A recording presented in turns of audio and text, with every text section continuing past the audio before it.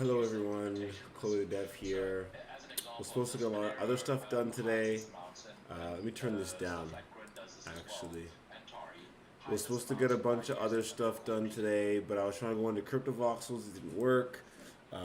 It's raining, Crystal can't really take Nika out, and a bunch of other stuff. So it is the ZKP Summit, Privacy Summit today, put on by Dystopian Labs. So I am going to be attending that to try and have a great day today and just pick me up. I'm having kind of a down day, but I love watching these conferences. So I'm just going to watch and enjoy. Feel free to watch along with me, and you could. I put the link to the summit. It's free, so feel free to I'd rather you obviously go watch yourself, but this is what I'm going to do. Yeah, this is what I'm doing. I'm turning the volume back up so I can hear what's going on.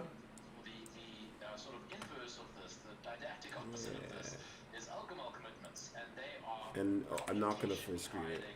I want to be able to see the. And so they do this fantastic job of whatever the values that we committed to, you're not breaking that. It's like perfectly binding, 100%. This is amazing, but of course the actual hiding bit is computationally hiding. So it might be broken one day by a sufficiently powerful computer, and you might be able to figure out the amounts. And of course Monero or Grin or Are you allowed to smoke on YouTube? Probably not, eh? Liquid, which also uses confidential transactions. All of these things could switch from Peterson commitments to alcohol commitments, and they would improve the supply auditability quality.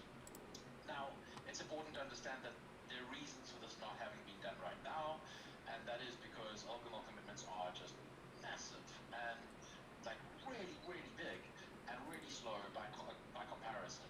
And of course, you don't get the magic that Bulletproofs provides, which is that you can do all sorts of cool zero-knowledge circuitry stuff with it, and it's much smaller and more compact and much faster to verify, and there's all sorts of really cool tricks that you can do with Bulletproofs to make it even faster. And you can't do that with alcohol commitments. And that's not to say that there won't be improvements with alcohol commitments in the future, but as it stands right now, it's too chunky. But you can imagine a scenario where in 5 or 10 years' time, maybe instead of 5G, we're running 10G on our. Oops. I do that constantly. It's the let's see.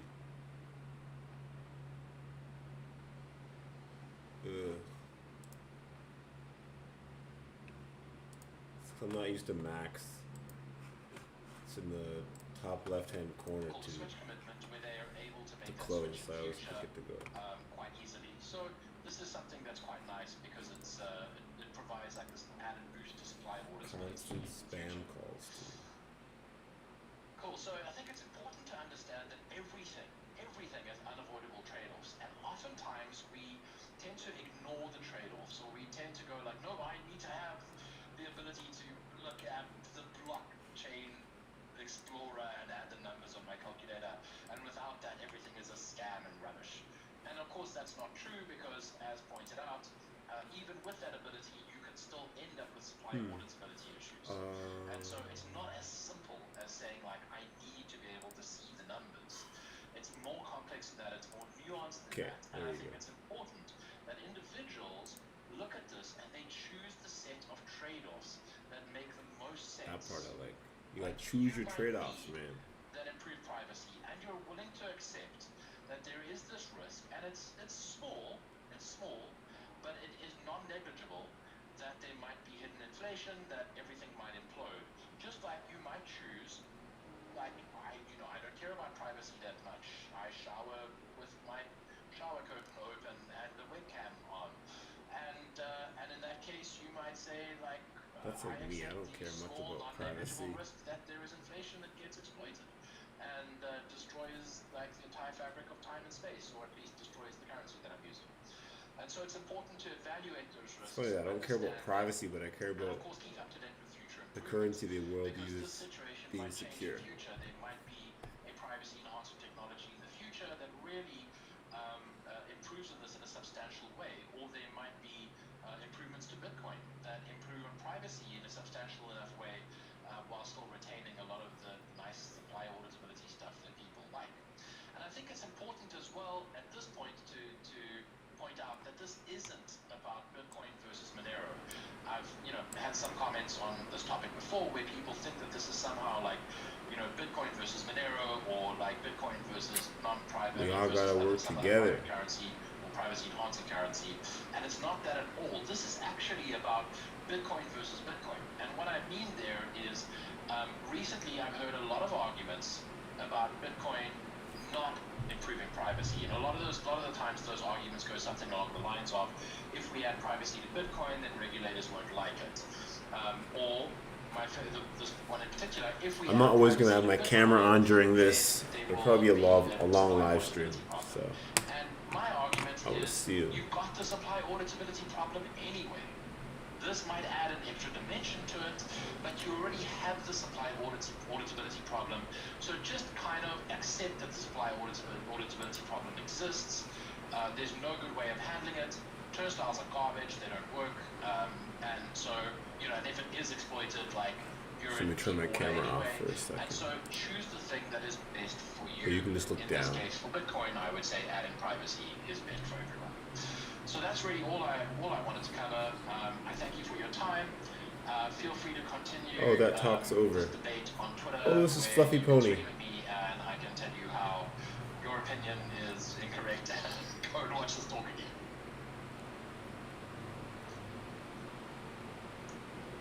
Cool. I love conference talks, honestly.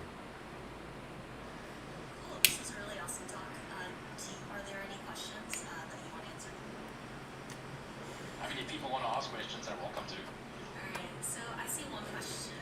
I see a few questions. One question in the chat. Why non-private have supply auditability risk? Values are values are. I feel like I covered that. I know. I feel like you covered it. Yeah, I do think that there are some people who started watching a little bit into it, and it's probably a good idea for them to go watch from the beginning so that they can understand, it's specifically why traceable currencies also have supply auditability risks. Yes. Do you have any resources that you would recommend people check out to learn more about financial privacy?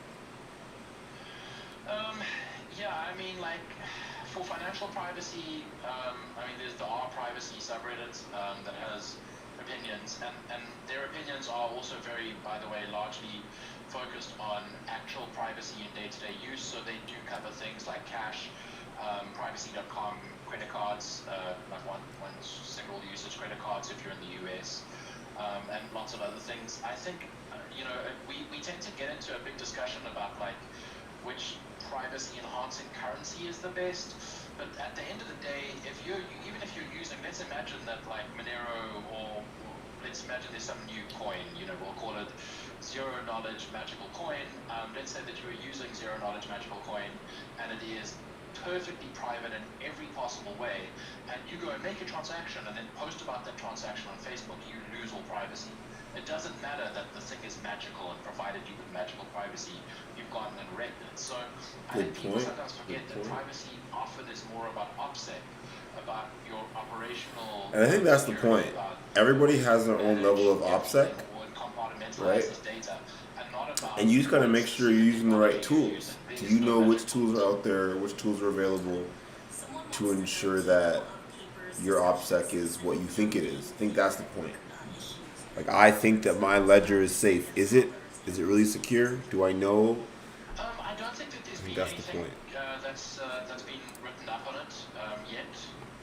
Like, at least nothing that I've read that's sort of like really expounded on it. And I think it's because the turnstile stuff is largely, it's kind of obvious what could happen with a turnstile. And how you could end up being like a hodler who, like, you're the last to move your coins, and so, sorry for you. And I think that it's, sure, I'd welcome some decent research on it to sort of prove that point, but it's somewhat intuitively obvious. Someone wants to know, can you explain why turnstile methods are trash? Yeah, so I think like the best way to think of it, right, is if you imagine like an actual turnstile going in and out of a subway, and you can imagine like Let me change my within microphone. the subway station able to generate more And people it should be able to out of get thin more air. sound now. And then all he does is he Yeah. watches, and when someone walks into the subway should be station, better he sound now, I takes think. one of his, like, you know, magically created robots, There we and go. they exit. At some point in time, you're going to, like, you still can have legitimate people, like, exiting as well. You know, he just, like, watches and goes, oh, okay, well, this person's running towards the turnstile, we'll let them through. And at some point, he's going to end up with, like, all of his magically created people on the outside, and there are going to be a bunch of legitimate people stuck in the subway station that aren't able to exit. And that's really the issue, is that it doesn't solve the problem. It just sort of, like, creates what I like to think of as supply auditability theater. You know, it like seems to solve the problem. Hey, look, we've got this thing, and when it gets tripped up, well, then that's it. It closes. But the problem is, it closes and can and will damage legitimate holders if there's, you know, an actual exploit. So that's, you know, in the absence of the exploit, it's great. You know, this is fantastic. But if there is an exploit, you've got an issue. Okay, perfect. Someone wants to know a bit more about Tari. Sure, Tari is a decentralized assets protocol. It uses Mimblewimble on the base layer and builds on top of that, and it's merge mined with Monero, so it's sort of architected as this merge mined sidechain with Monero as a way to sort of, you know, make this cool thing built on the side of Monero. So, question. I've heard Mimblewimble isn't very effective. Has that been fixed? Is that true? False? Isn't very effective from a privacy or a scalability perspective? Privacy. Okay, cool, yes. So that's very true. So from a scalability perspective, Mimblewimble is excellent, which is why Tari chose to build on it. From a privacy perspective, it's, you know, it's got some good points. There's a lot of cool stuff that it does, which is great for privacy, like having confidential transactions baked into it, and you know, doing transaction cut through as well, which is also good for privacy. It's not perfect, and it's not trying to be, at least like right now, it seems to me that a lot of the research isn't focused on massive improvements to Mimblewimble privacy, especially because there's interactivity required with transactions and that sort of thing, although even there's work that's been done on non-interactive Mimblewimble transactions. And I think that it's not like perfect for things like you know, let's create a privacy, like super privacy focused currency, but for something like Tari that allows people, or will allow people, to switch back into Monero if they have like strong privacy needs, and then they can come back into Tari whenever they have, like, you know, these more sort of decentralized assets, transactional needs. I think it lends itself towards that very much. Okay, very cool. So for Side tokenizing chains digital are assets, super will cool. you guys need, like, security Personally, I'm planning on trying to build on Near soon. Yeah, as a absolutely. side So chain, there's, trying to do some NFT I'm stuff, sort of so I have a big interest in hopefully security coming tokens. I think that there's a lot of cool things that can be done with security tokens, especially around like, you know, new types of organizations, not DAOs. I mean, like actual organizations, you know, like registered entities, and that comply with legislation, but still have this really cool sort of, you know, way of issuing shares and of maybe even handling shareholder voting and that sort of thing. So I think that security tokens are of interest to me, to Tari as a community. And yeah, I mean, like, as and when the time comes around, there definitely should be some discussion about with those organizations. I'd love to see them like adding support for Tari security tokens, or for security tokens issued on Tari. Very cool. Last question. How can view keys be used to comply Okay. with back. FATF travel rule? So there's a really good paper that we commissioned Perkins Coie to write on how organizations, exchanges, I like service these providers, because I'm learning a whatever, lot about could other actually things can besides comply Ethereum. with About general regulation privacy, while zero still dealing with My whole life is built on privacy Ethereum enhancing now, currencies, but and that goes into a that's gonna great expand amount of and detail grow. about how there's actually, these privacy-enhancing currencies like Monero, like CoinJoin on Bitcoin, like Lightning, like Zcash, are already compliant with all this regulation, including the travel rule, and it goes into a great amount of detail about how there's no additional functionality that's needed. You don't need to build all sorts of weird travel rule compliance onto the blockchain, and it's really a fantastic read. It, of course, is quite sort of law heavy, and given that it's produced primarily by Perkins Coie with a bunch of collaborators, but I strongly suggest I think I've tweeted about it. The Monero account's tweeted about it. It's on the Perkins Coie website. Not that hard to find. And it's worth reading. It's a great white paper that really dives deep into those regulatory issues and how it's not that difficult to be compliant. Why non-private have supply auditability risk? Values are public. This is really great. So we are out of time. We need to transition to our next talk. We really appreciate you taking the time. It was great. Thank you so much. All right. Bye. Thank you. Cool. Those some good comments here. I guess next session. For the next session, I'm going to try and start from the beginning and show more of the questions and what's been going on. That one I got in a bit late, so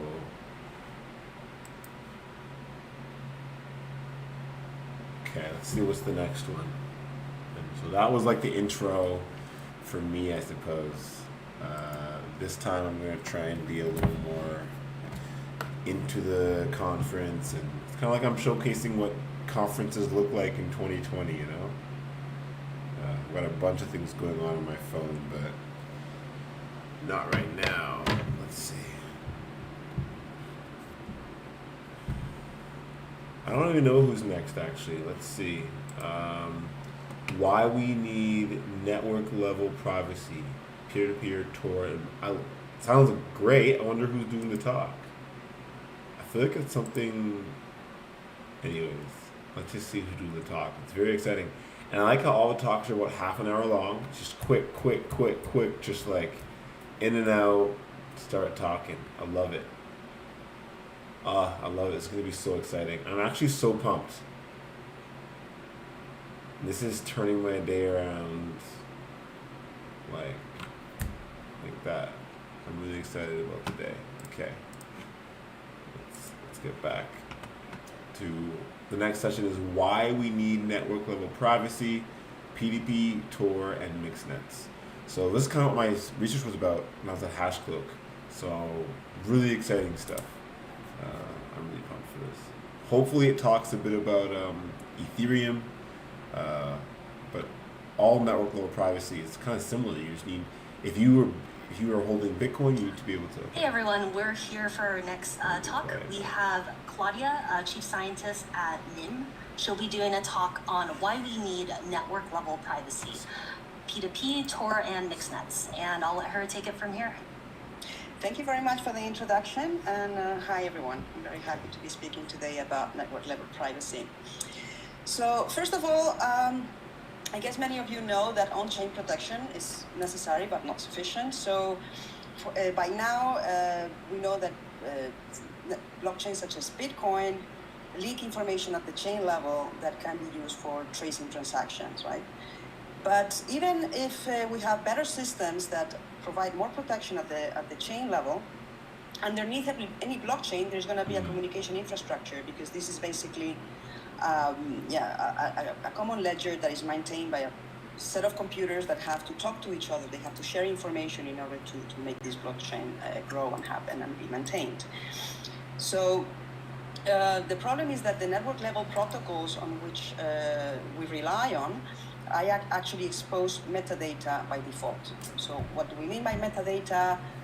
Who sends the information, what's the destination of the information, at what time is sent, how long, how many bytes are in the data, and any other features that we can extract from Status the tries to we have deal data with flows some that of this with contain their multiple messaging. packets, we might be able to extract patterns from it.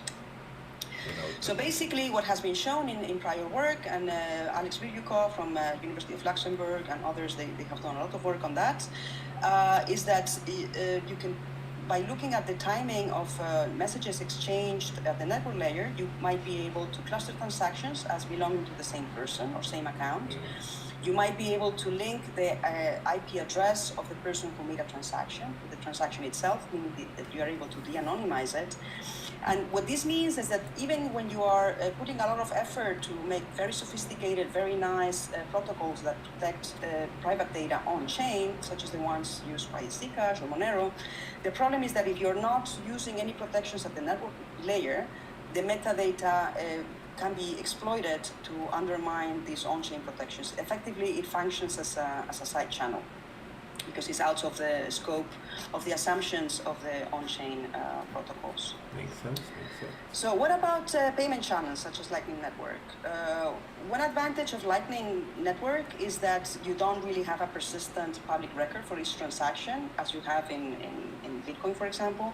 So this is better for privacy because you have a lot less exposure of these transactions being available to everyone in the world forever, effectively.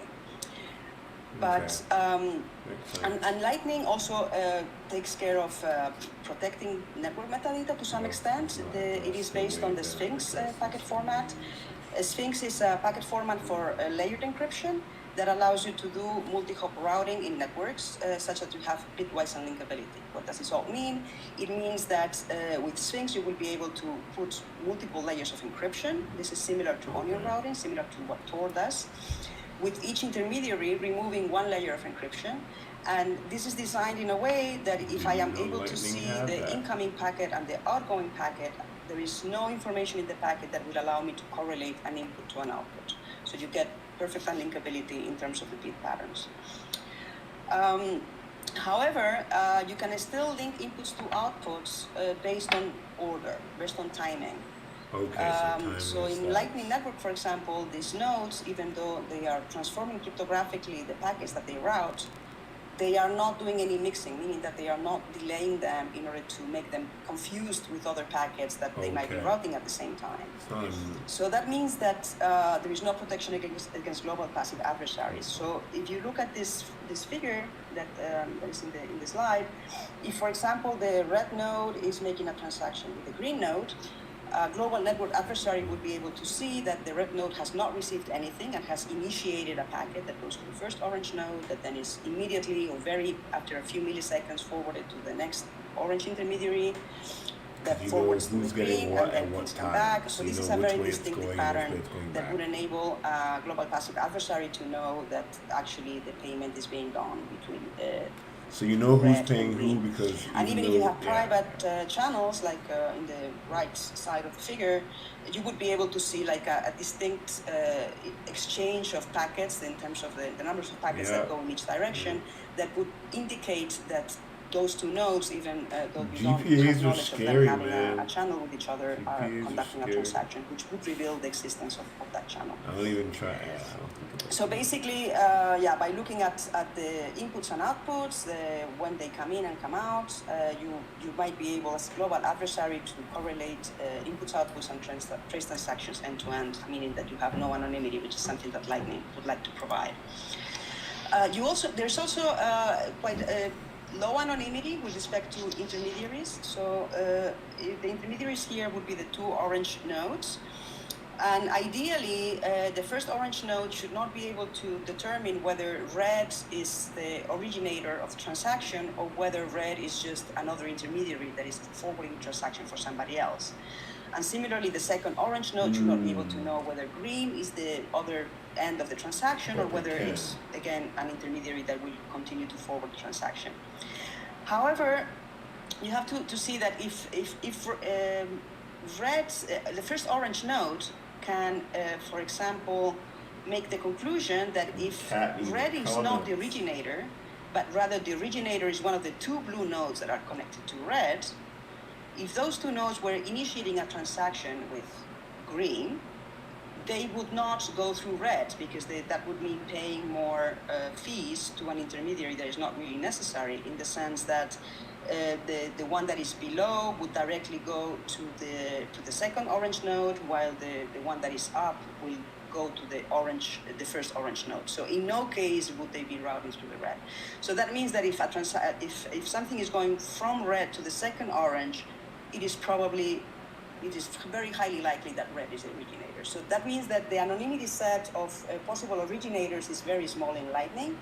This is because the network is sparse, so not everybody is connected to everybody else, because you want to optimize routes in terms of them not being very long, so taking the shortest, the most efficient route.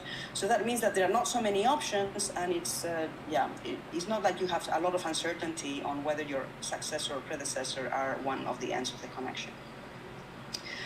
So what does it mean to have network level protection? What do we want to achieve, actually? What kind of properties would we like to have? So there are many network privacy properties that we might desire. Just to give you a sense, I'll go one by one on this, and I just want you to know that this is already not exhaustive, in the sense that people that go into formalizing properties, they will, define many more to fit all kinds of scenarios with all kinds of side channel information and so on. So, but these are some of the important ones that we want to achieve. So one is third-party anonymity. So what does that mean? When we have third-party anonymity, if I'm exchanging messages with you, it means that you and I might be authenticating each other. We know who we are, but we don't want other people, third parties, to know that we're talking to each other. So this is kind of the most basic anonymity property, in which the two ends, they don't want to be anonymous to each other, but they want to be anonymous in the sense that other parties cannot determine that they are talking. This is typical, for example, in messaging systems. I don't typically exchange messages with random people, anonymous people I never met. I exchange messages with people I know. And if I want privacy protection, it's not so much towards the person I'm talking to, but it's towards network operators or other parties. Sender anonymity is kind of it's very simple. It means that I'm able to send you a message through the system, and you should not know who I am. You shouldn't be able to tell where it's coming from. That's relatively simple.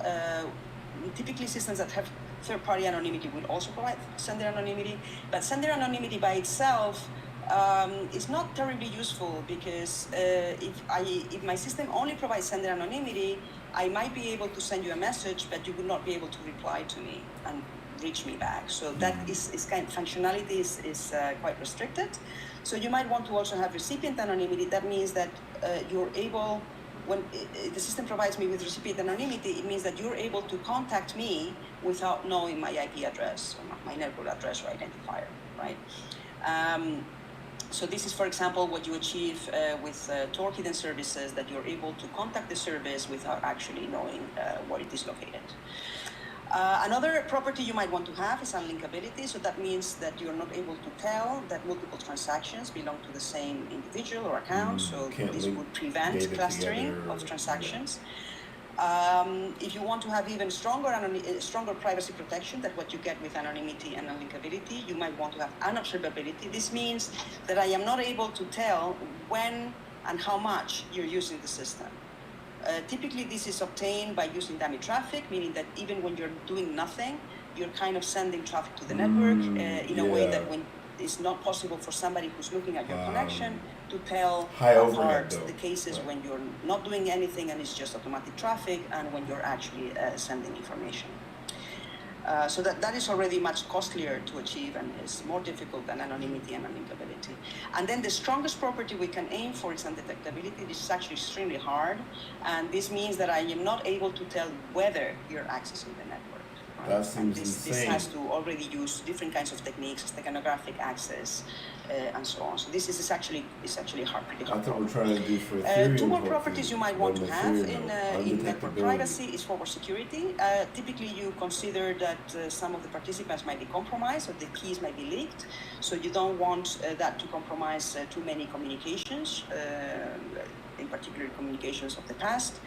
And because these are distributed systems, it's not acceptable to make an anonymity system that depends on one big trusted third party, because that basically means that if that party is compromised, your whole privacy is gone. So you typically will need to distribute trust over multiple entities, and this is why there is multi-hop routing, because you are distributing trust over all the hops in the route. In terms of adversaries that you want to protect against, there's at the network level, so adversaries that are operating the internet infrastructure and who are able to observe traffic on the internet. You can consider global adversaries, means that they can look at the full internet, the whole world, and some systems are designed for local adversaries that are only able to see, some points in the network. Maybe they're only able to observe the sender, for example, but not beyond the sender. They don't know, what kind of traffic is observable. Of course, if you're designing a system that is decentralized, that has a number of participants that collaborate together to provide a service, you have to consider that some of these participants might be adversarial, that the adversary might be able to generate some of these participants and insert them into the system, so you should be able to provide privacy properties even if some of the participants are corrupted. I say subset, obviously if all participants are corrupted, then it's game over. You'll not be able to obtain anything. True. But assuming that you have some honest and some adversarial, the question is how strong you can make your system so that the adversarial ones are not able to break your system to attack it. And in terms of method, when we do traffic analysis and network privacy, we are not so much looking into proofs or formal proofs of security, but we're more looking into statistical analysis metadata. So the adversary will have some visibility with some of this data, meaning see packets that coming to some participant, that come out of some participant at a certain time with a certain length and so on. And the adversary will collect all these observations and then do statistical analysis in order to correlate inputs to outputs, senders to receivers, find relationships between transactions that belong to the same user. All right. So anonymous communications architecture, they aim to provide at least some of these properties, in particular anonymity properties. And we have different types of systems that can achieve this, right? And I put here some of the most salient types of systems, notably onion routing networks. I'm sure most of you are familiar with Tor, which is the kind of most prominent implementation of onion routing. There are mixed network designs. We at NIM are designing one. Elixir is also designing a mixnet. And if you want to go to classical systems, already from the early 2000s, Mixmaster was a remailer, a system for anonymous email that was implemented already almost 20 years ago. And in terms of peer-to-peer designs, of deployed systems that I'm aware of, there is I2P, there is Hopper, and then there's a large number of systems proposed in the literature that are just theoretical designs that haven't been really implemented. So before I go into talking about the differences between these architectures, I want to say what's the same for all of them. So these are all typically overlaid networks. Okay, so that means that between every two entities in the system, they're basically communicating through the internet. And from the point of view of the internet, this is an end-to-end communication. Of course, then you do multi-hop routing, which means that you kind of put together various of these pipes in order to have something end-to-end that is not easy to link. And all of these systems also do multi-hop routing. So your information will not go directly to your recipient, but in order to achieve anonymity, you will send it to intermediaries that will kind of forward it on until it gets to the recipient. And then another thing that is common to all of these architectures is per-hop bitwise unlinkability. So that means that if you are looking at the messages coming in, into a participant, into a node, and you look at the messages coming out, by the bit pattern, you should not be able to relate inputs to outputs. So there shouldn't be some sort of identifier that is the same in the input at the output, or any sort of distinctive identifier or distinctive length that you can use to relate inputs to outputs. So this is achieved in onion routing through the decryptions and Sphinx, which is a packet format that a lot of designs use. All the designs that are packet-based use Sphinx, as far as I know, also provides the same. Okay, but how are they different, onion routing and mixnets? Okay, so I'm just gonna emphasize some of the main differences between Tor and mixnets. So one of the big things is that Tor and onion routing is circuit-based. Okay, so basically you have a first phase in which you create a circuit, To create a circuit, you use public key cryptography. I select typically a few intermediaries. 3 is a number that is used very often, so I will select 3 intermediaries, and then set up a circuit that goes through these intermediaries to my desired recipient. And I will use public key cryptography in the circuit creation phase. This is also used to establish symmetric secrets with each of these intermediaries. And then once the secret has been created, the data transfers, they make use of the symmetric keys that have been established in the circuit creation, and this means it's all very fast. Now, it's very fast and very efficient, but of course, this comes at the price that you have linkability of all messages within a data flow.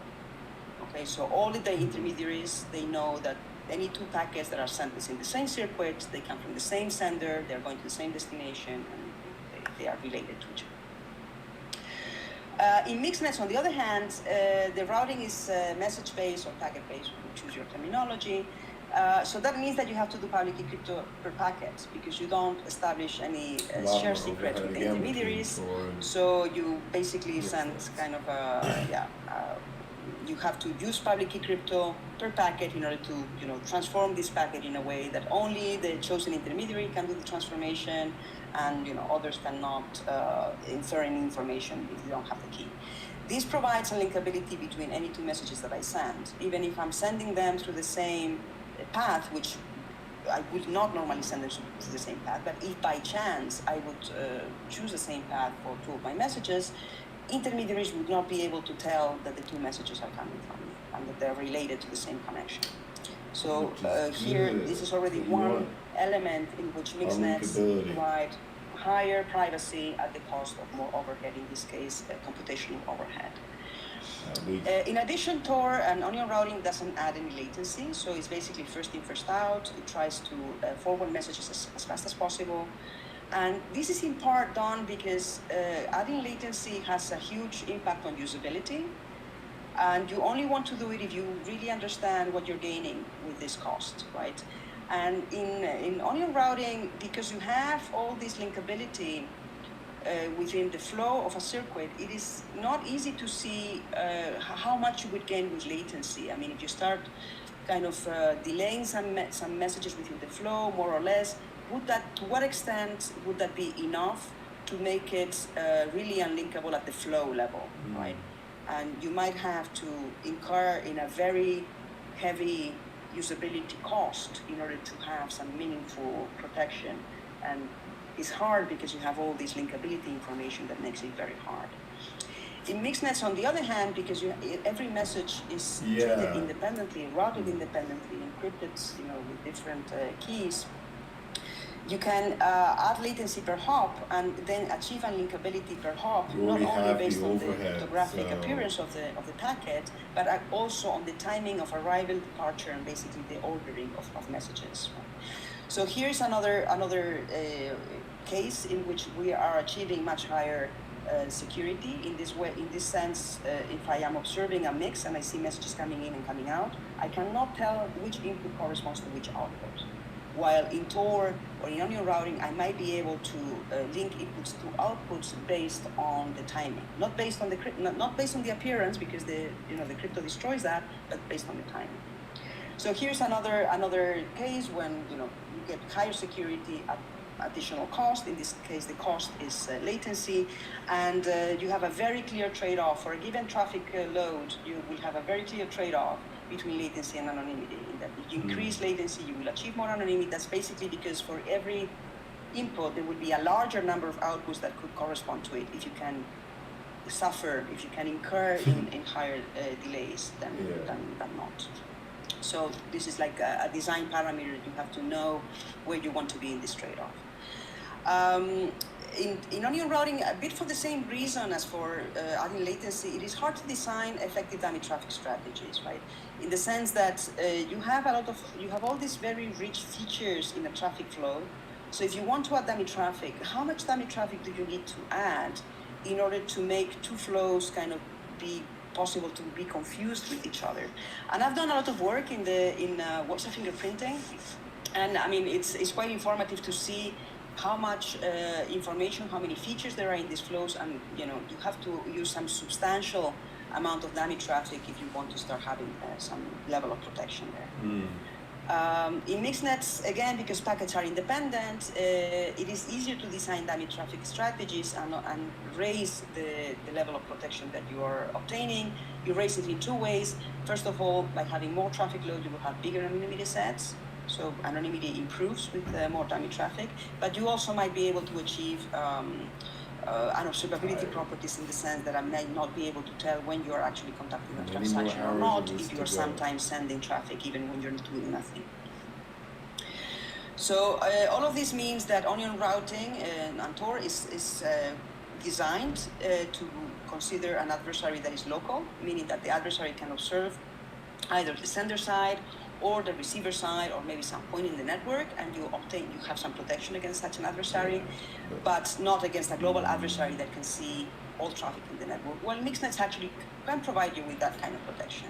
They are designed to be secure, to be private, even if the adversary can see all the internet links that are, in use by all these participants. Okay, so how do we now, I want to now talk about peer-to-peer architectures versus client-server. And by client-server, I will consider Tor and mixed nets as being client-server, and peer-to-peer is, systems that actually have symmetry of roles between all the participants, right? So, what is key to me about the first key point that distinguishes these two types of systems is that in client servers you have a distinction of roles. You have clients and you have infrastructure nodes, right?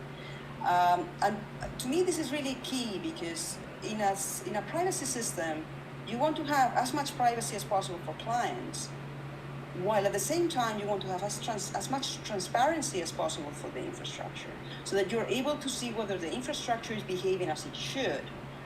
You're able to see that that they are not doing anything malicious, and you're able to know who they are and decide of whether you trust these infrastructure pieces or not, right?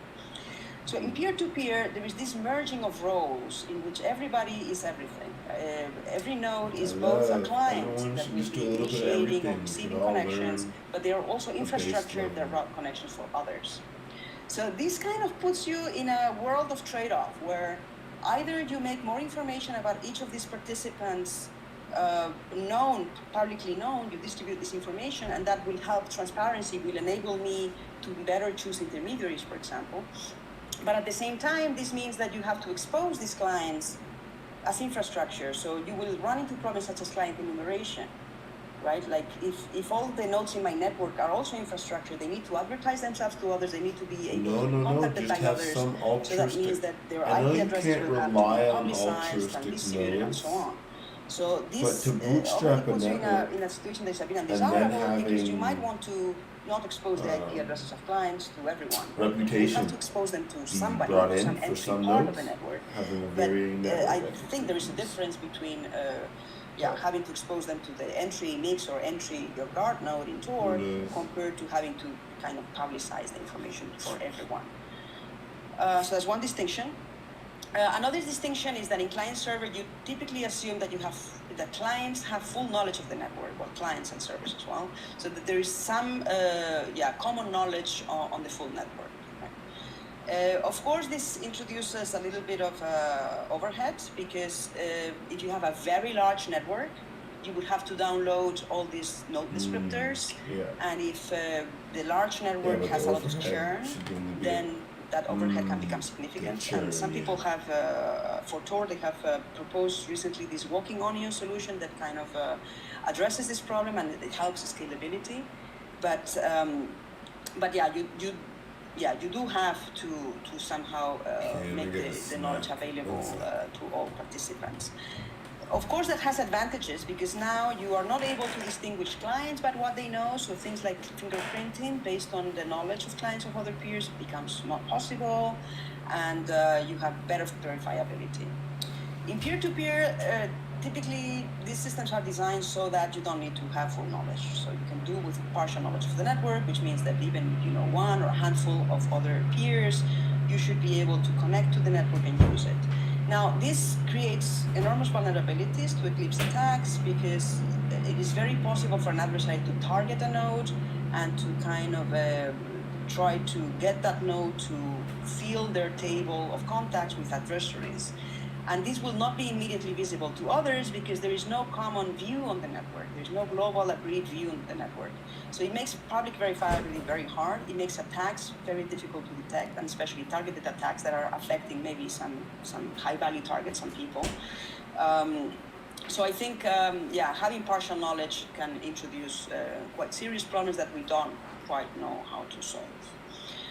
And then another thing that I think is quite key, and it really also favors client-server architectures, is that in anonymity systems, you want to create what is called anonymity sets.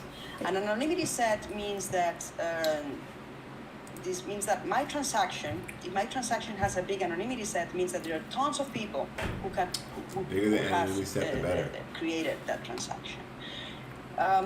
If you have a small anonymity set, that means that only a handful of people could have created that transaction, and that means that, you're not quite as anonymous.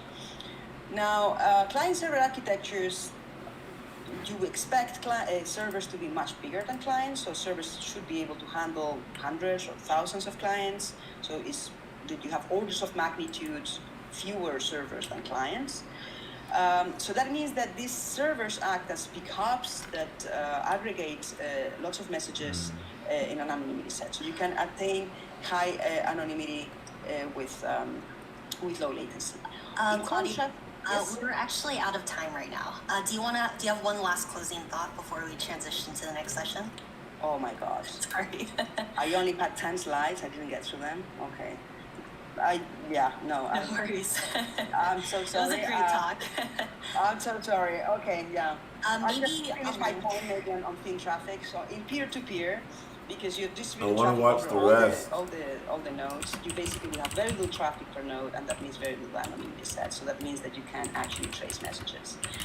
Oh my God, I didn't have the clock because it's not visible in my screen right now, and I thought with 10 slides I was on the safe side. But clearly I'm not. I only made it to 7. Okay. I'm very sorry about that. I can really thanks, Claudia. This was really great. Yeah, if you can just drop that'd be perfect. All right, guys, check out their stuff. They're building really cool shit. Another one of their co-founders. Oh, there it is. So I'm gonna get in. Let's open her Twitter here. I want like her specific Twitter, but let's see.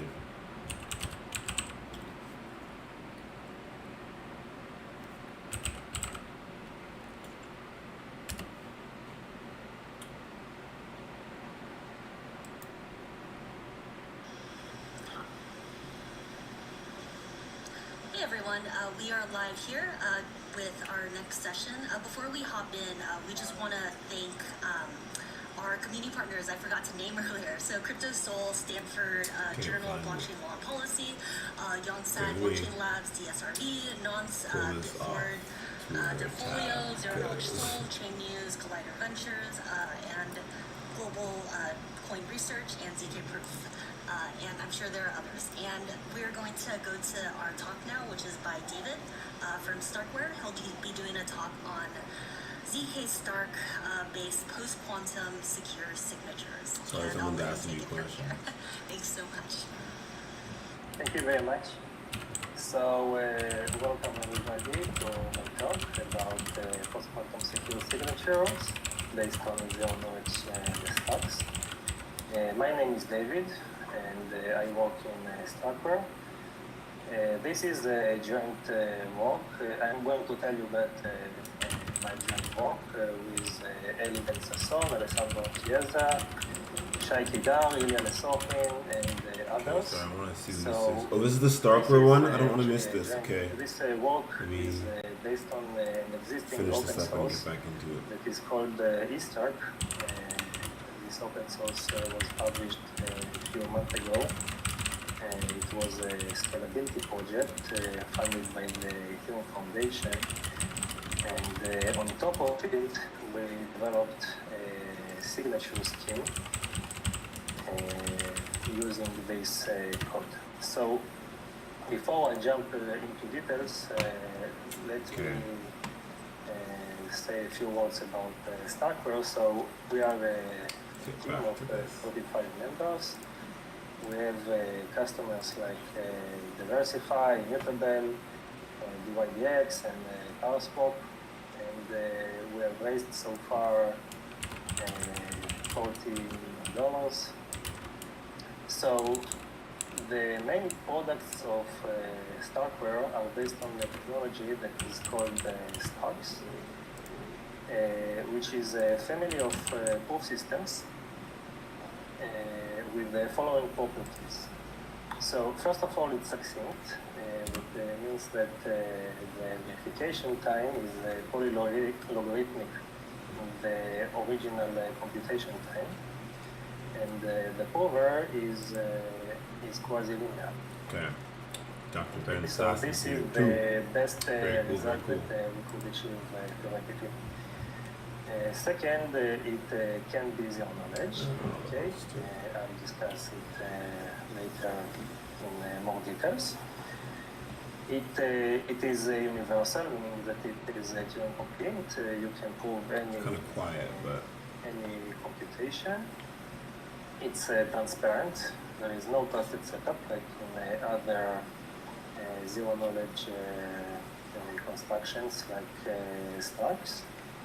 It is post-quantum secure, meaning that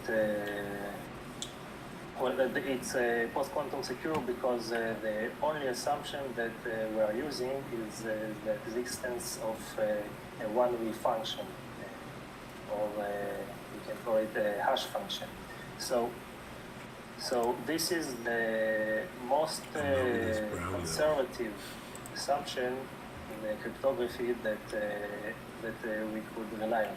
Yes. So because it's so conservative, it actually has almost no security assumptions. Then it makes it I was eating the crumbs before, but if this one is broken, then all the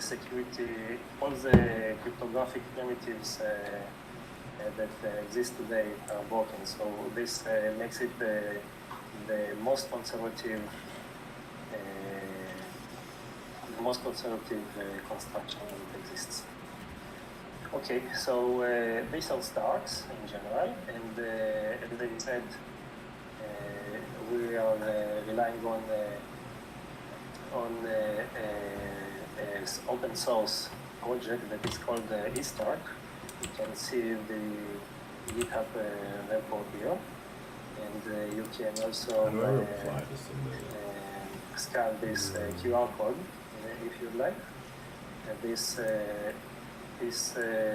talk is recorded, so you can always get to it later if you'd like. So this open source project, as I said before, was founded by the Simon Foundation, and it was originally a scalability project where we generated a prover and a verifier for a very large computation in which we proved a long hash chain sequence, and it has the best performance that was ever achieved for a prover and a verifier, and this is why we call it the fastest prover to date. So this what we had a few months ago, and on top of it now we added also zero knowledge. So now it makes it the fastest zero knowledge prover to date. We didn't publish it yet, but we are going to publish in the next few days. It is going to be a branch of the same repository. Okay, so very cool. So after having this zero knowledge added to our project, we are going to make it a digital signature. So what are digital signatures? They were first introduced by Diffie-Hellman and RSA, and they have three components. So the first component is G, a generator that generates a public key and a secret key. Then there is a signer S, which given a secret key and the message, it generates a signature. And we have this verifier key that given a public key, message and signature decides whether to accept or reject the signature.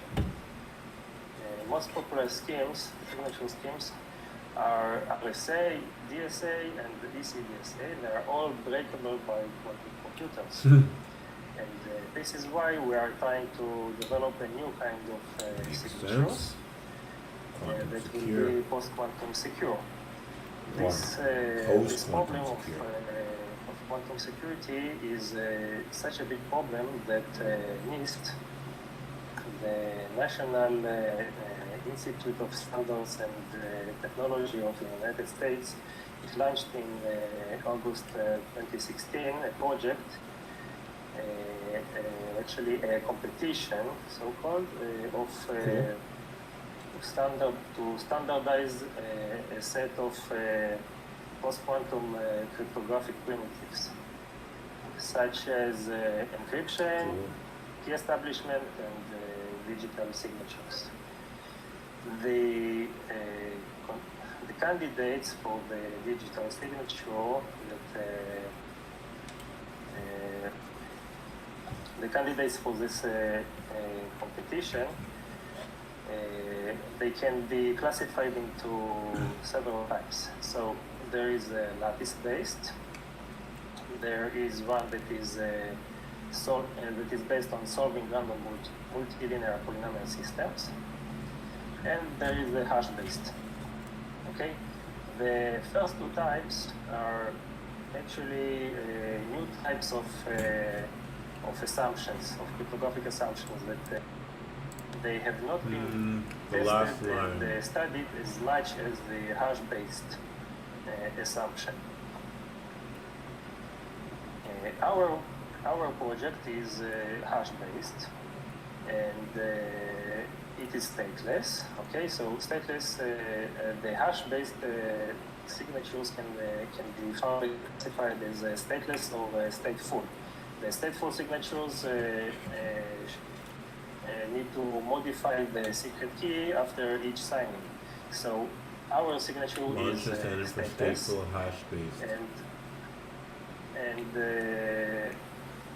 but most of the stateless hash-based signature have a long signature, but ours has actually short signature, so it has both advantages of a stateless signature, but still a short signature. Okay. Stateless, but still short. So let's dive deeper into how do we produce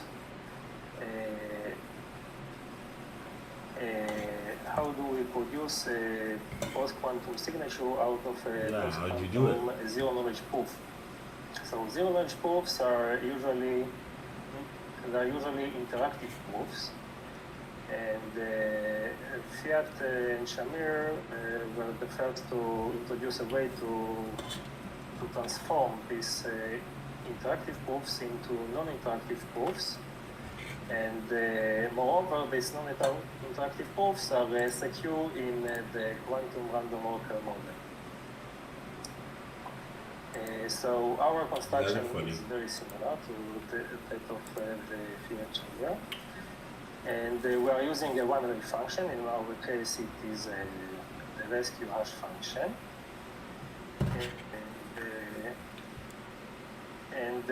So the generator is to generate the keys is just to sample a random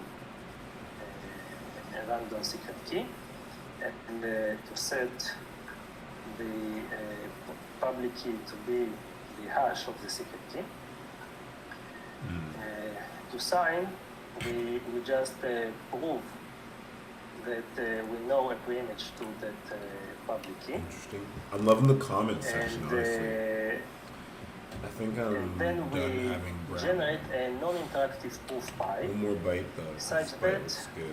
in this transformation into a non-interactive proof, we use the message as a source of randomness.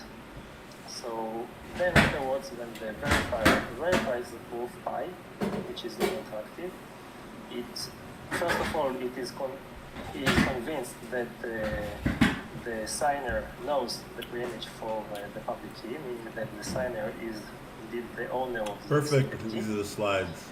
And moreover, is convinced that the signer had in mind the message M, because the verifier needed to use the message M So cool. during the So cool. verification process. I'm gonna do a video about these, I think. So Maybe? this gives us the I don't know, I like the construction. slide. So now we are only left with how to Maybe I'll put in the link to this make video. a zero knowledge Someone will zero use knowledge it. system, zero knowledge proof system. So I'll from now on this is going to be a bit technical, so I'm sorry for that. The stars Oops. have three main steps. So the first step is to record the execution trace of the computation of the hash. Okay, the trace There's the NIM is slides. just a table, finite set of columns, where each row is actually the state of the computation at some point. Perfect. Okay, so this makes us, this is a two-dimensional array, okay, and it is subject to some constraints. That these constraints verify that the computation is legitimate. Okay. The second step is to commit with the Merkle tree on the low degree extension of the trace. And so the low degree extension is actually an error correcting code, which we call Reed Solomon. And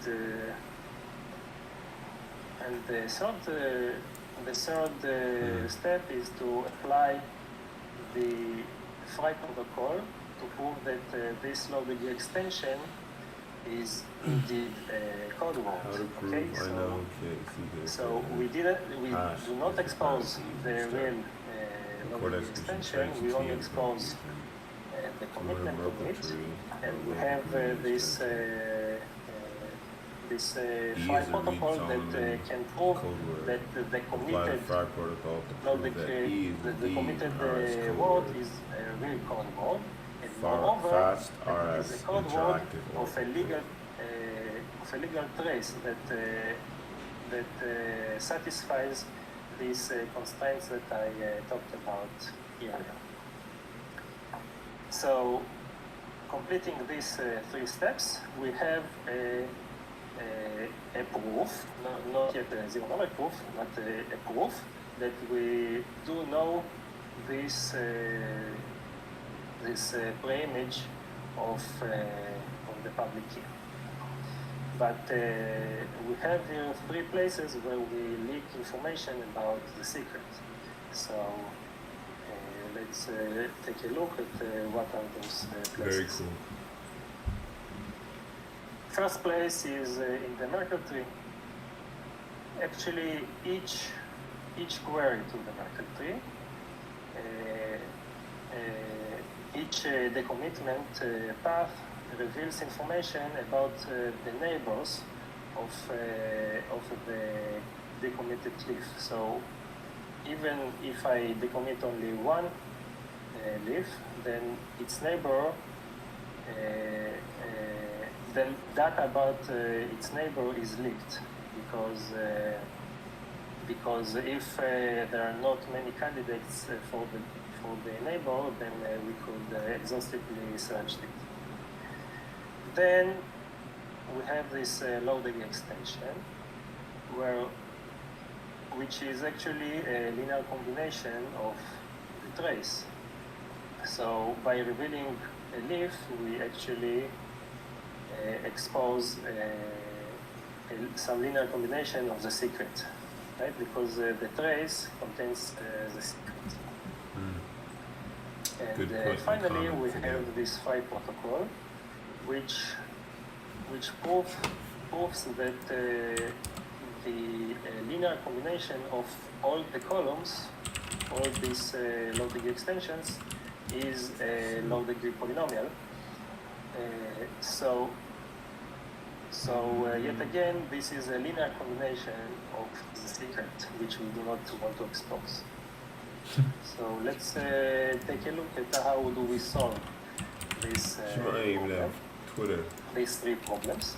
First of all, the Merkle path is, the Merkle tree is sorted, meaning that we add some Doesn't the look prover like they adds some have randomness to each leaf, Twitter. making it impossible to exhaustively search on the leaves. The low-degree extension, for the low-degree extension, we inject a series of random values to the end of each column. It makes each query to the low-degree extension actually be distributed uniformly. So it is independent of the original trace. And for the Phi protocol, we are blinding with an extra column that is also filled with random values, uniformly distributed, thus making the overall linear combination True as well.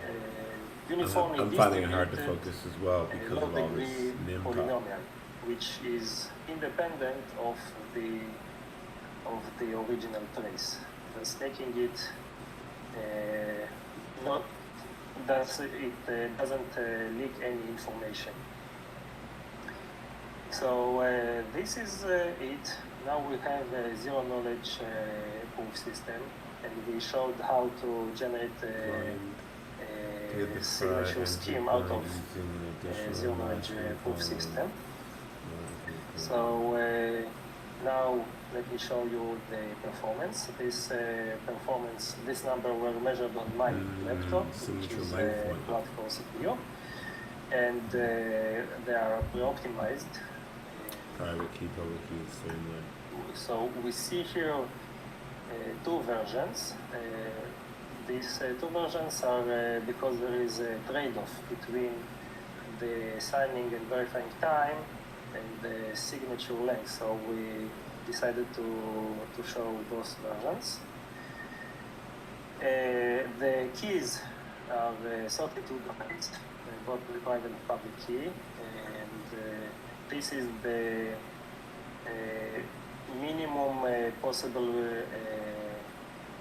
size theoretically for this security level. The security level is 122 bits of security.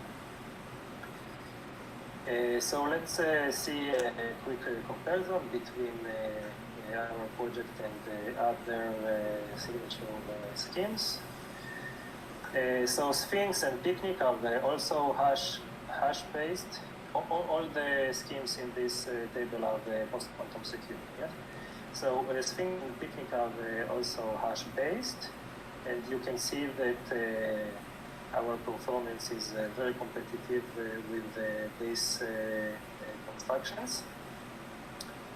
Other constructions that are lattice-based, you can see that they can have better performance in some of the parameters. But first of all, as I said before, the key sizes are the minimum that are theoretically possible in our project. And again, the lattice assumption is less conservative. So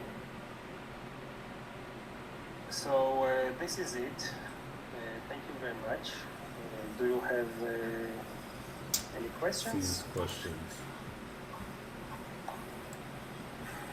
If you have questions, you can ask them now.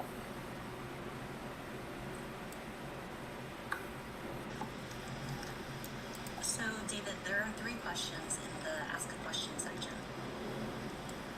Yes, I see them now. So, Daira is asking, I'm aware that error is universal, but it's not an arbitrary arithmetic circuit. Can you comment on how that affects efficiency and expressiveness in practice? So, the expressiveness is quite good.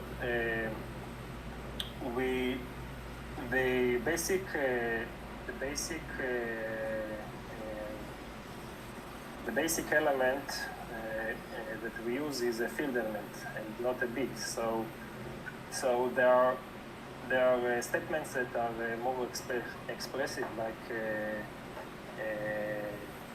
like elliptic curve arithmetics or field element arithmetics, but still everything is possible to express when you parse into bits. Everything you can always represent bits as field elements. I see. Let me know if I answered your questions well enough.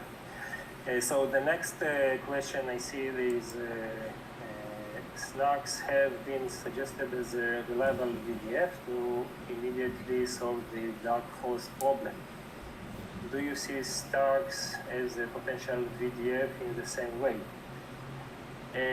As far as I know, yes, there is a possibility to make a VDF with stacks.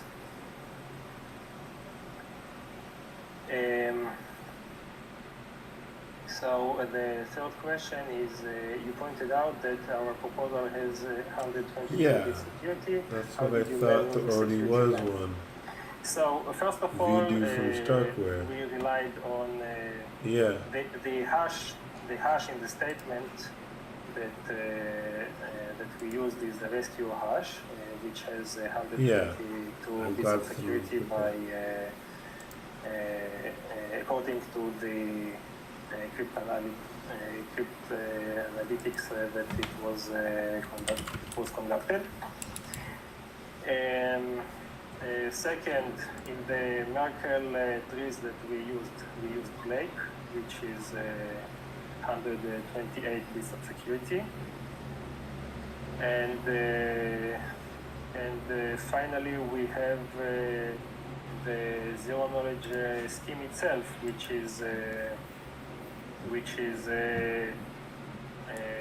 has unlimited security in the non-interactive model, and when you transform it into the non-interactive, then it has the security of the hash that is used, and we used Blake for that.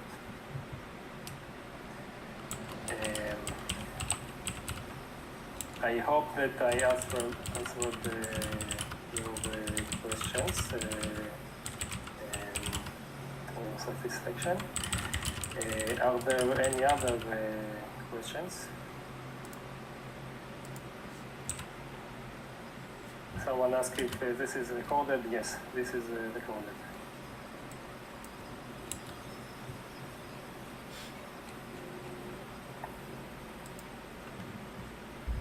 So thank you very much. I see another question. Let's see. How well do stacks support recursive proof composition? A vague question. Well, I'm not aware yet of such a project, but I assume that that it should be at least as good as Stacks.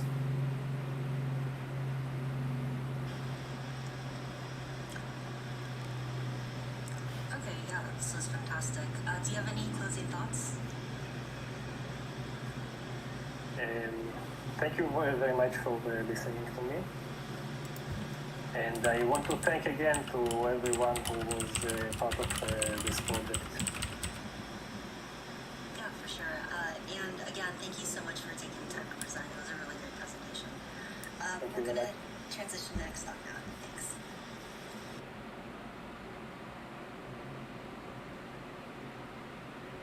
I'm loving this. So cool.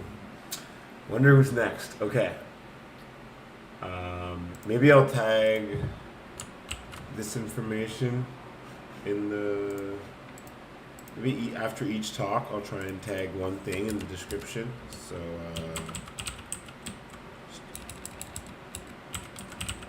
where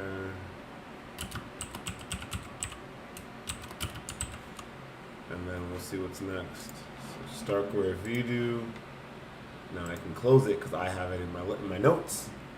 And it's kind of cool because as I do my research, Hey everyone, we're live here with Harry, co-founder as I do my of research, that's where I'm talk keeping on my notes holistic now. Privacy, I keep why my own zero-knowledge notes. proofs are not enough. And I'll let him take it from here. Can you guys just confirm that you hear him? Yes, can you hear me? Can you see me? I'm going to go to full screen mode on the slides. Is everything good? Yes, no? I need some feedback. Maybe no one is listening. Okay, great. Okay, so we're going to start I guess it took a while. with what's called, my talk is called Holistic Privacy. I'm the founder with Claudia and a few other folks of NIM Technologies. So we build mixed nets. Cool. And a mixed net has nothing to do superficially with zero knowledge proofs, but has a lot to do with being anonymous and private. So I'm going to explain why that's important. Effectively, sorry. Zero knowledge proofs are interesting. I learned about them from my old office beta at Madaris Versa at MIT. And then I just want to point out that the term itself is a great triumph of marketing, but there's tons of confusion around the term. So for example, the vast majority of work that we've looked at, like ZK Sync or the ZK rollups in Ethereum, are for scalability, not privacy. And in fact, the term is so popular that I would say there's a huge problem where basically everyone just kind of wants to throw a zero knowledge proof system on things and somehow magically call themselves private. So we've seen this with everything from privacy enhanced DeFi, where I've looked at the code of some of these systems and it just makes no sense what they're doing, but they advertise zero knowledge anyways.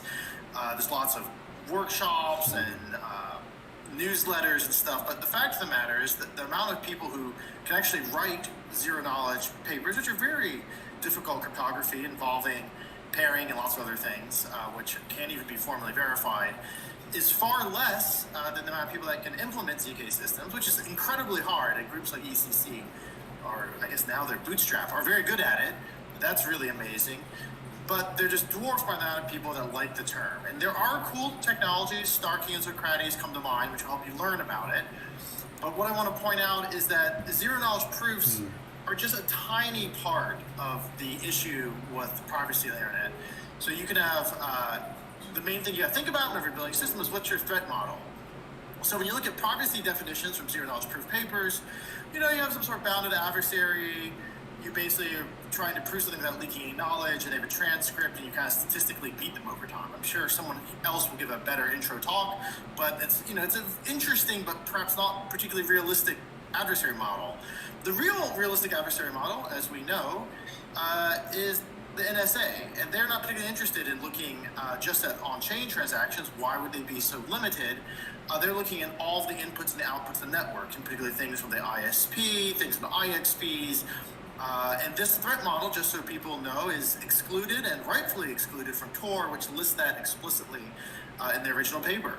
And furthermore, in most systems, like including NIM, we're interested in also defeating malicious node operators. So when you build a privacy enhanced system, you can't just become completely obsessed with a single cryptographic primitive.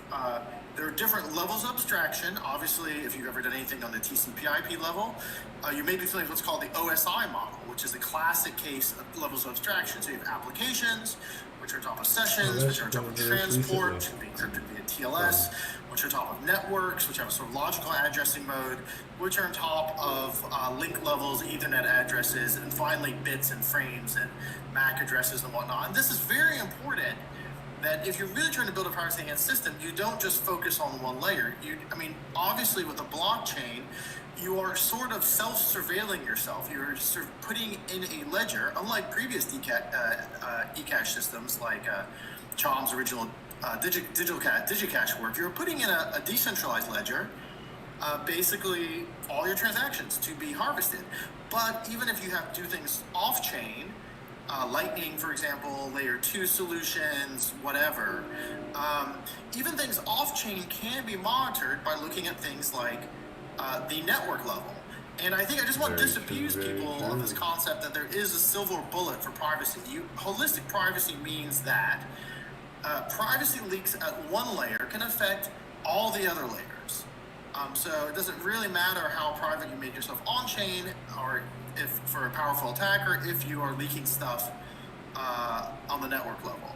And I'm just going to use a non-ZK Snark example, just so I'm not thought upon as singling them out, but let's look at SGX, right? So SGX sounds amazing, privacy enhanced computation, it's defended by magical hardware, but the fact of the matter is researchers look at the magical hardware because it's not really even SGX's fault, although it isn't that well designed. It was built for DRM, not server-side attestation. So SGX is built to prevent you from streaming Netflix, not to secure your cryptocurrency on a server. But regardless, even if you try to use it that way, the very fact of the matter is physical reality has side channels. And this is just true. So of course you're gonna have lots of different kinds of attacks on SGX, Meltdown, Spectre, Foreshadow, and they're all fatal in their own unique way. And they can all be fixed in their own unique way. And you can make SGX kind of reasonable if you devote half your RAM to fixing those bugs. And there's great new stuff coming up like Open Titanium and some of the stuff from Project Keystone, from Oasis. So we do think there's a future for secure enclaves. But I think everyone just saying, oh yeah, SGX equals privacy against DeFi, that's absolutely ridiculous, and people should call them out for that. And this also applies for zero-knowledge proofs. They're not magical, right? It's a very fragile construction with a very limited threat model with issues and verifiers. It, of course, has a trusted setup. There's cool things like Sonic to help that out, but also, let's be very honest, ZK Snarks has trusted setup because most of modern cryptography has trusted setup. When you're using PGP with RSA, the P, the key, the N, the key size, that's all trusted setup for RSA. So let's just be very clear. Trusted setup is not actually the worst problem with ZK zero-knowledge proof-based systems. But zero-knowledge proof systems, because very few people do actually understand them, even the people like to talk about them, they are incredibly difficult to audit. And they're incredibly difficult to audit because they're not built, they're built for general purpose computation. What someone has called moon math, is conversion of essentially general purpose computation to what's called arithmetic circuits. And this is amazing and worth a tassel of Nobel Prizes. But ultimately, simpler constructions, or signatures, sigma proofs, actually make sense, and then allow the latest stuff in the zero-knowledge world, moving different mathematical hardness assumptions. I mean, few enough people understand pairing-based crypto with fairly straightforward assumptions around the thing, it moving to like other assumptions makes it even harder. So if you're using something like Zcash and you're not using network level protection, there's an old saying in the IETF, the Internet Engineering Task Force, where I used to work, where they said, well, the weird thing about TLS, about encrypting your traffic, is it's like using an armored car to deliver messages between two homeless guys living on different benches. And zero-knowledge proofs in the blockchain is sort of backwards, right? ZK Snarks on blockchains without peer-to-peer protection is literally like two armored cars communicating to each other over something mission critical with paper airplanes that anyone can just read. So we need to do a bit better, and we really have to hammer home the point that ZK Snarks on-chain, or any ZK relative, ZK Snarks, et cetera, do not provide any privacy in the network level. And network level is actually where folks like the NSA and Chainalysis attack. and it essentially serves as a side channel that can de-anonymize on-chain transactions.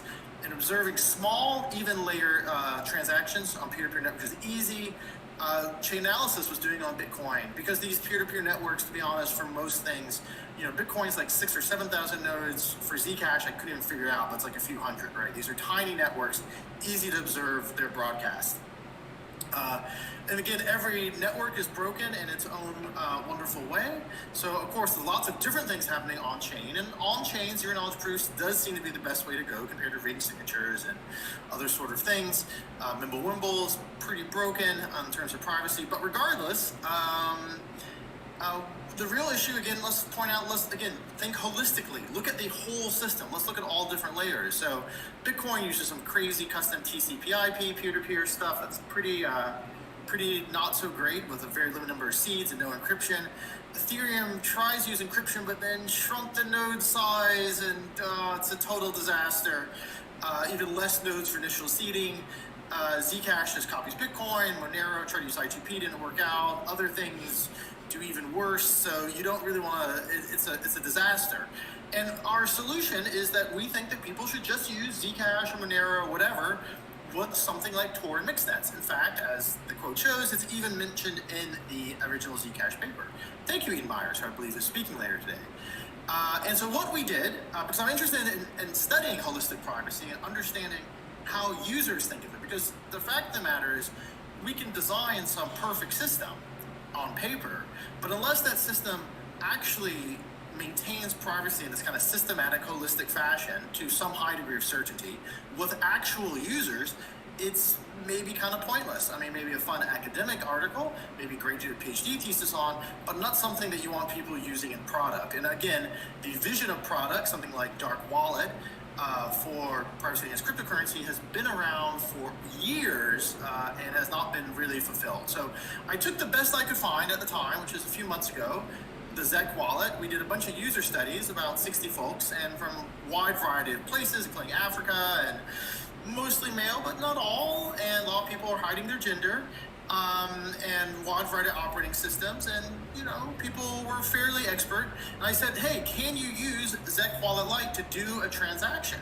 And the answer is, I'll go through this very quickly so we have a little bit of time. We had them install Zek Wallet.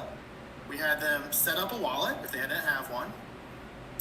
Write down their seed, sync with the blockchain, which takes a little bit of time. That's why I had forced use of light walks. A lot of people didn't have time to download the full node. See if they could distinguish between shielded and transparent Zcash. Figure out they could go to a simple website, whatismyipaddress.com, get their IP address. From that, we want to note that Zcash, Zek Wallet Lite, and Nighthawk do not currently work with SOX 5 or 88HTTP parts of the Tor, so they don't have Tor built in.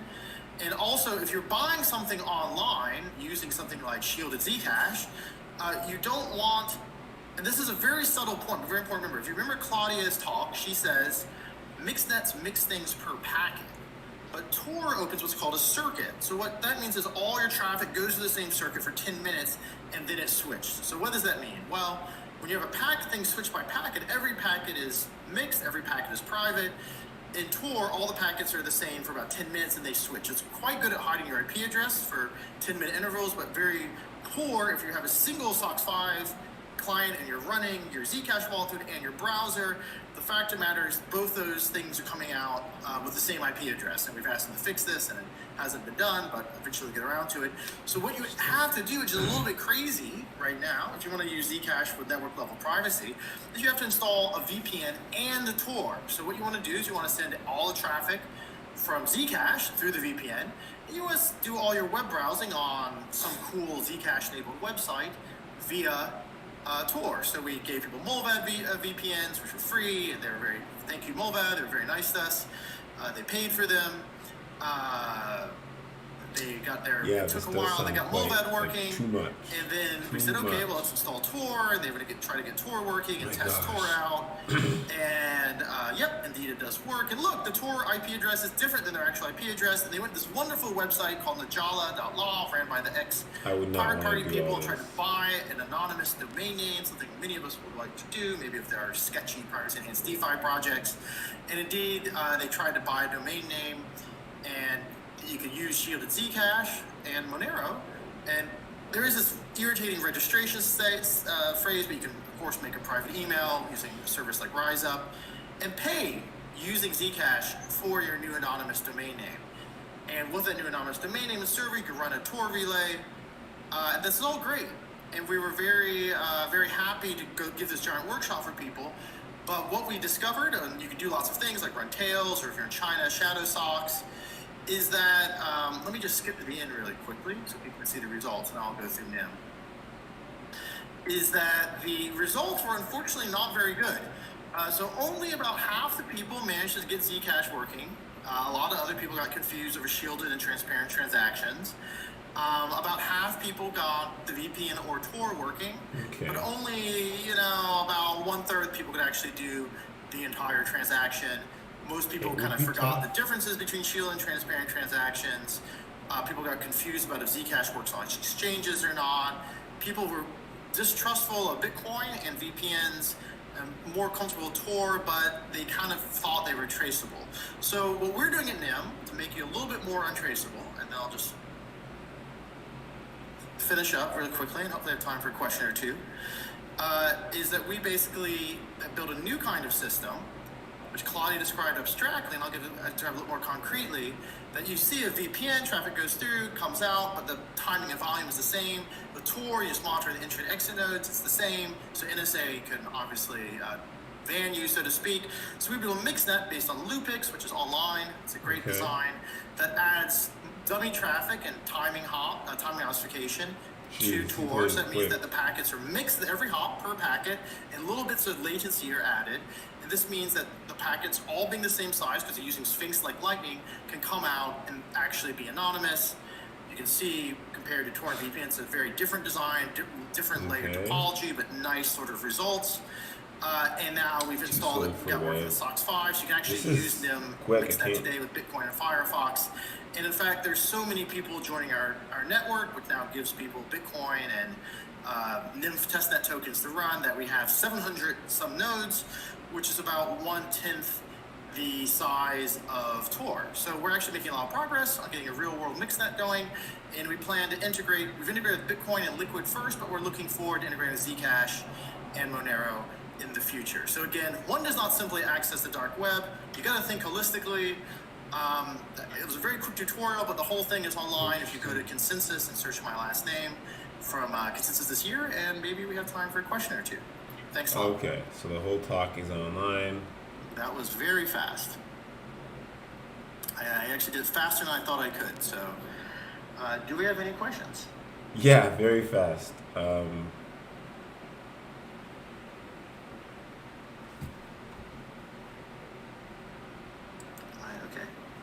I see 4 questions. I don't know if I can access them. Okay, excellent. Yes. Okay, so I that was perhaps too fast, but we can ask questions about the various parts. But effectively, I'll just give the TLDR again. Zero knowledge proofs by themselves aren't enough, but they're a great place to start. They are the best on-chain protection, but they're not magic. In the same way that SGX is not magic, and there is no magic in reality, so we just have to get used to it. And we should defend the network level. And I honestly think mixnet's the best way forward. Reasonable people can disagree. I just think those reasonable people are wrong. Anyway, so yes, you begin by showing how many, most, or all of live production blockchain networks don't offer privacy. Network. Is there anything that new networks can or do that are easy wins to improve privacy? So I would actually really look carefully at your peer-to-peer layer, and at least make sure that when you have a wallet, so it's very hard to and I have a whole paper on this called Decentralization Privacy, The Long Road. It's very hard to make peer-to-peer traffic private by itself. So what you really want to do is you want to make sure the user can defend themselves and aren't de-anonymized themselves, and they use the peer-to-peer broadcast system. So something like basically allowing your wallet to natively hook to something like Tor or NIM or even a VPN, building that in so the users don't have to do all of the terrible stuff they did in our exercise, try to install different pieces of software and they don't really work, and they have to install one thing for their browser and another thing for their wallet. If you could make it's really a wallet issue, I think is the easiest way to solve it, is to get your wallets working. In terms of the actual peer-to-peer traffic design, Dandelion is a big advantage over what a lot of other stuff do. It's not encrypted, blah, blah, blah, but at least it doesn't directly leak your IP on the first hop. So I think it's essentially like a VPN for your peer-to-peer traffic. That being said, of course, a powerful adversary can watch some percentage of your peer-to-peer traffic and figure out and quite easily break Dandelion. So it's obviously, again, not magic. And in that case, I think the thing that your network link level should do is that there's different mistakes. This might be a whole different talk that Ethereum and Bitcoin made very differently in terms of their peer-to-peer layout. And I actually would say that obviously, the sort of encryption used by Ethereum is good, but the reduction of the space of nodes and their naming pattern is very bad. So you have to look at that. And the hard thing you can do if you're really interested is try to implement something called Shadow Walker by Pratik Patel. Okay, so here's another question. Existing deep networks have three major issues: ISP discrimination, server discrimination, and in-network asymmetries. The answer is yes. We have worked on all these three questions, although we only have a plan for one and we are working on two now. So ISP discrimination, everyone kind of beats it the same way. So it used to be DNS fronting. No one really does it anymore because basically Amazon and Google and friends turned it off. But effectively what you can do is use obfuscation proxy, and that works on the first hop, not only into Tor, but into any network. You use it with VPNs, you can use it with NIM, and NIM is set up so that the first hop can't do that. The problem with the obfuscation proxy is that, it's very hard to beat a machine learning game against a powerful adversary, particularly, say, China or even the US.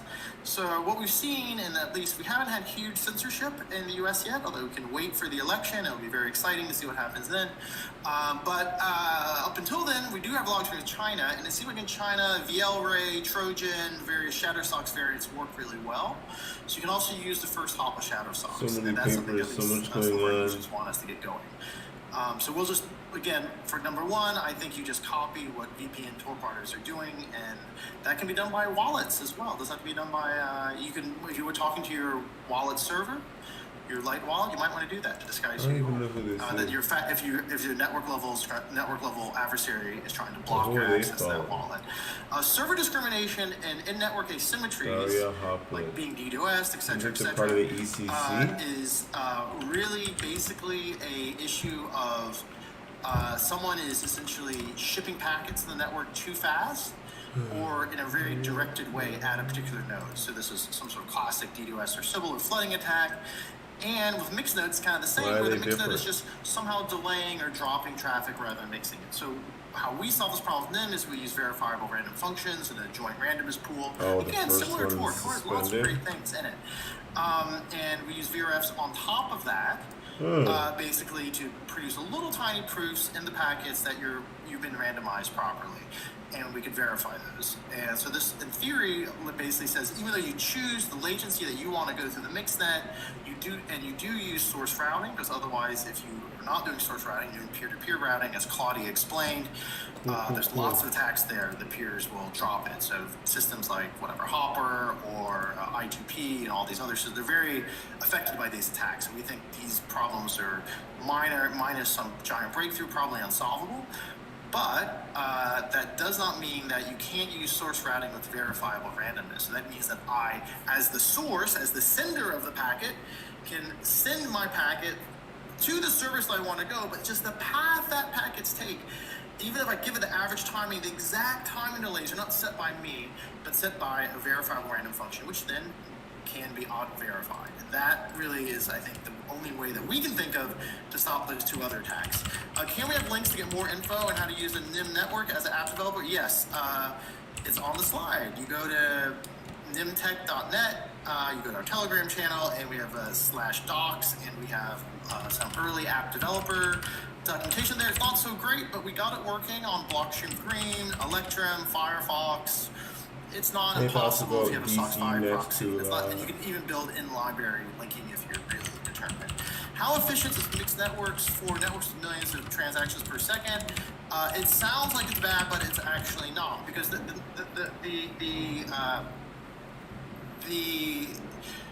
how do you say?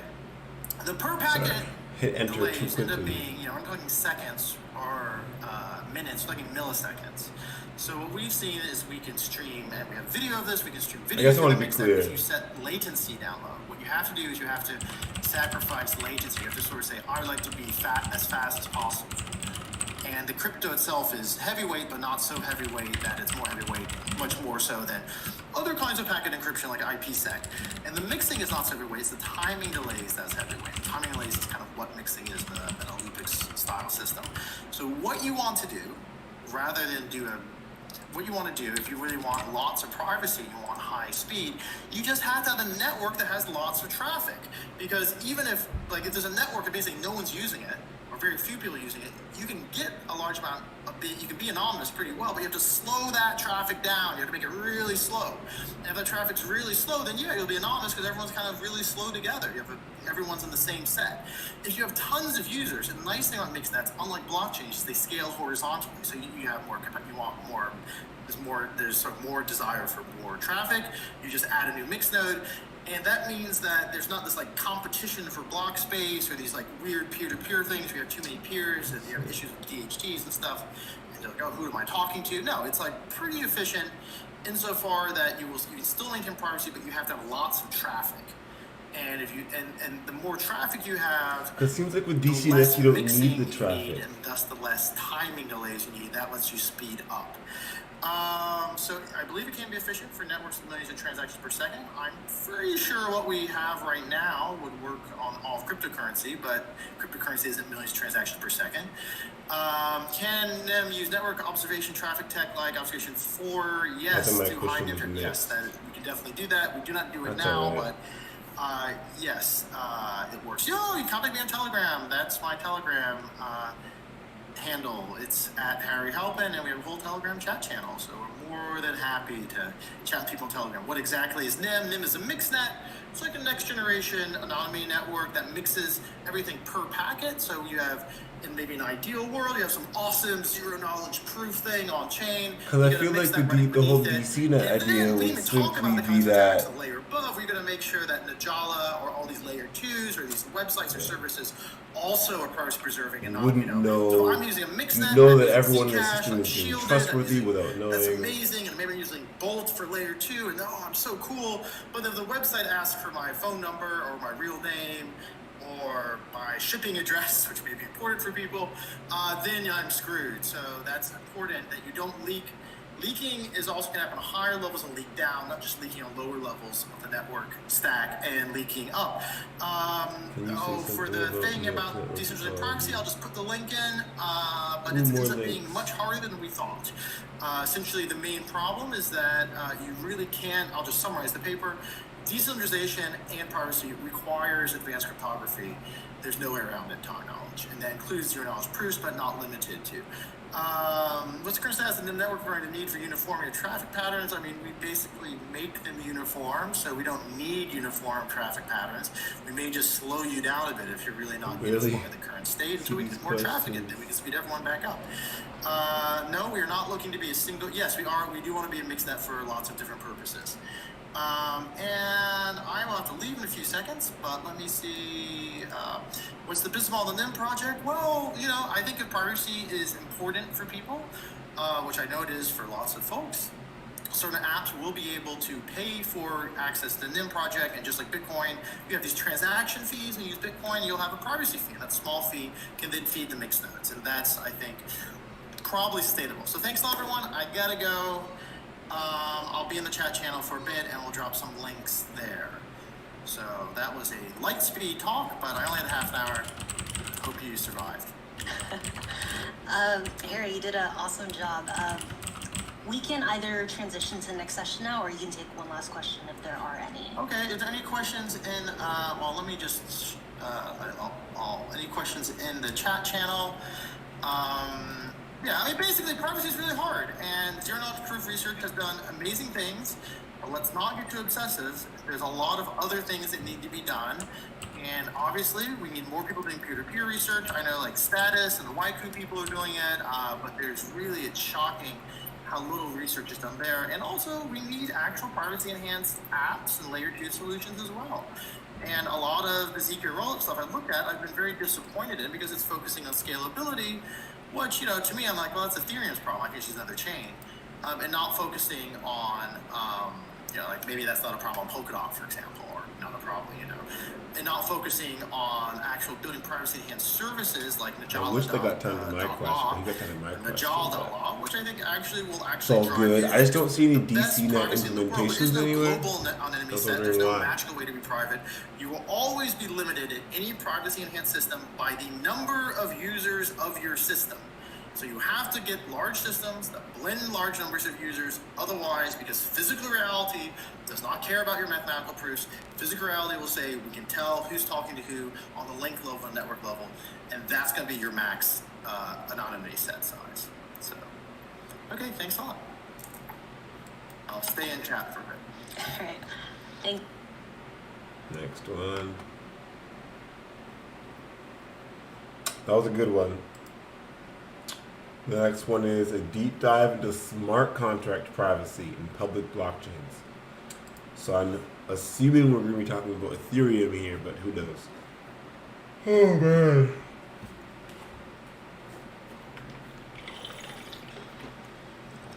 Hey everyone, we are here for our next session. We have Itzik, Director of Engineering at Enigma. He'll be doing a talk on deep dive into smart contract privacy and public blockchains. And I'll let him take it from here. Can you guys just confirm in the chat feature? Hey guys, how's it going? Mic check 1 2 1 2. I'll answer the burning question on everyone's mind. Guy is not here, but his accent is much better, and I'll be handling this talk. So yeah, a bit about me. My name's Itzik, based in Tel Aviv. Been around the block a bit, mostly in elite units, doing cybersecurity in the IDF, but also in the startup scene of Tel Aviv. Currently, I'm VP of Engineering at Enigma, which is a core contributor of the secret network. And when I'm not grinding it out, or when I'm not in quarantine, I love playing soccer, and you can't be an Israeli without giving a shout out to hummus. Yeah, so these are my socials as well. Like, subscribe, all that good stuff. Perfect. So let's get started. Close it. Two main topics on the agenda. The first is we're going to do a brief overview of Secret Network, what it is, how it works. And the second is I'll take you through our design and development process of our first secret contract, the first privacy-preserving application on the Secret Network. So we start with a secret network, and if you haven't heard, the tagline of Secret Network is a blockchain that lets anyone perform computations on encrypted data, bringing privacy to smart contracts and public blockchains. That's a pretty long-winded sentence that basically means Ethereum, but everything's encrypted. So you can remember either of those, whichever is easier for you. And what do I mean by everything's encrypted? So if we take a look at the Secret Network and what it's made of, so that's Secret Network is a blockchain built on Cosmos and Tendermint, but it also has programmable privacy, and that's achieved by running contracts inside a trusted execution environment. Our contracts are based on CosmWasm. If you don't know what that is, that's fine. It's basically Rust code, which is compiled to WebAssembly. And interaction with those contracts is fully encrypted. So everything going in, going out, all the computation, that's all encrypted. Another important feature is that every node runs every computation. So there's no sharding, no side chains, none of that stuff. Every node classic runs blockchain, everybody does everything, including running those private computations. That means that you can spin up a node. We have no permissions. But maybe you just run the computation and then send a hash. And the last, most important point is that everything I just described is running on mainnet, has been since mid-September, and we're super excited about it. So just like another bit more in detail about what transactions look like. What do I mean by everything going in and out is encrypted? So we start with a regular transaction. A user wants to send something, and that user encrypts his input, and that encryption is done transparently. All the tooling of the secret network does that for you. So it encrypts the data and encrypts it in such a way that only inside our trusted execution environment, which is a hardware segregated environment, only there can the data be decrypted. And once the computation is done in that environment, it's then encrypted again, and that data can only be read, that encrypted output can only be read by the user that sent the transaction. The last part of that is something that we call state. That would be the data that is transferred over between transactions. What do I mean by that? I mean like long-lasting data. For example, you have a token and you want to save the user's balance. So that's something that has to be saved and updated. And that's also encrypted. So that was super high level of the secret network. And now that we're on the same page, we know that we have this programmable privacy platform, which is super powerful. We can do all kinds of cool applications. So we have to get started somewhere. And where to get started? Well, DeFi is pretty big these days. Everybody loves DeFi. And what is the building block of DeFi? What is like the main thing at the core of DeFi? That's tokens. Whether you use them on an AMM, whether you issue, governance tokens, whatever you want to do, any kind of trading, anything, that's all tokens. And we also decided that we need a token. But we're a secret network, so we're not going to have any regular token. We're going to have a secret token. And what do I mean by secret token? Well, if you think about what Zcash is to Bitcoin, secret tokens are to ERC20s. So we have transactional privacy with a token that you can issue, transfer, and do all the stuff that you would expect from your regular ERC20 tokens. So I'll take you through how we created this secret token. And we started pretty basic. We started saying, okay, we don't want to reinvent the wheel. We want everything to be familiar. So we start from ERC20 spec. Our contracts are written in Rust, so write up some Rust code, easy peasy, and deploy on the secret network, which has all this great encryption stuff. And there we go, privacy coin, right? So that wouldn't be a very interesting talk if that's all I had for you. So I'll take you through some of the lessons and some of the design decisions we made starting out on this journey. So I wasn't lying. We really did start with the ERC20 spec. And once you start reading it and you start going over it, thinking about privacy, there are some things that kind of stick out. And the first is that all your balances are public. So everybody can tell how many tokens everybody else has. Not very private. And the second is that all transactional data is public as well. So you know who sent tokens, where did he send them, how many tokens did he send them. And that's, again, not very private. So the first solution you could think of is, let's, instead of being able to just, ask what balance anybody has, we'll create a new function. We'll call it, get balance or something. And we'll make that get balance function require transaction on chain, which will have to be signed by the user. That will authenticate him and provide privacy. In addition, secret network has all that encryption stuff that I mentioned at the beginning. So everything is hidden, right? All the transactional information is not public anymore. So now we're done, right? No, not quite. Requiring a user to pay gas to ask how many tokens he has is not a great solution.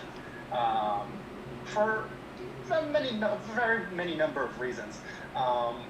But Yes. also, you don't want that experience. You don't want somebody to sign a ledger transaction just to refresh their balance. Wait, what? And when you're creating a new standard, On you ERC20, want to you think don't have about to both do that. like the UX and the That doesn't make DevX. And what I mean by that is like how will wallets integrate with this token solution? And we want that to be as easy as possible. So we have to confused go a already. bit further than that. And basically, these issues boil down to two things. First is how do users query their private data? And the second thing is how wallets and other third-party applications can query data on behalf of their users. So if I have a wallet, I definitely would want it to be able to let me know What? how many tokens I have.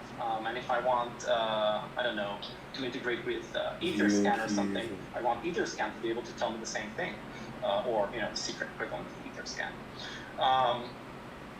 So our solution to that is something that we call viewing keys. And what a viewing key is basically an API key that is known both to the contract and to the user, and that allows the holder of that viewing key, or anybody who knows it, to be able to query that read-only data, that private data. Fair enough. But that sort of begs the question, how do we get these keys? Like, how does the user and the contract, how do they agree on this key? What's the mechanism that goes on here? And we have to think about that a bit, because there are two main approaches. And the first approach is you have the contract generate a key and tell the user about it. So that's like an API key. And the second is you let the user choose. That would basically be a password. And there are some things that you have to think about since you're running on blockchain. Things are kind of different. So you have to think about things a little bit differently. The first is that brute force is simple and side channels are a thing. And why is that different than what we're used to? Well, as I mentioned at the beginning, all the nodes run all the contracts. Everything is running on every node. So theoretically, your code that you're writing in your contract will run on an attacker's machine. You will be able to examine the code. You will be able to, query your code. He can attack it in pretty cost-effective ways for him, especially compared to what we're used to from web applications, which are more mature in that regard. The third thing is that that's not a blockchain-specific thing, but relying on users to choose strong passwords is kind of suspicious, and you also have to explain to them what this thing is. Why do they have to choose a strong password? What are they protecting? Which complicates the UX a bit. And the last thing is, I mentioned, I sort of skipped over this. Like I said, contract generates a key. But, if you think about it, what I said was the contract generates a random API key running on blockchain, which is deterministic. That's, something pretty non-trivial to think about. So we sort of put our heads together and we thought a bit about how we can get a solution that provides the best of both worlds. And we came up with a way that we think, that we really like.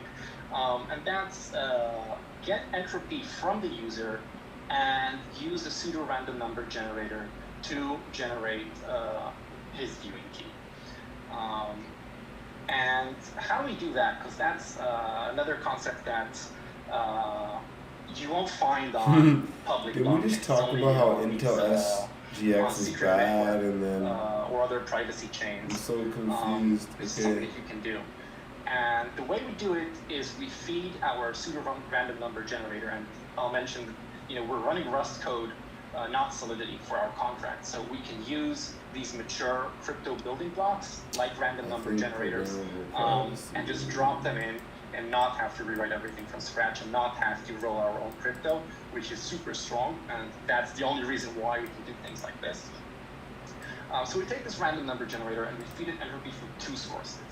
First is transactional data, and what I mean by that is interactions with the contract, user transactions, for example.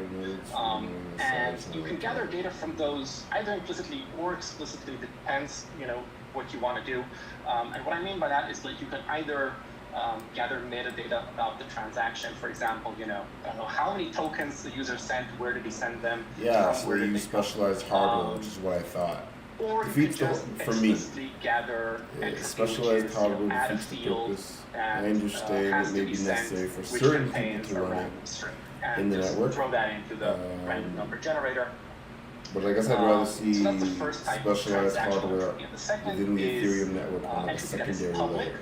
but Not a hard to sidechain. predict. So More that's of like a block layer numbers, 2 block for the times. sidechain to use Ethereum All kinds of security parameters instead of being that, able to attack while that. everybody knows what they are, if you try to predict them in advance, you'd have a hard time. So we sort of end up with this random number generator that works pretty well, can generate brute force resistant API keys, but also minimizes user interaction. What I mean by that is that the interaction from the user can be abstracted away by wallets, or by other tools. So we feel that's sort of like a best of both worlds in that regard. So we have this viewing key, but what are we actually viewing? And that's another thing that we encounter while we start working on these secret contracts, where on public blockchains, like think Ethereum, a lot of the features that you sort of take for granted are enabled by the fact that everything is public. So if I wanted to create an application that shows you, all your transactional history, like everywhere you sent, tokens or something, that's pretty easy to do. I just have to, query the chain, order that data and present it to you, no problem. But on privacy chains, things are a bit different. And you sort of have to do this mind shift where, you shift away from thinking about everything being public and you go back to thinking about data in a database on your server. And if you want users to access data from the database, you have to create interfaces to that data, and you have to create access control to that data. And that makes things a little bit more complicated, but that's one of those, it's a feature, not a bug thing, because we're doing privacy, and we're doing privacy by default. So we want everything not to be available unless we specifically make it so. And in our case, that means that every transaction that we do with secret tokens are stored in a record that saves both the sender, the amount, the recipient, and other metadata about the transaction. And it's stored in such a way that both parties can then access that record using their viewing keys. So you can tell who sent you tokens, when did they send you tokens, how much they sent. And of course, if you wanted to create a model where this data wasn't available, no problem, just don't add this data. Just don't add this function. Yeah, I don't see why this would need to be. So you can pretty much customize whatever you need. And the last thing is, and I mentioned this a bit before, side channels. It turns out you actually have to know a bit about the blockchain you're running on to write good code, write private code. And the first is you have to remember that your code is running on an attacker's machine. Constant time equations are your friend. And because we can use these building blocks that are written in Rust natively, then we can deal with these things pretty well. The second thing is that I mentioned like all the transactions are encrypted, and I keep on saying that. But you also have to make sure that even though the data is encrypted, you're not leaking anything through that encryption. So what do I mean by that? I mean like you have to make sure that the data that you're returning to the user, that everybody can read. The encrypted data, the length doesn't change according to the, what happened. So if I sent one token, or I sent 10 million tokens, you have to make sure that what is returned is has a constant length and doesn't leak information there. And the last thing to think about is storage access. What I mean by that is I mean the encrypted state. So our state is encrypted, however, access to that state is available. So you can see not what data has been read or written, but how many times they did that. So you can see the state was accessed twice, once for read and once for write, for example. And that may leak certain information about your contract depending on what you're trying to do. It's something to think about, which may or may not be relevant, but you have to be aware of it when you're creating private applications.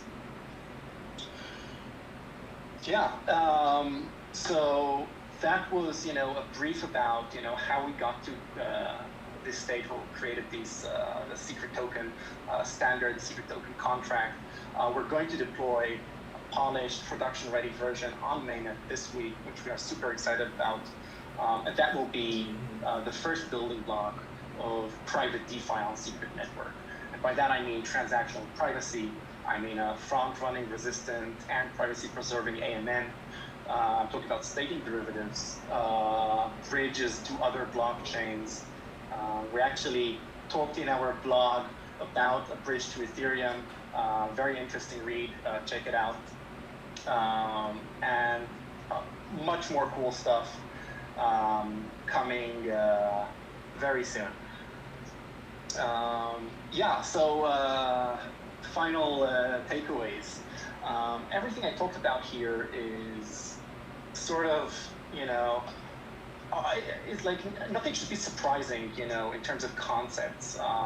Everything is trivial if you're talking about standard web app development, generating API keys, for example.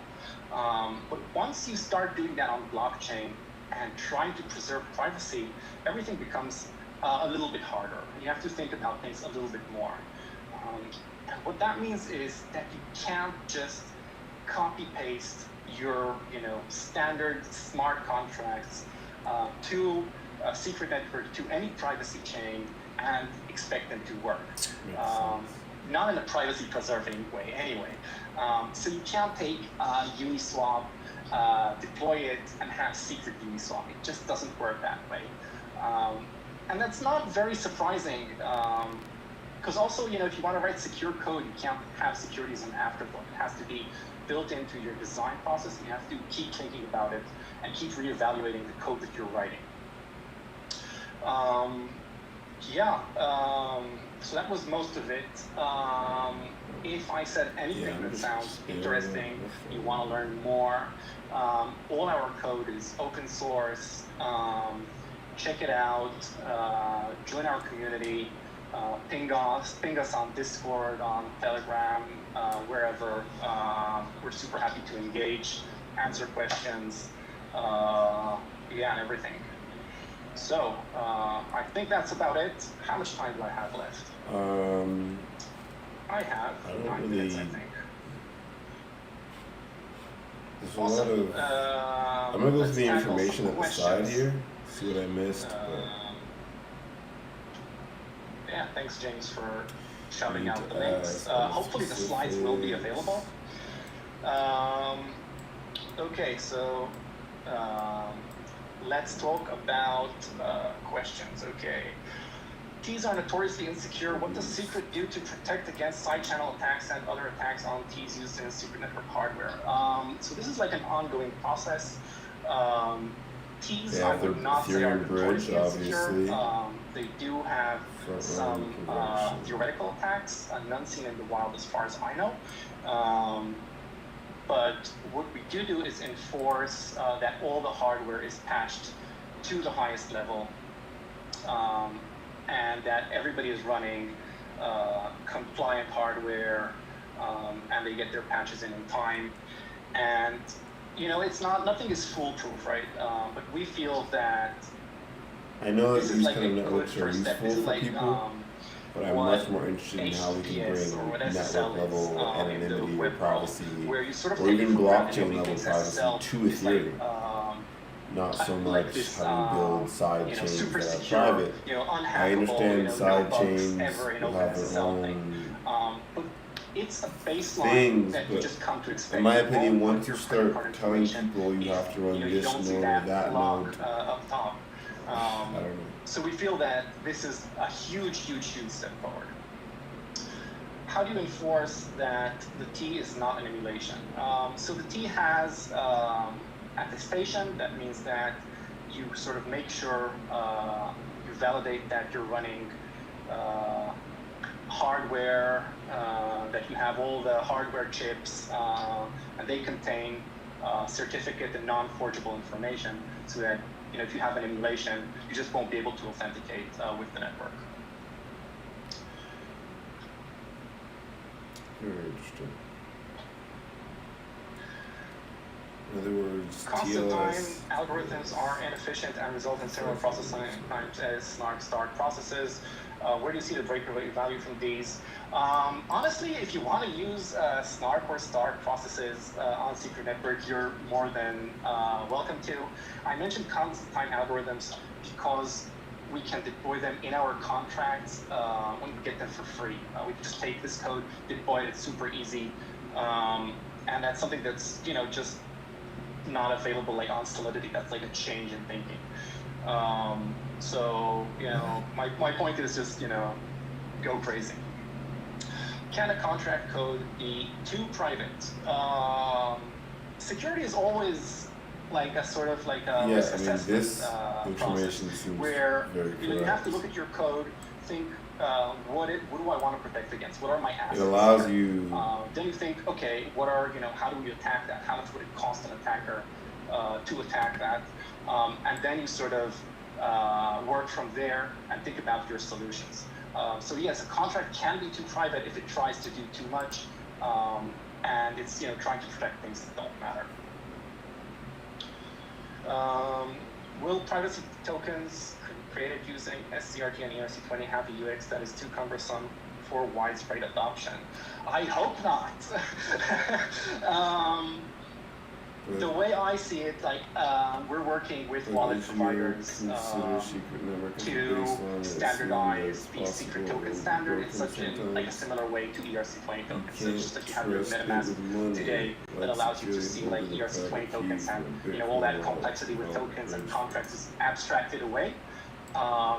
That's what we want to achieve for secret tokens. And the reason I went into all this, you know, 20-minute explanation about secret tokens is that we wanted to create the tools to provide that UX.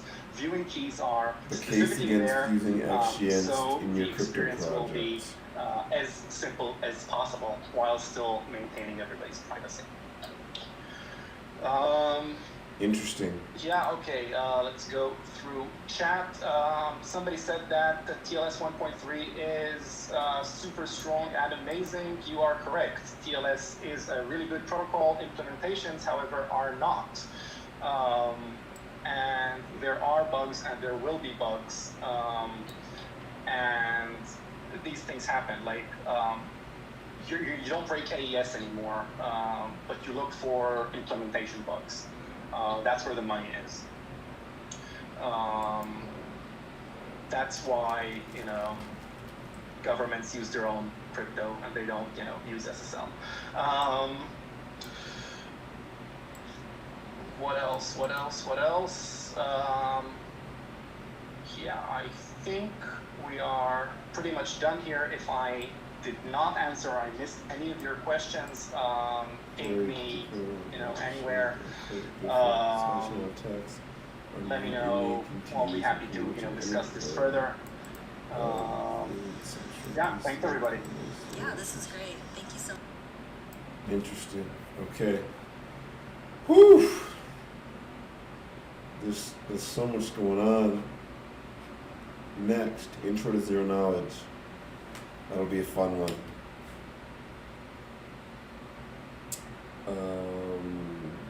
I'm not going to share any topics about the Secrets Network because I don't plan on doing much more research about it, but there was some very interesting papers in the notes. So if you want to go back and watch, The link to this video is there. You can watch it. This is from my personal research, so later on, I can remember what was important. That would make me happy. Hey everyone, we are here with Elena. She's the founder and CEO of Ironfish. She'll be doing an intro to zero knowledge proofs, and I'll let her take it from here. Cool. It's kind of weird to kind of talk in the void, so I'm not sure if there are any questions. I'll try to pay attention as best as I can. Oh yeah, can you guys hear me? We can hear you loud and clear. Okay, There's so, somebody like really doing the chat. This is supposed to be intro to zero knowledge proofs. I was just told that half of these people, half of you guys are cryptographers. So if you teach me something during this session, that would be awesome. Otherwise, this is geared more towards beginners, but we will actually do a full overview of some of the more advanced stuff too. So I will post these slides actually on my Twitter right afterwards, so stay tuned. So the goal of this presentation really is to kind of give you like ammunition to understand zero knowledge proofs that after this presentation you can go on your own, actually research a lot of these subjects, and kind of have, have some like tools in your belt, so to speak, to kind of understand these. So we're going to go through like an overview of the proof system and basically just give you kind of like a sense of like in which direction research is headed, because right now there's like an explosion in academic research. So the overview or the organization here is brief history of relevant cryptography, quick overview of existing zero knowledge proof systems, and basically highlight which one we should care about more. And I say this very very vaguely because I don't want to dismiss anyone's work, but kind of like selfishly like which ones I'm paying attention to the most. Okay, so what is a zero knowledge proof? For those who don't know, it's the ability to prove honest computation without revealing inputs. So the canonical example is Where's Waldo? So there's a professor, he had a son, and he's trying to figure out how to explain zero knowledge proofs to his students, and he was reading the Where's Waldo to his kid, and he finds Waldo, and he tells his son, I know where Waldo is, and the son goes, prove it. So it's almost like a perfect example for a zero knowledge proof. So what the professor does is he takes a huge newspaper and cuts out a small little hole that reveals where Waldo is. There's Waldo right there. And the paper is big enough such that the son doesn't actually get any other information of where Waldo actually is, just that he's satisfied that his father actually does know where Waldo is. So zero knowledge proofs are honest computation, but they are used for scalability and privacy, but you shouldn't conflate the two. So before we could dive into zero knowledge proofs, I first wanted to equip you with like the cryptography tools needed to actually understand these things. So first we'll start kind of basic. And this might be a lot, this is the reason why these slides are going to be available afterwards, so you can actually go through these examples on your own. But this is really to kind of give you the intuition behind some of the things I'm going to be talking about. This in my So first we'll start basic. So modular math is pretty basic, but it's actually very important to a lot of these concepts. And the idea for modular math is that we basically can kind of bind a number to like a finite set of numbers. So for example, if you're familiar with computer science, is basically the percentage symbol. So for example, 22 mod 12 is 10. So if you think of a clock, for instance, it kind of works the same way. So symmetric encryption is actually really, really old. I read somewhere that it started out as early as 400 BC, but we actually use it today. Like TLS encryption uses symmetric encryption, so it's definitely like very modern.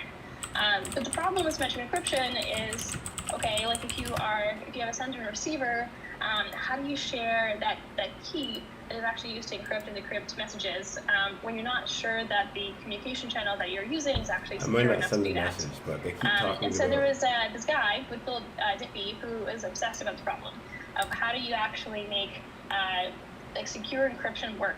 And so in the 70s, he basically traveled cross country to find other people who were interested in this problem, and he got to Stanford and working with Martin Hellman, and they figured out how to do asymmetric encryption, meaning that you encrypt using one key, but you actually decrypt using a different key or a different method. And so to kind of give you an overview of how this works, first there's some setup phase. And the setup phase is basically we choose a base, we choose modulus, and the way we create a private key is we take that base and we exponentiate it to your private key. And so for Alice, for instance, like she can choose this private key, and she can send Bob her public key, which in this case happens to be 10. And Bob does the same thing, where he chooses his private key and computes his public key, and now they can actually share those keys. So Alice sends Bob her public key, and Bob sends her his public key.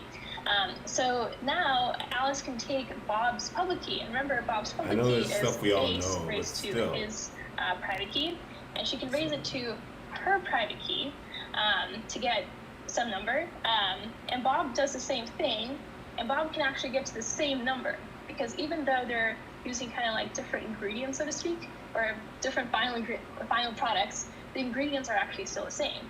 And so the idea is that, like, in this method, you have two parties who can agree on a shared secret over, let's say, an insecure communication channel, and now they can actually use this shared secret, in this case 19, to use symmetric encryption to then encrypt and decrypt for their messages.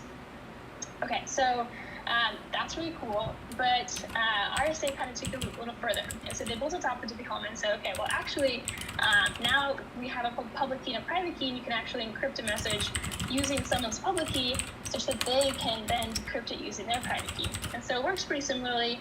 There's a setup phase. Here, the setup phase is you take two big prime numbers together, you multiply them, you do something called the quotient.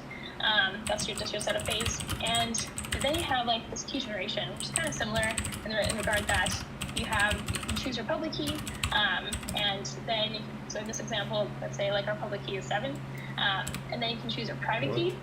In this example, our private key is 23. And then for encrypting, as I was saying earlier, take a message and you use the recipient's public key to encrypt it by raising it to that power. And then to decrypt it, the recipient can actually just use their private key. They'll take that ciphertext, they'll raise it to the power of their private key, and then they get the message back. This works because modulus is cool. So real life example, if we took the private and public key that we referenced before and we had a message, you can try this in your like Python terminal window right now if you wanted to. You could use that public key to encrypt the ciphertext. The ciphertext, I think, so if we started with our message being 8, you can kind of see how that works out. Okay, so for decrypting, they would use their private key to actually decrypt it back. Okay, cool. So far what we've seen is we kind of use this modular exponentiation. So we exponentiate something and then we take the modulus of it. And the reverse of this operation would be called a discrete logarithm. Discrete because we have this finite set due to the modulus, and then logarithm because we need to reverse exponentiation. And this discrete logarithm problem is actually kind of like this cryptographic assumption that is used in a lot of other protocols, and it's pretty secure. So this is actually the basis of how we do a lot of other cryptography. Cool. So Fiat-Shamir is kind of like, in my mind, and someone can tell me I'm wrong, it's kind of like the grandfather of zero-logic proofs. And basically Fiat-Shamir, the protocol basically can say, okay, like one, the prover can make a statement that they know a number without revealing what that number is.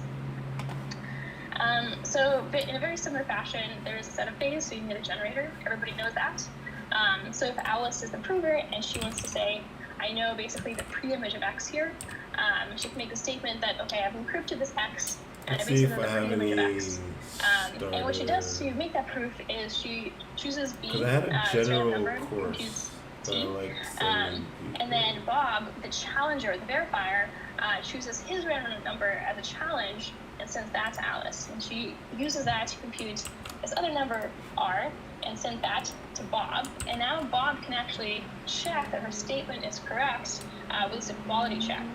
And I kind of try to color code it to kind of let you kind of get the intuition behind of how this works out. And please come back and reference these slides to kind of get this further. But it's the idea that with this like interactive challenge and response, Alice can make a statement about something and then actually prove it. So there is something called Fiat-Shamir heuristic, and if you kind of read like the more modern cryptography papers, you might see this. And the idea that is right now it's interactive, but we actually want to make this a non-interactive protocol, and we do this by introducing something called the random oracle. So if you remember, this was kind of our protocol before, it was interactive. And so this particular step right here is what causes it to be interactive. And so the idea is like, well, is there a way to replace that? And so if we take that step out and instead use something like a hash function, which is kind of like a random oracle in the sense that you can predict it gives you some randomness, you can predict the output of a hash. And we basically can replace that step with a non-interactive step of having this hash. Okay, cool. So this actually doesn't directly relate to zero-knowledge proofs, but I really like to use secretary because it's a really neat and cool idea. And the idea is that it might have a polynomial of some degree. Let's say if it's degree 2, then it's a parabola and so on. And the idea is that you need k+1 points to like reconstruct the polynomial. And so what you can do is you can have a polynomial as big as you want it, and you can give as many points to kind of your friends, such that they need a minimum number of points to reconstruct the polynomial, and that way you can actually store a secret in that polynomial, and that secret is stored in that constant a0 value. This is really cool because this basically means that for something like, a private key recovery, you can kind of like hide your private key in that constant value in the polynomial, and then give your friends a bunch of points, and then like k of n friends can recreate your private key if you lost it. Okay, so we have a much more efficient tool than exponentiation in modular math, in my opinion, and it's called elliptic curve photography. There's this really great tutorial that I highly recommend you go through if you're interested to learn more. And we'll kind of go over this tutorial slightly in these slides. So the idea is that elliptic curves are not scary, they can be scary, I guess, but they shouldn't be. So most elliptic curves look like this. This is a particular curve form. I'm not going to try to pronounce that name. There are different forms that are becoming more of the standard, but we'll just kind of stay with this one for now. And elliptic curves are kind of everywhere. Like if you basically use any website, you probably have used elliptic curves. And 96% of the websites that use elliptic curves use this one particular curve, which is a NIST standard. And so there's obviously a lot of kind of conspiracy theories. So the idea here is that for elliptic curves, we have some kind of same math. For instance, if we have a set, then if A and B are members of the set, then A plus B is also a member of the set. So we kind of have like some rules that we can kind of abide to that make dealing with points on elliptic curve kind of same. And the cool thing about elliptic curves is that if you have a line that intersects the curve in 3 points, then P plus Q plus R, those 3 points that the line intersects, equals to 0. And if that's the case, then we can actually add 2 points together, right? So P plus Q then equals negative R. Okay, great. So if we have a way to add 2 points together, can we add the same point to itself? And there's basically a formula that kind of we can plug and play to do that. So for instance, if we took some curve, then we can actually compute the slope, but we can actually compute the result. So P plus Q equals negative R, we can actually compute with the basically basic formulas of what that point would be. So for this particular curve, if we took a point and we added the point to itself, we could basically plug and play into the formulas that I described in previous slides to kind of get an answer. And if you wanted to see how that looks like, then P plus P, or P plus Q and P plus P, P plus Q kind of looks like this. Okay, great. So now that we know how to add a point to itself, we can do that n times. So we kind of have multiplication. I do want to point out that the n here is not another point. So the n here is just a number. And so when you talk about elliptic curve multiplication, it does get kind of confusing because there's elliptic curve pairings, which kind of help with multiplication, and then there's adding a number n times to itself, which is like canonical of what we think of multiplication. So just wanted to point that out. So this is what I normally do because I can't forget. For elliptic curves in particular, it's actually just kind of hard to divide. And then people can click on. There you go. People can click on it. The reverse being the logarithm is kind of just hard. we just don't have computers that are good at this, basically. Here it's a kind of a similar problem. But it's not yet a discrete logarithm problem because we don't have cycles. And so how do we introduce cycles? Okay, so we introduce cycles by reintroducing the modulus. So kind of like before, we have a curve, but now we're actually going to have this modulus, this prime field. We're going to kind of bind or we're going to have this curve that actually now has boundaries. I'm loving this. So this is kind of how the curve that we actually used before. This is how it looks like now that it has a modulus attached to it. So you can kind of see that there's some symmetry, but definitely doesn't look like the curve that we had before. Okay, so if before we knew how to add a point to itself, can we do it here as well now that we have modulus? And we can. So before, when we computed the point, it was -1, -4 equals b equals -1, -4. So now that we have this modulus, you just literally take the modulus of that, and now you have a new point. So it looks like this. This is a bit less interesting, but there you go. Okay, cool. So let's calculate some multiples of b. So if we multiply b by 0, that's not going to work out. If we multiply b by 1, that's where it is. See, but equals rp times 2. Okay, so it's showing you all the points in the graph. 4. Oh, look, we actually have the same number as before, and it appears that we actually have a cycle. Yay, we have cycles. So now that we have cycles, this is good. So no matter what you do with this particular point, it's always going to be one of these 5 results. And so this is called, this basically means that we are closed under addition, meaning that no matter what you do here, it's going to equal one of these 5 results. So here for this particular curve, we're using this point, 36, and in this example, this point is called the generator, or the base point of this particular subgroup. And the order of the subgroup is 5, meaning that there's only 5 kind of available options that we have. And this is actually exactly how ECGSA works, which is kind of cool. So now that we have a discrete logarithm problem, we have pretty good assumptions. And basically, if you're doing ECGSA, you take a private number, which is just a number, and you use a base point, and you multiply it together, and now you have a public key. So the cool thing about this is that we have a lot more efficient tools kind of in our belt, so to speak, because for Bitcoin, for instance, you need 256 bits and gives you 128-bit security level. And to achieve the same kind of security with RSA, you need 3092 bits. So this is really cool. Okay, we finally got to zero-knowledge proofs. It's supposed to be a GIF. So zero-knowledge proofs were first coined in 1985 by Shafi Goldwasser and her colleagues. And what they had is an interactive protocol. And then ZK snarks, kind of like how we know them, kind of first appeared in 2011, but they weren't really usable until really 2013 when the Pinocchio paper came out. And I believe it's from Microsoft and IBM research, if I'm not mistaken. And then Groq 16 came out in 2016, and actually made snarks really efficient. And the way a snark is basically constructed is you start off with a computation, you kind of transform it into an arithmetic circuit, and you create what's called a rank 1 constraint system, an R1CS. And from that, you can go to a cap, and then you can make a snark. So I'm not going to go over exactly all these steps because they are kind of involved. And there's really, really great tutorials that kind of go over this in very fine detail. So I'm so please, excited if you're to go through interested, this.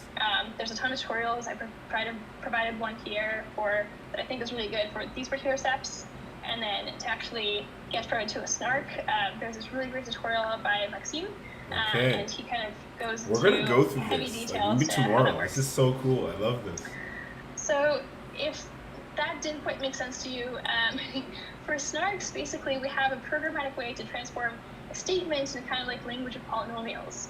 And like with any proof system, there's a prover, there's a verifier, and there's a challenge. And to make this particular challenge non-interactive, we do basically have like a hard-coded challenge, so to speak. And it's called the CRS, the Common Reference String, or I think like people are starting to switch over to Trusted Reference String. And so that is actually part of this trusted setup, which I'll go over in a minute. And so the SRS is encrypted so that it can be reused with different challenges. And because of that, we need something called elliptic curve pairings. So it's the ability to kind of multiply things on our elliptic curve. So zero-knowledge proofs are typically created on prover time, so how long it takes for the proof to generate, proof size, how big the proof is, verification time, so how long it takes to actually verify that proof, and it's sometimes created on the size of this reference string, some cryptographic assumptions, and some other criteria. So for ZK snarks, in particular Groth16, the metrics are really good. So we have a pretty efficient prover time. There are systems that actually beat this prover time, but it's pretty good. It has a constant proof size, which I think is kind of unbeatable. It's like 3 points, like 3 points left to curve, and I think 3 pairings. And it has constant verification time, which I believe is roughly 10 milliseconds. This is a really good proving system. Not bad verifying. It has one huge downside. Yeah, it has this I trusted know setup. Looper uses And there's actually a really great tutorial by Kenneth. I think great, Daniel again, actually spoke maybe earlier today, or will speak. It's a pretty great tutorial kind of explaining how this trusted setup is actually constructed and like why it's needed. And the downside here is that it is a trusted setup. So there are some private kind of information involved that you need to throw out in order for the system to be honest. There are a lot of really great tools for this that basically have a multi-party computation system where you can ask multiple people from around the world to participate in this trusted setup, and only if one person is honest, then the entire system is honest. I like that part. But it is a pretty big downside because every time you need to, for instance, like change your program, you have to change your circuit. Yeah, trusted setups suck, but to bootstrap a system, this is not great. Not the worst. So, not the best. in 2017 onwards, there's been an explosion in zero-knowledge proof research, and it's quite amazing. So people have been trying to figure out, okay, how do we get rid of this trusted setup? How do we mitigate it? Maybe we can do something else here. And they've been using basically different tools. Polynomial commitment schemes are probably the one that is being used the most, kind of like figure out how to not have a trusted setup. And to kind of give you an overview of the research that's been going on. In 2017, I think probably the most famous one that came out is bulletproofs. In 2018, we have Stark's, Aurora, and a couple others. In 2019, there's been an explosion. So Plonk, I believe, came from Nasdaq. Sonic and Halo came from zkp. I never heard of Spartan or Redshift Light. came from Matterlabs. Deep Fries, I've heard of. And there's been a ton of research. PCS, Libra, Virgo. by the I've way, heard of is some not of these Libra, from very Dr. Ben confusing. Sass and those two, honestly. And in 2020, the thing I'm most looking forward to is Halo 2. I think they open source some implementation, but it's not, from my understanding, not super complete. So I'm pretty excited when it does actually come out. So I kind of want to focus on these because for me personally, I find these the most exciting, and primarily because Plonk and Halo 2. No, internet, come back. And that's really cool. So once again, for Groth16, I think it's currently the gold standard, primarily because it has really great metrics. And R1CS is actually really great because it leads to domain-specific languages. So we can have really advanced tool sets to allow people to basically make circuits and make these programs. Socrates is, I think, is probably one of the older ones. I think Libsnark is actually the older one. Then Bellman and oh no, internet, come back. Internet, come back. No. Internet, come back. I want to hear this. Zinc. I think Zinc is basically very easy and very possible to even write smart contracts that have an on-chain verifier, for instance, with zero-knowledge proof apps. Plonk is the other one that I would say I would pay attention to for sure. And the reason why is it is metric-wise, quote-unquote, worse than Groth16, but it's actually very interesting because it's not worse by much. So for prover time, for instance, it is overall slower than Groth16, but once again, not by much. And even for some hashes, there are some benchmarks that basically show that it's even slightly faster. Proof size, it is slightly bigger, but not by much. And verification time, once again, slightly slower, but not by much. And so it's actually really exciting to see this research happen. Because it doesn't use the rank 1 constraint system, it has a different constraint system. We can't actually use kind of all the great work that's been done before. However, there are open source projects that are actually working on making using Plonk much easier. So Halo 2 is still kind of a work in progress, but actually does use Plonk in the background. If you want to learn how Plonk works, I think this tutorial by Vitalik is probably the better one, but if people have suggestions, please let me know. Okay, so that is a lot. Such a good talk. Such a good talk. The purpose of this entire thing is for you to get this snapshot, basically, of where we are in zero-knowledge proofs and kind of where the research is going. The beginning. And really, it's been like a ton of information. So the purpose here is to kind of equip you here with like some ground knowledge for you to go out and kind of learn these systems on your own. So I think I'm leaving some time for questions. I know I went through this super fast, but let me know if you guys have questions.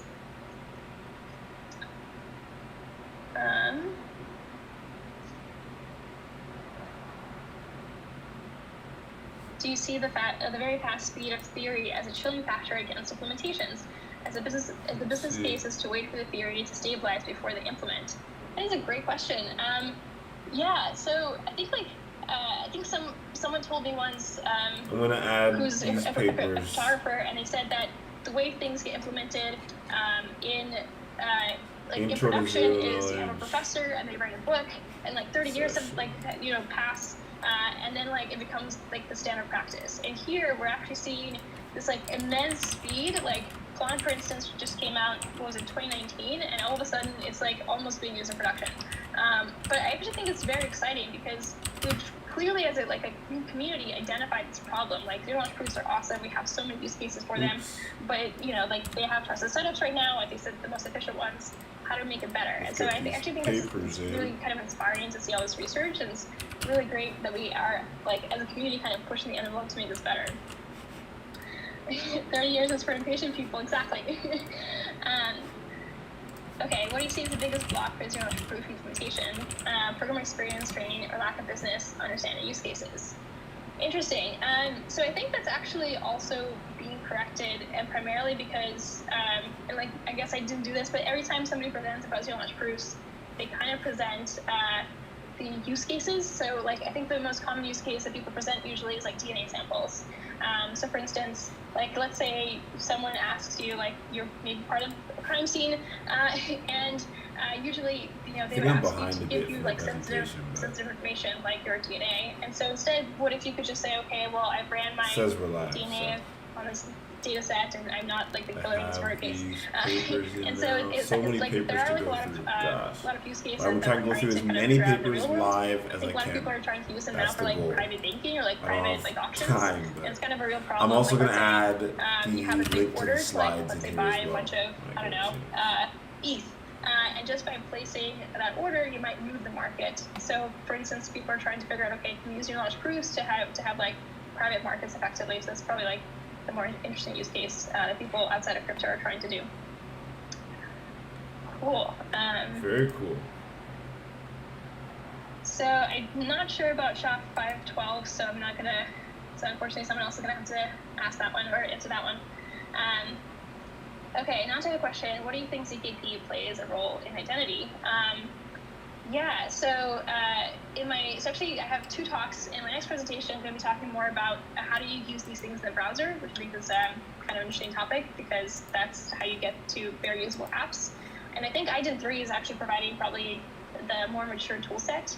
And I'm not sure entirely how IDEN 3 is doing, like exactly like what they're doing, but they are certainly doing zero-knowledge proofs for identity and privacy. So I would kind of research more about that. When do you expect zk snarks or starks to be cost-efficient institutions to implement on protocols like Ethereum? This is actually a great question for Starkware, and I think Starkware has been at launch their off-chain like layer 2. And they have like really good throughput from remembering their blogs. And they actually have like, I'm not entirely sure what their metrics are, but they're very, very, very impressive in terms of cost efficiency. So I would ask Starkware, and I think they were also presented today. When is part 2 of Demo Ecosera course going live? Not sure. I'm not sure if he's presented today. Okay, did I miss any questions?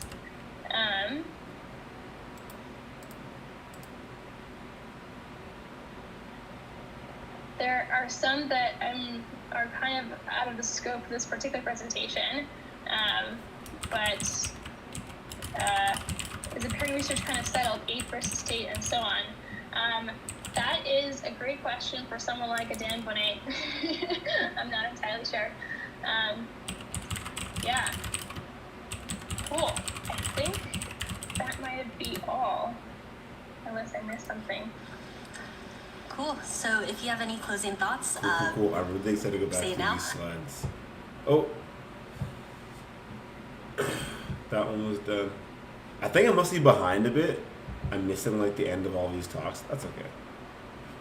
I do want to try and find their Twitter though. What's this? Okay. Is it going to be here? I added someone. How do I find who I added to Twitter?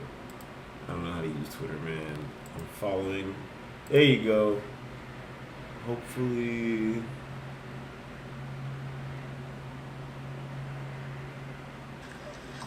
Hey everyone, we're here with Daniel, Director of Research at Chloethedev. He'll be doing a talk on towards industry adoption of zero-knowledge proofs. How do we build trust on the technology? And I'll let him take it from here.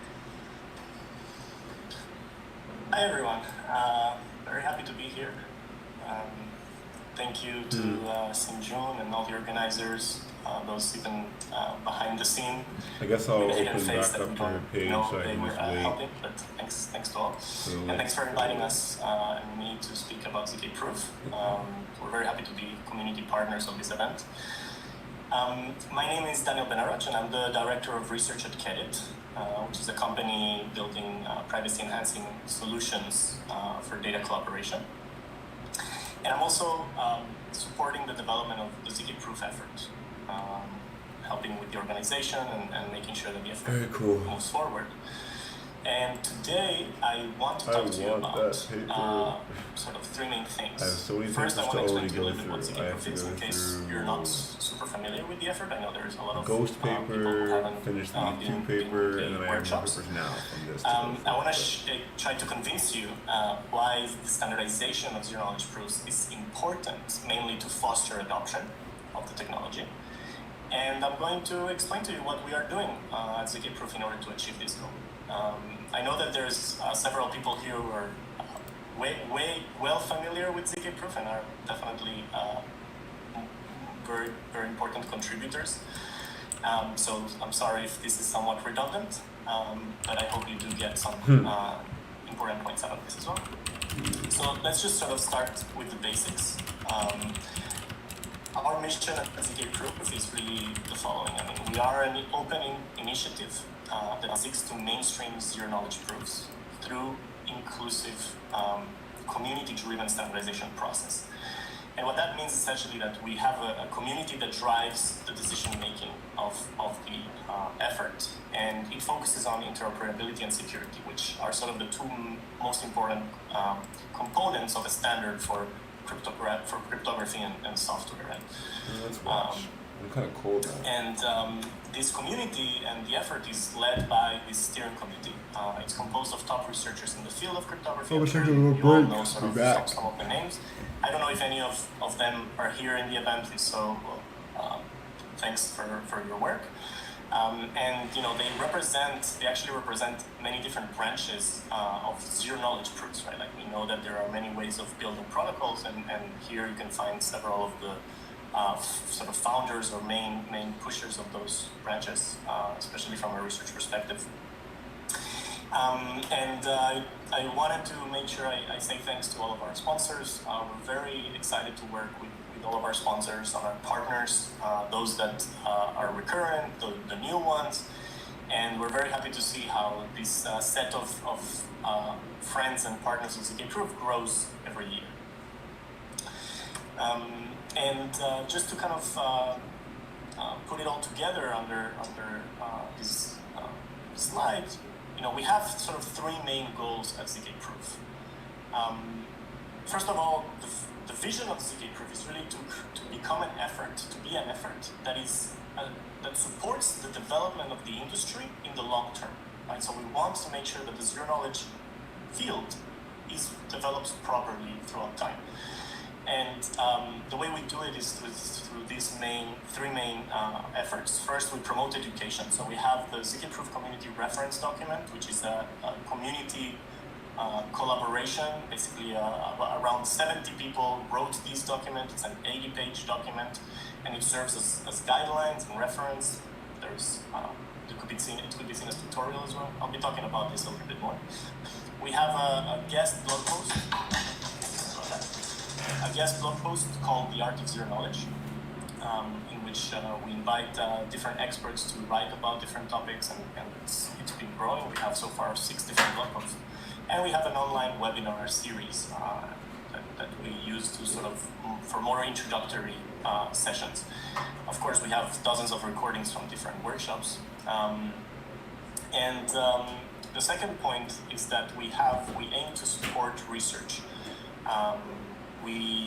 The way we do this is in order to make sure that creating a standard doesn't hinder innovation. We want to encourage and support that research. So we bring different entities together, such as industry, academia, and government. And in that way, when they're sitting around the table, you get different influences, right? So industry, people from the industry motivate researchers to work on the real world problems, right? Not the problems that the researchers think that are the best there. We also explore together the place of zero knowledge proofs within different applications and other pet technology, right? Privacy enhancing techniques. Now, all that being said, we support all kinds of community efforts and events as part of this, right? And finally, we aim to create standards, right, and guidelines. So we have a set of working groups that are active today that are producing community standards. So basically, the community came together and said, this is what we want to build as a standard first, and this is what is being done. And we partner with different standard bodies and publishing houses and different entities to promote the adoption of the standard, because what good can a standard be if it's not being used and adopted, right? So that's about that, and it really all comes together in the different workshops that we have. They become a catalyst. We had a first workshop in 2018 where we kicked off the effort. You may see your faces or familiar faces here. We had over 70 participants. Then we had our second zkp-Proof workshop where we doubled in participation. This was hosted at Berkeley last year in 2019. And here we already kicked off this idea of having proposals being submitted in order to become standards. We also had that year a community event with around 100 participants in Amsterdam. And this event was more focused for business and enterprise people. We really saw that there was a need for companies to know and learn about this technology and understand what was going on, where the other workshops, the annual workshops that we host are very technical. And so we wanted to facilitate that for business people. Cool. And this year, we were supposed to host our third workshop in London, but we ended up doing it online, of course, like most events today. And it was a very successful event. We had over 300 participants. We spread out the event over 5 weeks in order to fit everybody, or every session we wanted to have. And it was a great success. So I'll be talking more about what the outcome of this workshop was in a second. And the question here really is how do we make this all work to achieve this vision? So the answer is to foster adoption, right? And we need to take a step back first and understand why standards are important. And I don't know if you're familiar with standards, if you've ever worked with standards, but essentially standards can provide you these sort of 4 main ideas, right? It ensures the product safety or security and quality. It enables interoperability and communication, which is imperative for having a global adoption and a global ecosystem. They facilitate business interaction and market adoption because it can create sort of a line of trust that goes from the most technical to the least technical people. And it provides a catalyst for innovation to reach commercialization. If you do not have a standard, then the latest zero-knowledge scheme is going to be harder to be adopted than if you do have a standard and it builds and extends that standard.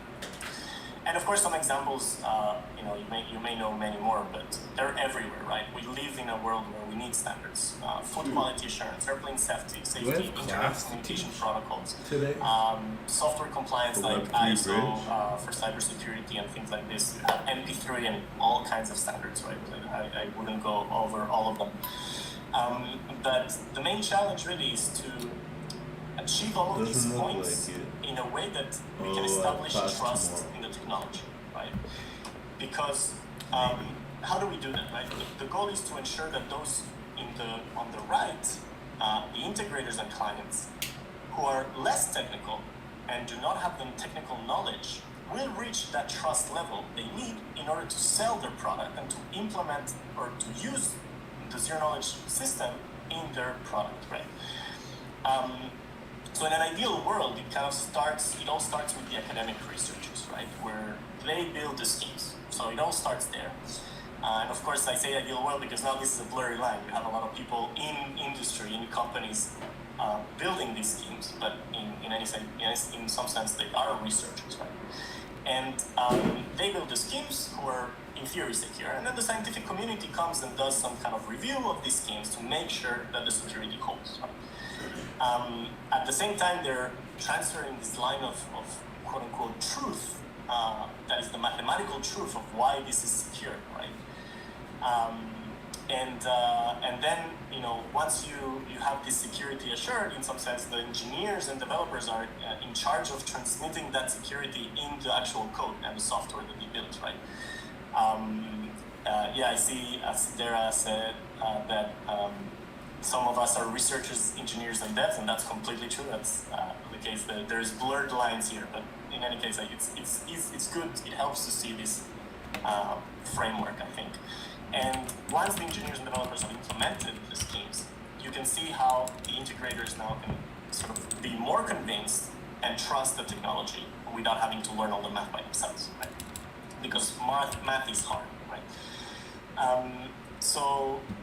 I'm sure you're asking yourselves too, there are so many protocols and schemes, like how do you even start, right? Like what do you do first in order to create a standard and foster this adoption?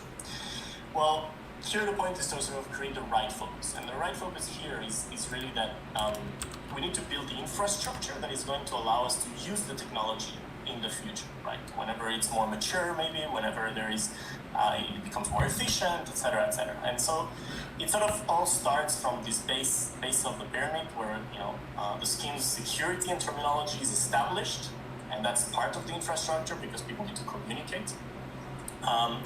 Then you have sort of the APIs and the domain-specific languages that need to be built, and these can also be adapted and be more generic, right? And that way, whatever is built on top is easy, doesn't have to be so impacted once the underlying scheme is changed. There are, of course, a set of frameworks that need to be developed for benchmarking, and there is a huge trade-off space in the zero-knowledge field. I mean, it's quite amazing how it's so hard to create an apples-to-apples comparison between two different schemes. There is sort of the idea of formats and interoperability, because if you don't have interoperability as much as now, for example, the blockchains are very focused on their own systems, you do start seeing some interoperability and cross-blockchain applications and things like this, and it's important to have that interoperability. And of course, at the top you have sort of these applications, but I want to say that you want to build applications in a modular way, right? For example, if you think about, the impact that the sapling protocol has had on the industry, it's partly based on the fact that used across different applications, and that's sort of what we want to aim and to achieve, right, in the first phase, quote unquote.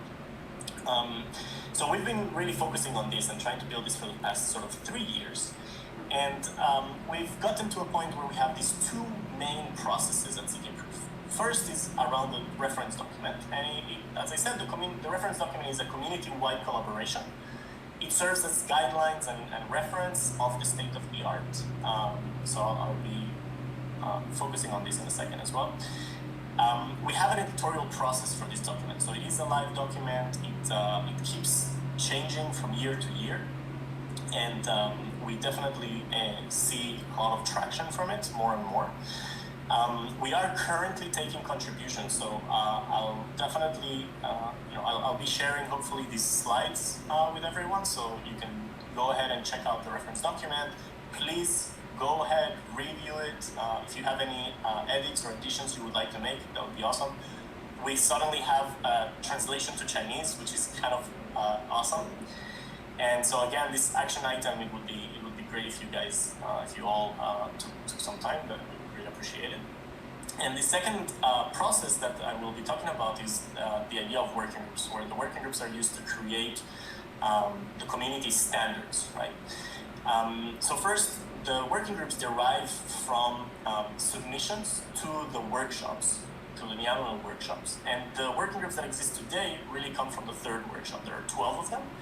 The 3 that are most active today, I can't talk about every one of them, but the 3 that are most active are sort of these 3: ZK interface, commit and prove, and encrypt and prove, and snark friendly primitive. So I'll talk about the 3 of them. I want to give you a gist of it in a minute. And again, another action item, if you want to take something from this, please do join the working groups and encourage everybody to kind of achieve the stated goals. You can definitely follow the progress in this link. So for the reference document, we really have like 2 main goals, right? You can either be a consumer or a contributor of the reference document. If you're a consumer, you could be a learner because you're onboarding yourself into the field, you want to use some applications and you don't know really where to start to research, and this is a really good reference and resource. You are a mentor, so you maybe are a professor or a manager and you want to suggest some material for reading or for guidance. And you can be an evaluator, which you want to just check that a system that you're going to use in production is secure and sort of maintained against the state of the art. Or you can be a contributor and really say, I'm the innovator and I want to make sure that my research reaches the most amount of people. So, I'm going to integrate parts of my paper into this document. And of course, the highest sort of level here would be like if you're become a sage, then you can definitely convey all your knowledge that you've accumulated throughout the years and all the recommendations and whatnot.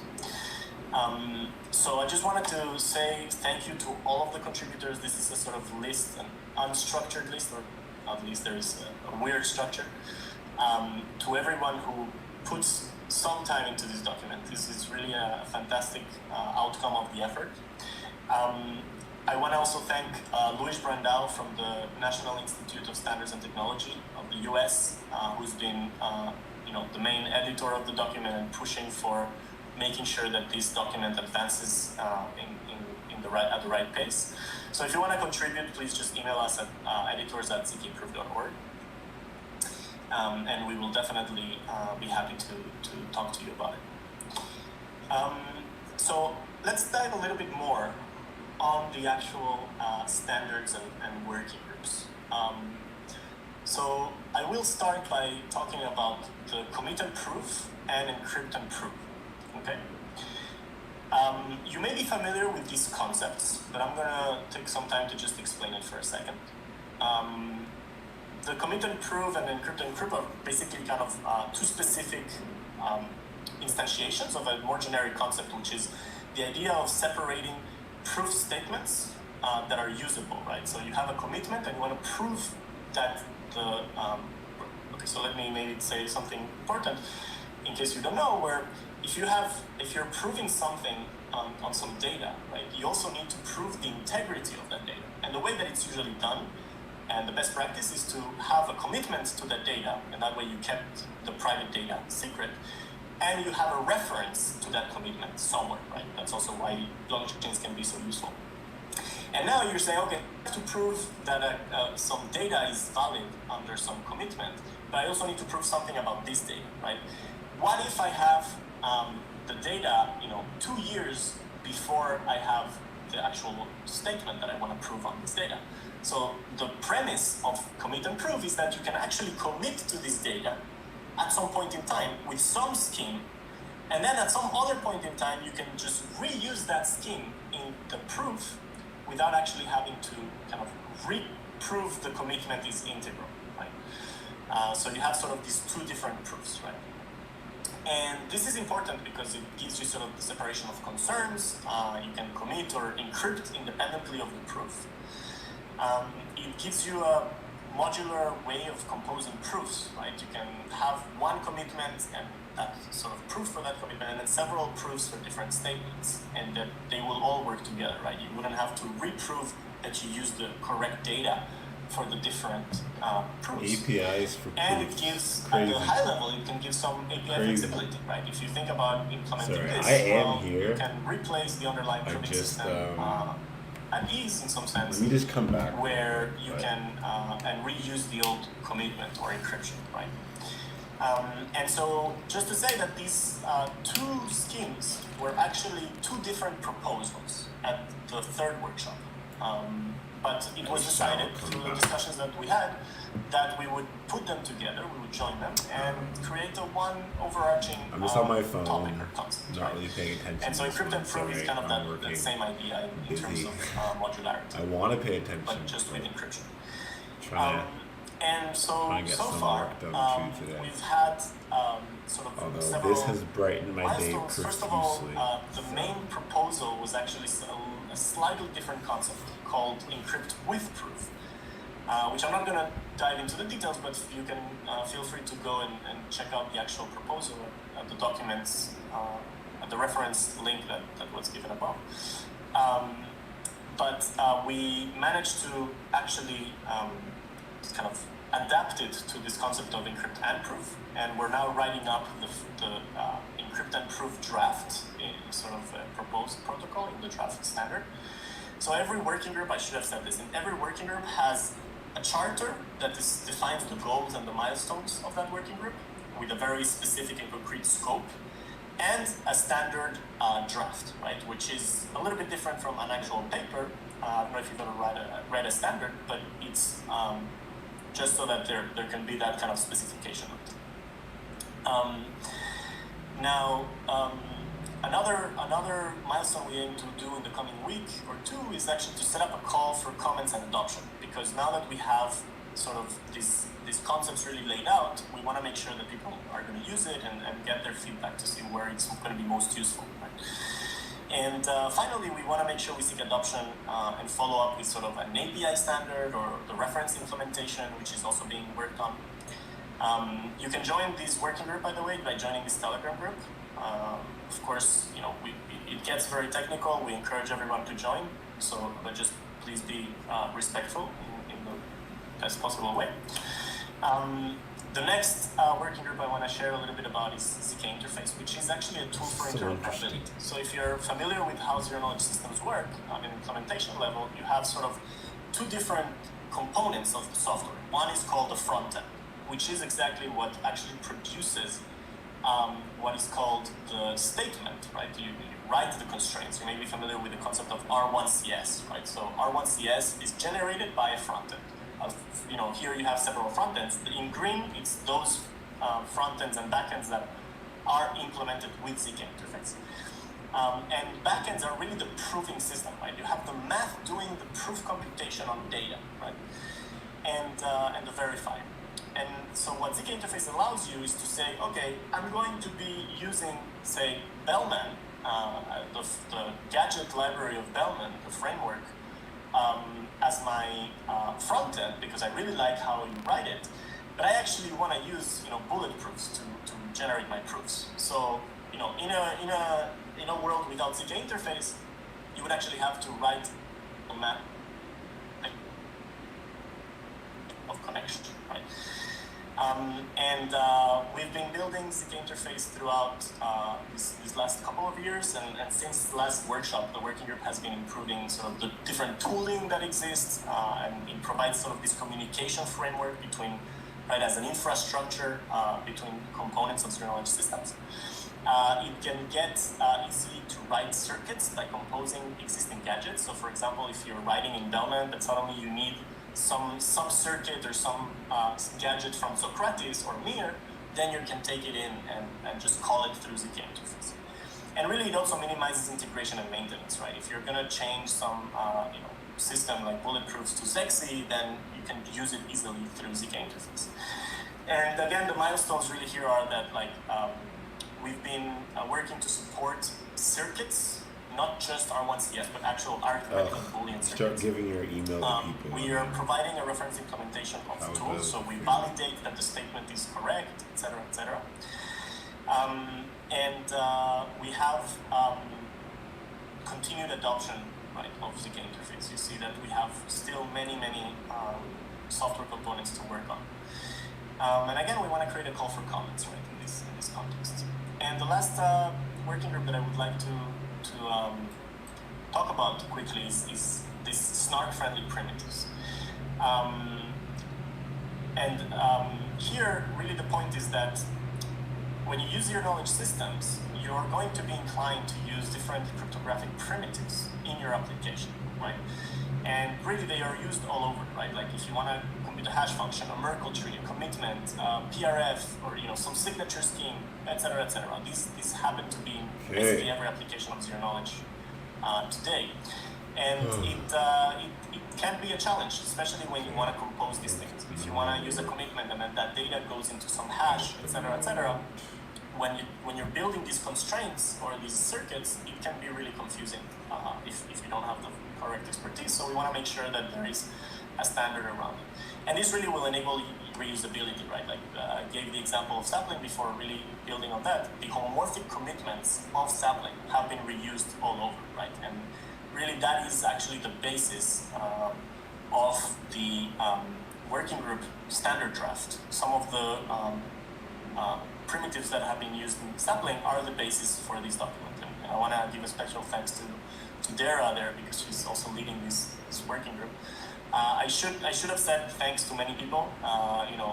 If you're working on this working group, you should identify yourself, and I will say thanks in the name of all. We want to essentially finish this draft, because there are still several primitives that are not done. And we want to test this draft with different teams, right? There's a lot of people working on, improved hash functions in terms of efficiency in the, especially blockchain space and so on. So we want to make sure that the standards are going to be used. Finally, this is sort of just a picture of the other working groups that exist. So we're actually scheduling calls for the different working groups, and you should let me know if you're interested in joining them. We have different applications and again a benchmarking framework and different format interoperability. So you can see that really there's a lot of request and interest to create standards. With that, I will sort of close and say that we are now actually planning our 4th workshop. It's going to be, again, a home edition. That's kind Wait, of cool. you have no sound? Do you all hear me? I just read through the chat for a second. Interesting. Some people can't hear. Okay, good. Sorry about that. And so just to finalize, basically, we have in April 19th to 29th, we're going to have the 2nd edition of the home edition online workshop. So you should definitely save the date. And if you want to get involved and contact us, follow us on Twitter, etc., please do so. Cool. Now, I'm happy There's so to much take any cool questions. stuff happening Thank you all right now. for listening.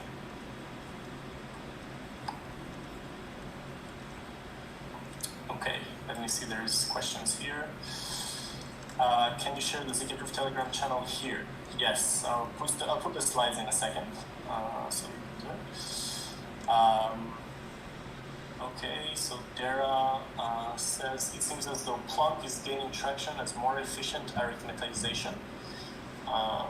With Plonk itself, Halo 2 and Pickles all using it. Has there been any work on supporting that in ZK interface? That's a very good question.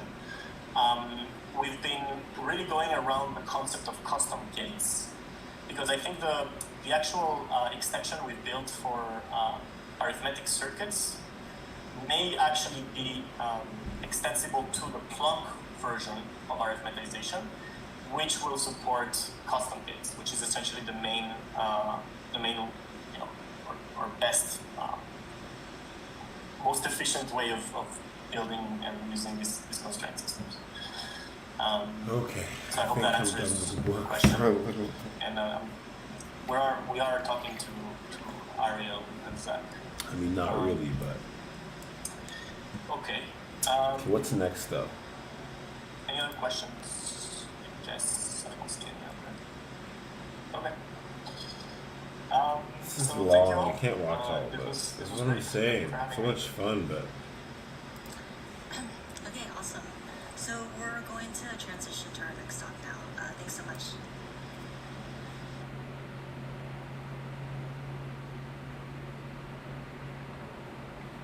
Well, we're going to the next session, so I hope everyone's sound works now. Okay, let's see.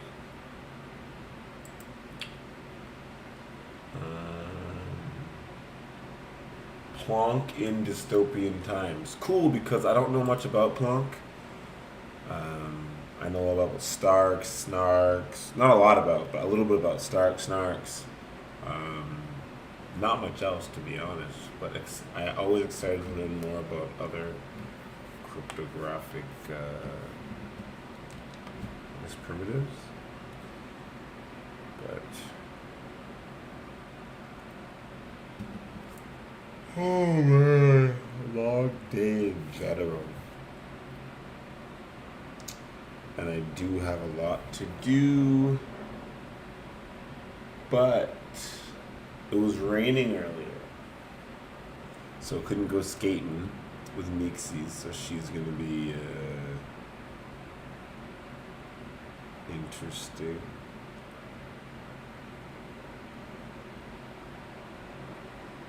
Hey everyone, we're here Aztec for our next Protocol. session. Cool. We have Ariel, Oh yeah, they're chief working with scientist at Plonks. Aztec. He'll be doing a talk on Plonk. Very cool. And I'll let him Very take it cool. from here. Hello, happy to be here.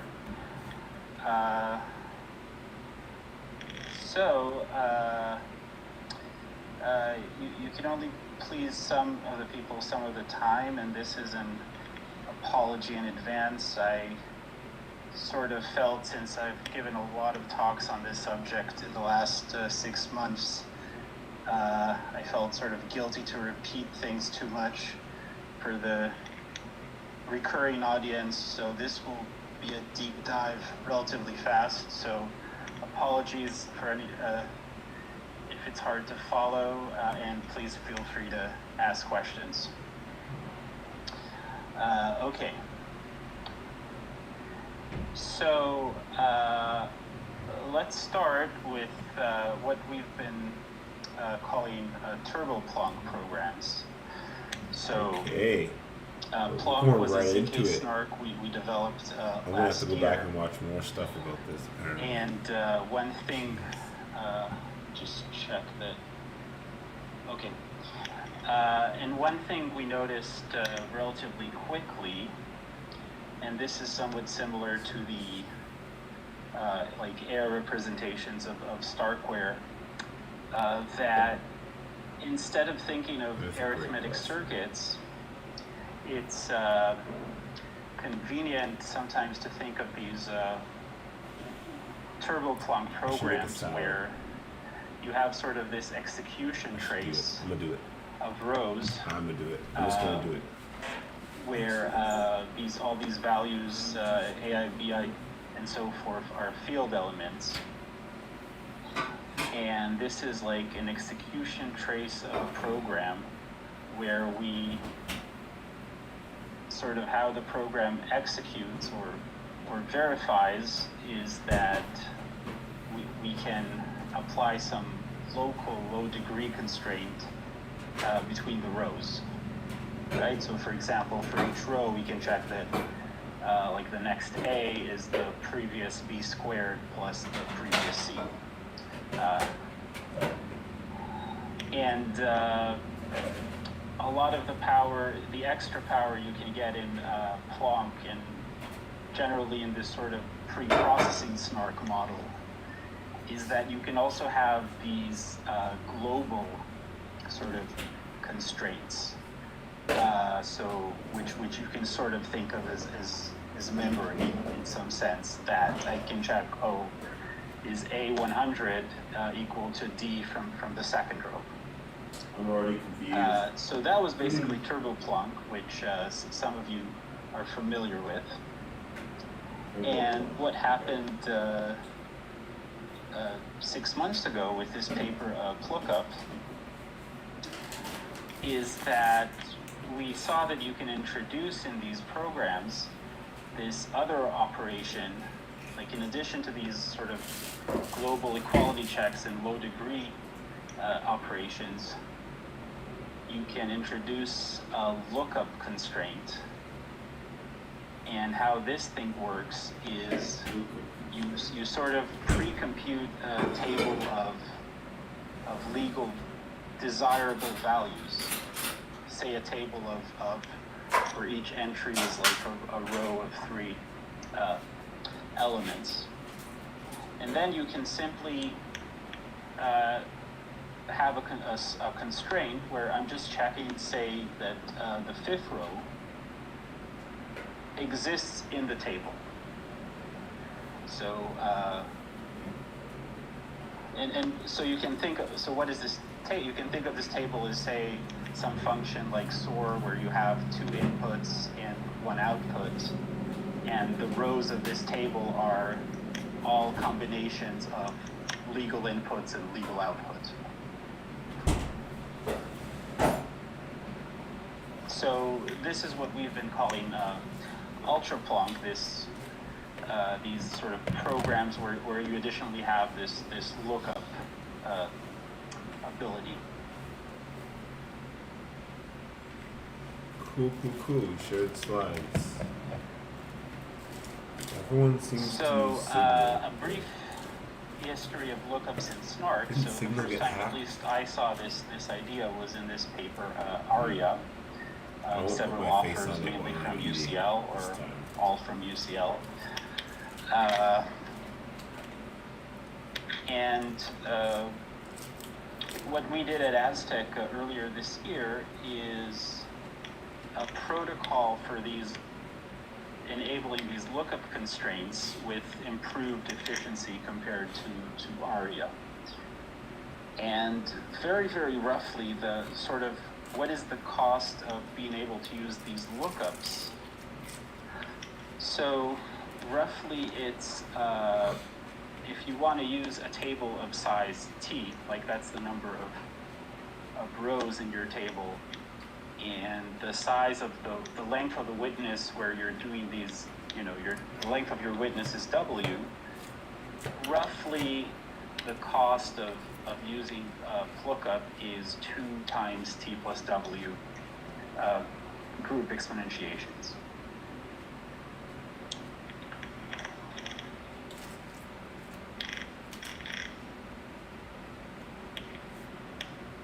The number of rows on the table, W. So let's look at an example.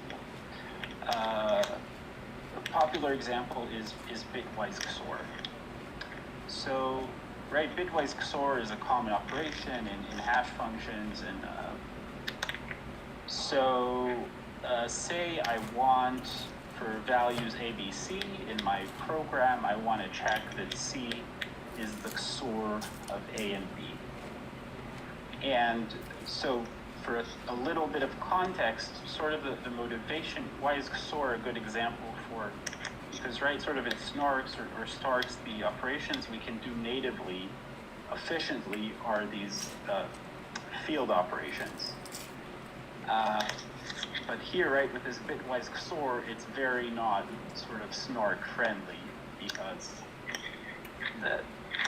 there's no, if you have a huge prime field looking at the bit decomposition of elements and seeing if one element is the bitwise XOR of others, it's not something you can do with few low degree equations.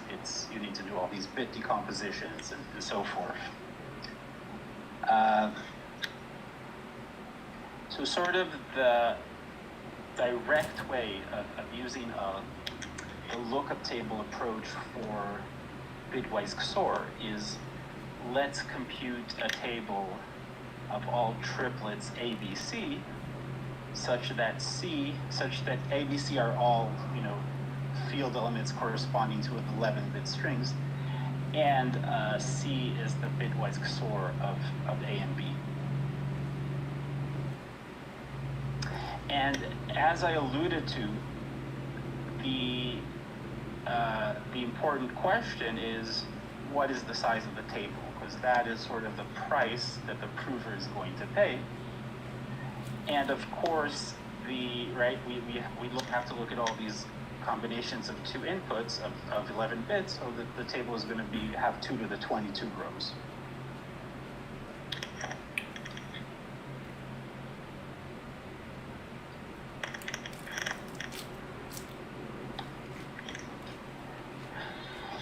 So that's one approach, and another approach that also I have to give credit appeared in the ARIA paper and is extremely useful is using what's called sparse representations. So here what we're going to do is we're going to construct a table of pairs. All the pairs AS, where A is, this should be 11 bits, but it's a 10 or 11-bit string, and AS is A with zeros with sort of, I'm sparsifying A, so with zeros in between the bits.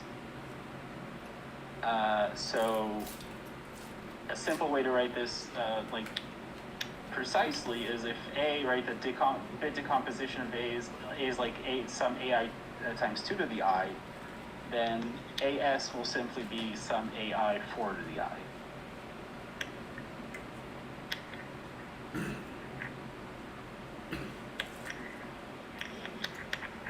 Okay, and yeah, please feel free to write questions. If something is very unclear, I'm looking once in a while at the. So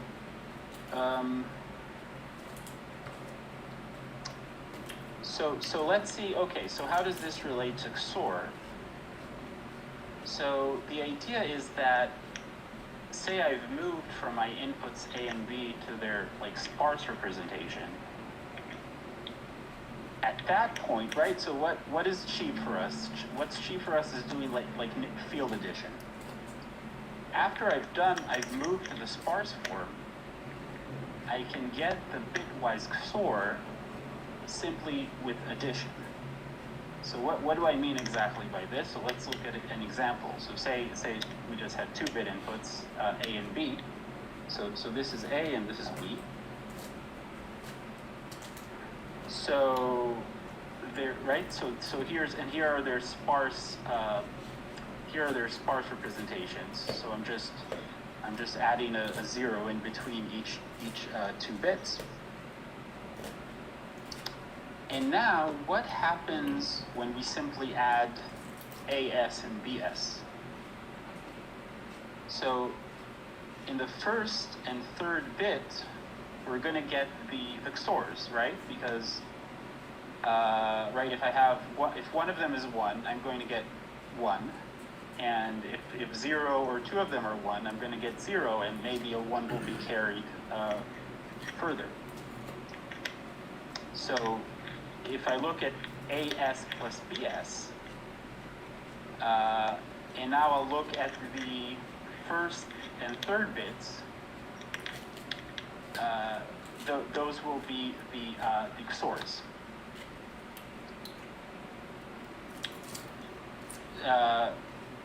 So that's the idea, but now of course, so I need 2 tables. I need a table to go to the sparse representation, but now to actually get the bitwise XOR in the final form, I'm going to need to extract the values. So how does this work exactly? So my second table. So if we look at this, we look at the addition result, then if the coefficient of like the power of 4 is either 1 or 3, it exactly means that the bitwise XOR is 1. So I'm going to apply a table from the sparse form in the addition result that basically extracts these these bits in the odd indices, and how that, maybe it's a little confusing, the formal notation here, but basically this is how it will look formally. It will be all the table of all pairs CS C XOR, where the CIs are now from 0 to 3, and oh, I guess 3 is not,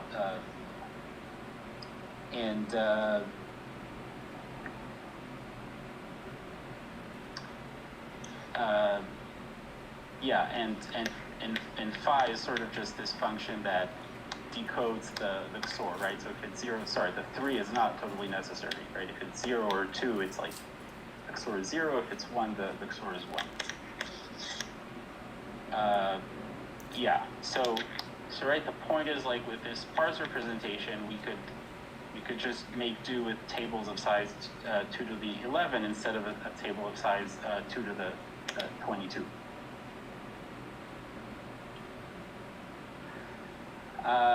And also a nice exercise is that actually this sort of thing, it gives us the XORs and bitwise ANDs at the same time, because the odd bits are the bitwise XORs, but the even bits are going to be the bitwise AND, right? Because if you have like 1 and 1, that's exactly what, like when a 1 is going to be carried to the even.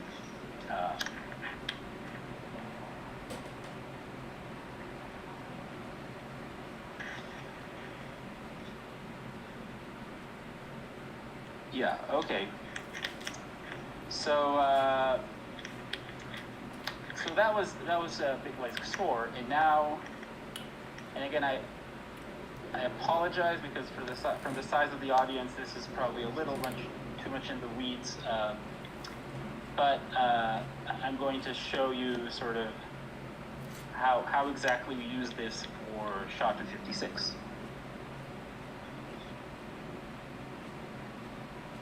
So if you think of SHA-256, right, there are these rounds, and in each round there's these two kind of heavy operations, and one of those two is, we can call it the majority prime, the Maj prime operation.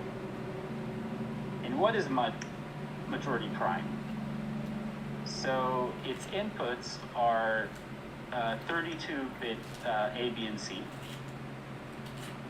And to define it, let's use this symbol for the right rotation of 32-bit values. And now Maj prime is this complicated thing.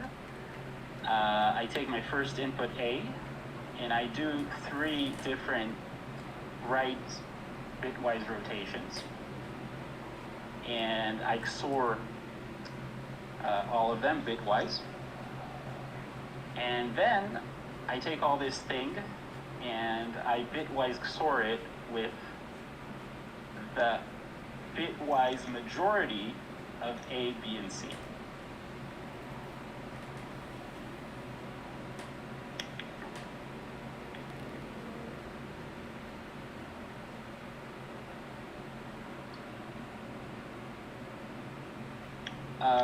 Right, so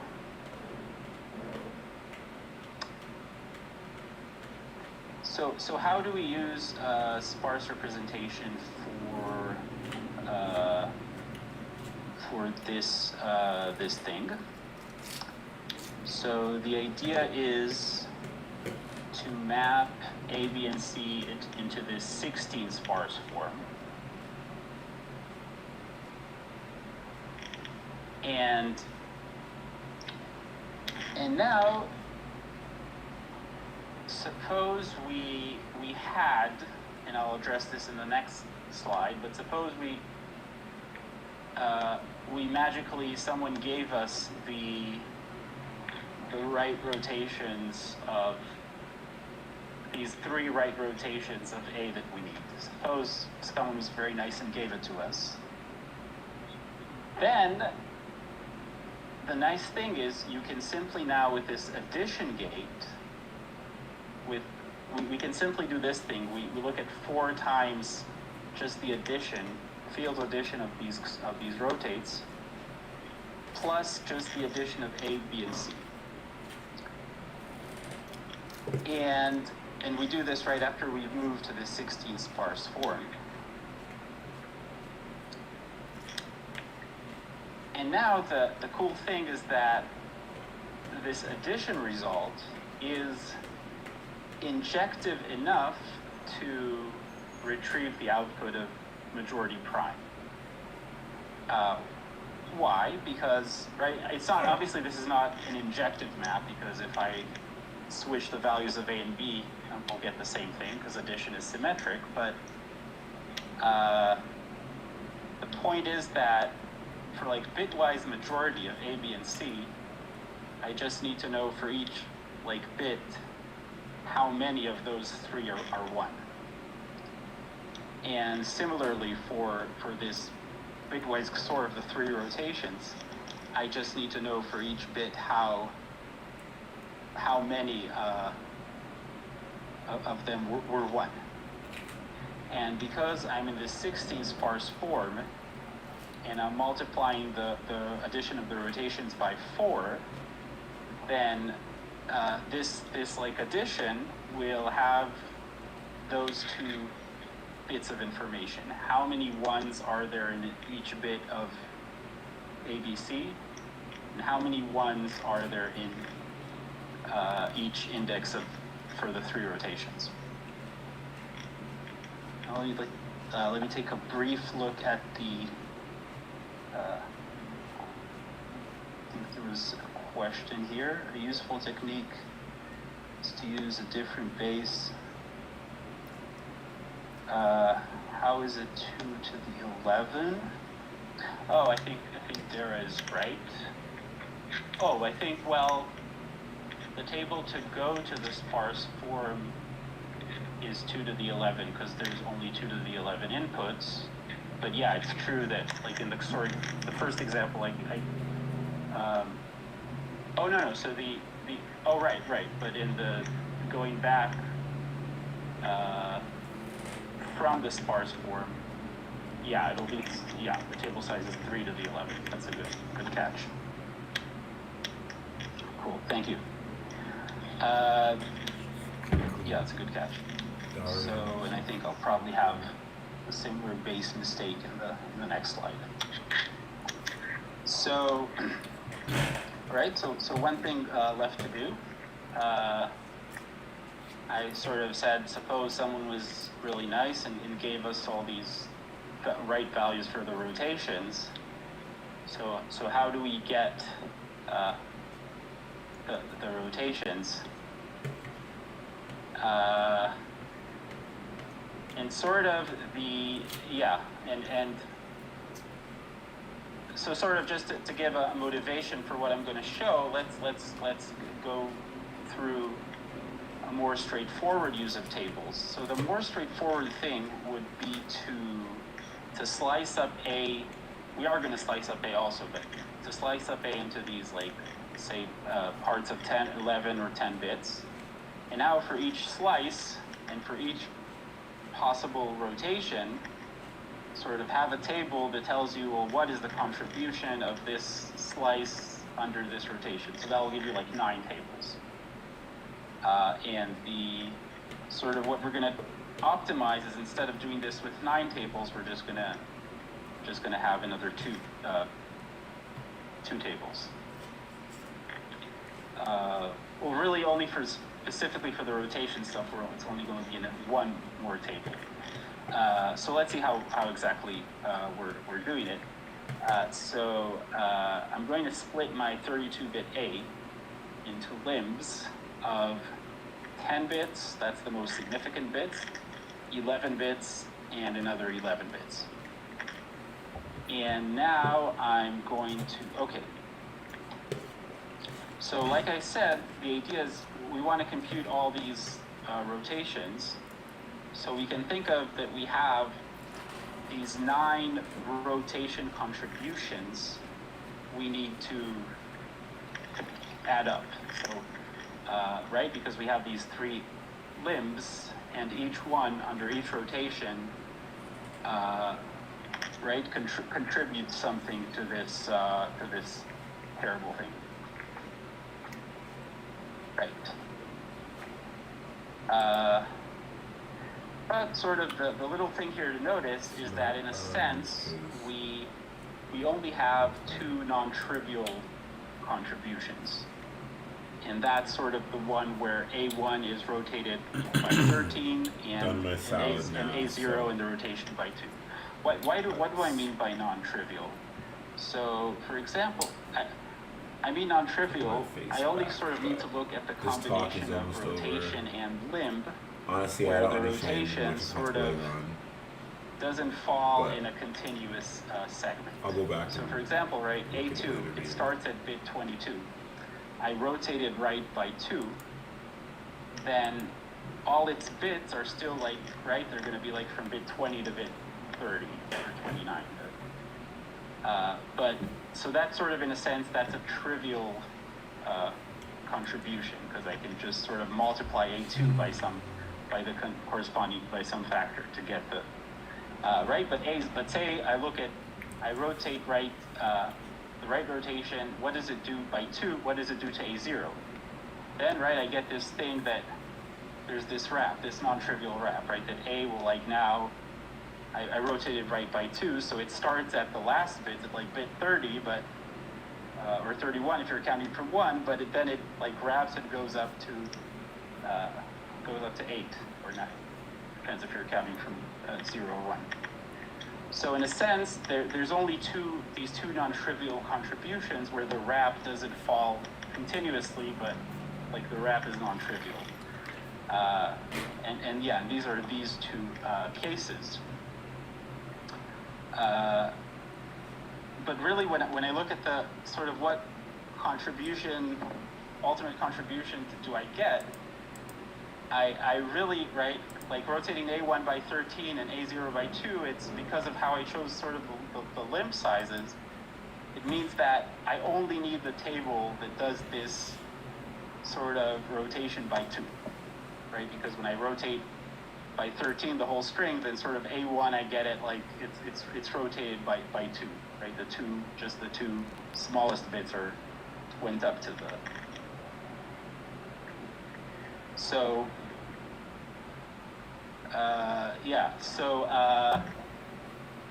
in total for this Mach prime, what do we need? We need the table that goes to the 16 sparse representation. I'm trying hard to understand what's going on. But then we also need this, we need it also for 11 bits, and we need it for 10 bits. This is where I would have to write this stuff out, but like.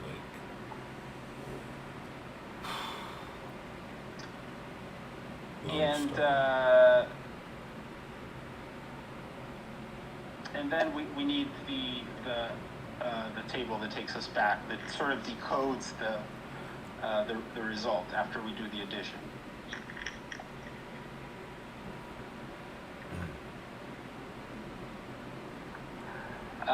Okay, so that's. This guy seems confused. It's making me confused. So that's basically it. Thanks for listening. I'll take a look at the questions. What? I know this stuff's complicated. Yeah, let me know when I should finish. I guess I have 2 or 3 more minutes. A question concerning motivation. I didn't understand. I was under the impression that we search for algebraic hash functions because they fit. Now we are back to bit fiddling. What's the meaning of this?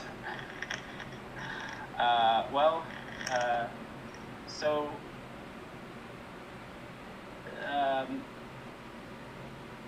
I guess the advantage of staying with the, I guess, yeah, there's two approaches here. One is to go sort of to the snark/Stark friendly hash functions. And then you don't need this bit twiddling. But, right, I mean, there's no free lunch. The Stark friendly hash functions were designed in the last few years to be snark/Stark friendly. And some people could argue their security is not as well established as the traditional hash functions. One may even go so far as saying that for a hash to be secure, maybe intuitively, if you need to do a lot of crazy things, and if you're not doing a lot of crazy unrelated things to be snark/Stark friendly, maybe you're not as good as a hash. So sort of there's definitely a few approaches here, but sort of our focus in Aztec is sort of bringing the snark to the things as they are, rather than the other way. Like whatever hash functions, whatever signature schemes people are using, let's try to get snarks to work with that. One very nice example, say just you want to use sort of the signature from your secure model in your iPhone. That's probably not going to be a signature on a curve that is friendly for snark operations. That makes sense. Yeah, so that, let's see if there's, I guess I should finish. I did learn from that chat. I was Yeah, very if you have any confused, closing thoughts, now would be a good time, and then we can transition to our next talk. No, I think I said, yeah, that was a really good question for the closing thoughts at a more high level. Whew. But that was just a low-level dive into the math. Oh, my brain hurts.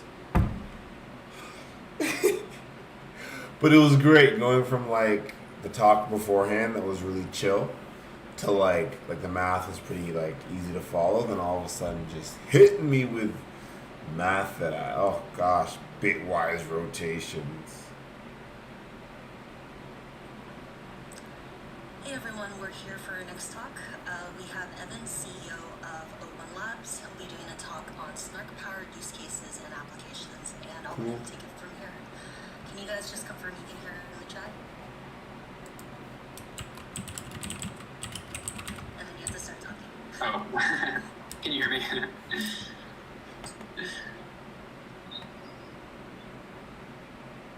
Maybe, yes, okay.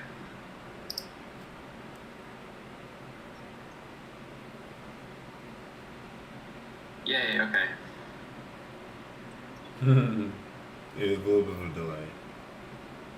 Cool, should I just get going then? Yep. Go for it. Oh yeah, I wanted to see. Yep, so I'll be talking about some of our work on snaps on Mina.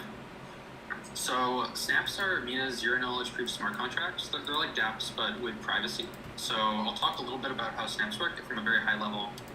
And then I will talk a little bit how we could apply this to a two-player game where each player has local state that's hidden from the other player, but still is enforced to follow the rules of the game.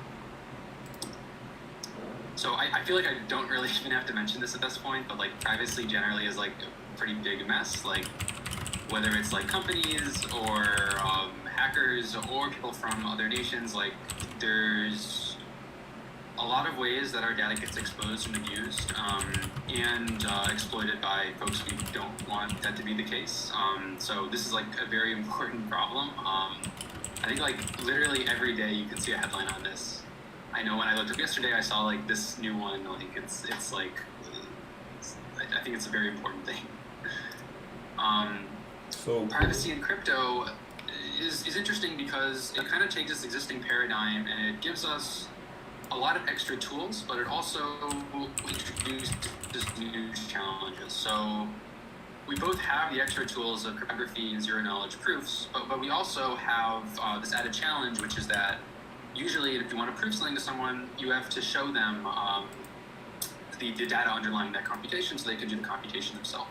So zero-knowledge proofs are a tool to get around this, as we'll see in a second. Okay. Snaps just stands for snarkified application. Yeah.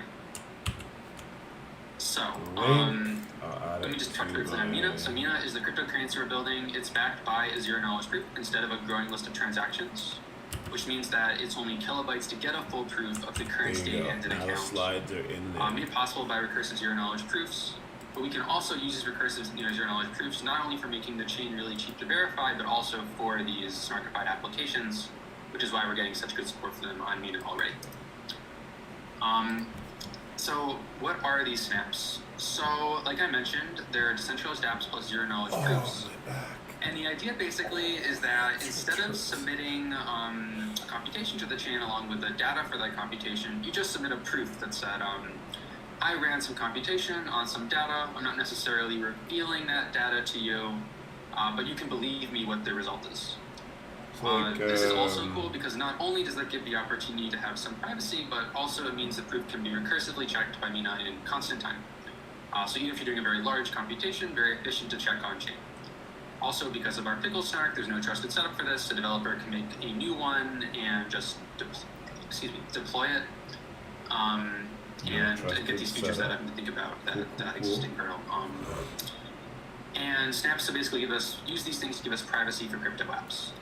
Let's run through a very simple example of this that doesn't. I think I've heard this talk before at FCC. Or actually, yes, I'll go through the programming model first. I'll do a simple example. Mina. So Mina is an account-based system.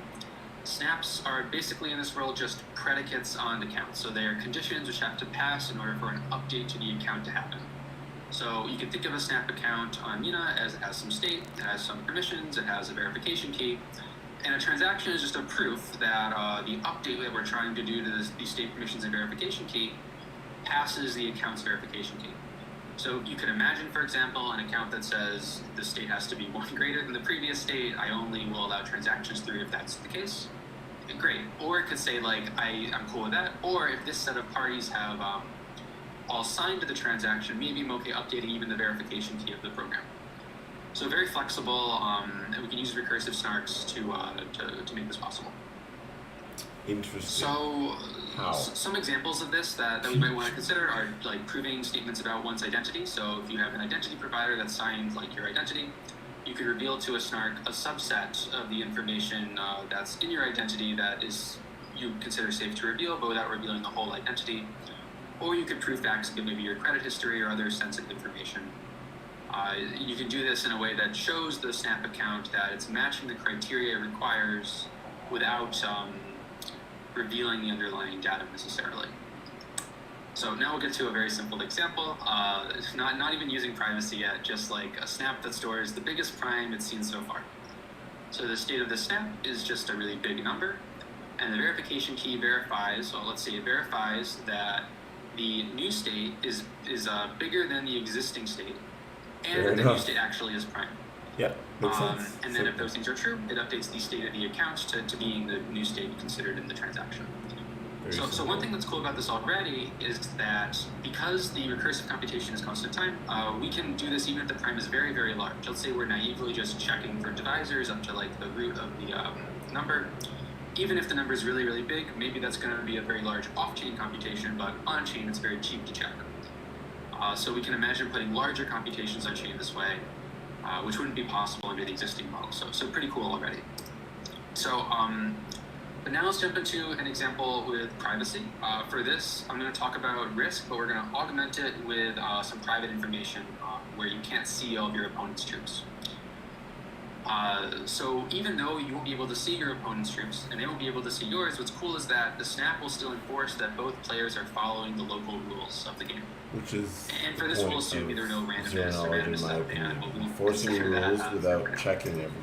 So let's just briefly talk about how this works. Let's pretend we're red over here.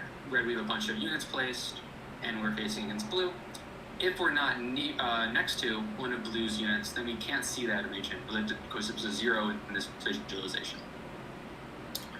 So, and at the beginning of your turn, you place some units. You can move troops from one region to the next. You can attack some regions, and then you move your troops back to a neighboring region at the end. So blue doesn't necessarily know that we have 10 troops on Greenland right now. Well, they don't know, but we can still use those the next turn, so we can take advantage of this privacy in a fun way. So if we're going to represent this as a snap, let's talk about what the data is going to be for it. First, we need to talk about whose turn it is, which is just going to be a Boolean. And then we're going to talk about the board state, which is just going to be a graph. So we can see that each region neighbors some other regions. It's going to get a node on this graph connected by some edges. I like when they explain all this with games, because it all just is what we're going to one do giant game. is nodes will either contain directly the number of troops on that region, or it will contain a hash of a secret and the actual number. So if we're red right now, we know what the secret is. We know that the number is 10, so we know the hash is 2. Great. We know one is just Iceland. We know what that is. This one is also just a 1. We can see our opponent's troops there. But on the other one, well, we know it's blue because we know it's only a 2-player game. But we don't know the secret or the number, so we're in good shape to, well, not in good shape to know what they are, but in good shape for blue to be able to keep this a secret from us, what is actually going on their territory. So this is all well and good, and you can imagine if you are a third party observing this, that you actually don't really see much about the board at all. You only know neighboring regions because you don't know whose things are, what the hashes correspond to for either red or blue's hidden areas. And now we can talk about the update rules for this game. So the state here is that graph we mentioned and whose turn it is, and the verification key that actually checks whether both players are following the rules of the game correctly. And the transaction is a proof that satisfies this risk verification key that says, let's say I'm the one submitting the transaction. It says a proof that it is my turn, and that the board state has been updated only following game rules. So I've only moved troops the number of regions I'm allowed to, new state that at the end of my turn that is adjacent to my opponents are revealed. State that is not adjacent to my opponent is behind a hash with some secret. And at the end of my turn, that the new state has their turn as the other player. So the transaction is something that checks all of these conditions. And we're doing some work to make this as close as possible to normal programming, so you can really just, write the update rules for whatever state your application happens to have. Make it easy with some easy ways to hide some of the things privately, and you'll be able to do this without it being too onerous, programming-wise. And let's assume this all passes, and we've submitted a valid transaction. Then we update the state of the risk snap to be the new state in the transaction. So this is pretty cool because both players have private state, but we still have formal guarantees on the underlying data. Nobody knows anyone's hidden state, but they must know that we were following the rules we were supposed to. So for a board game, this is pretty cool. This could be a fun game to play maybe, but I think you can really consider a lot of things. If you take this, metaphor a little further to most things are kind of like 2-player games where you're interacting with some other party and you don't necessarily want them to know every detail, but you want them to know some facts about it. Most things you are can games, start for imagining sure. how this could start being a very a useful tool to use generally in interacting with cryptocurrency apps when we want to have interacting with them in ways that are Well, I public, haven't as of really course they're heard public much chains, but in ways that are math or private much because details of we want to how start they doing more things with them implemented. that Just would traditionally be unacceptable a lot of if we were to start just doing high-level them all out of the open. introduction. And I want to draw this back to Mina for a second. So one thing that I think is particularly cool is that with Mina we could draw this back to fully peer-to-peer verifiable computation. So we can have 2 browsers, each of which has their local state. Red here having seen their own troops but not blue. Blue seeing their own troops but not red. And they communicate over a gossip net to the Mina protocol, and they get the proof in a few kilobytes. And they're able to interact with an app like this without really any third parties at all, and they know that everything is truly end-to-end verified and trustless with privacy, which I think is going to be a cool addition to the crypto space. That's basically it for my talk, pretty short. Some other applications of this we're thinking about, we think would be cool, are like identity verification, for example, doing anonymous KYC, safe credit history access, privacy coins that are provably tax compliant, and private voting. A bunch of others, obviously, that we could do here as well, but like, so I think that some cool things could happen out of it. Good question. It's still pretty early as we build this tech out. If you're interested in helping with it or just, seeing how we're doing, check out our website at minaprotocol.com and our Twitter, also minaprotocol. Something and that's all I have. Anyone have any questions? Happy to answer.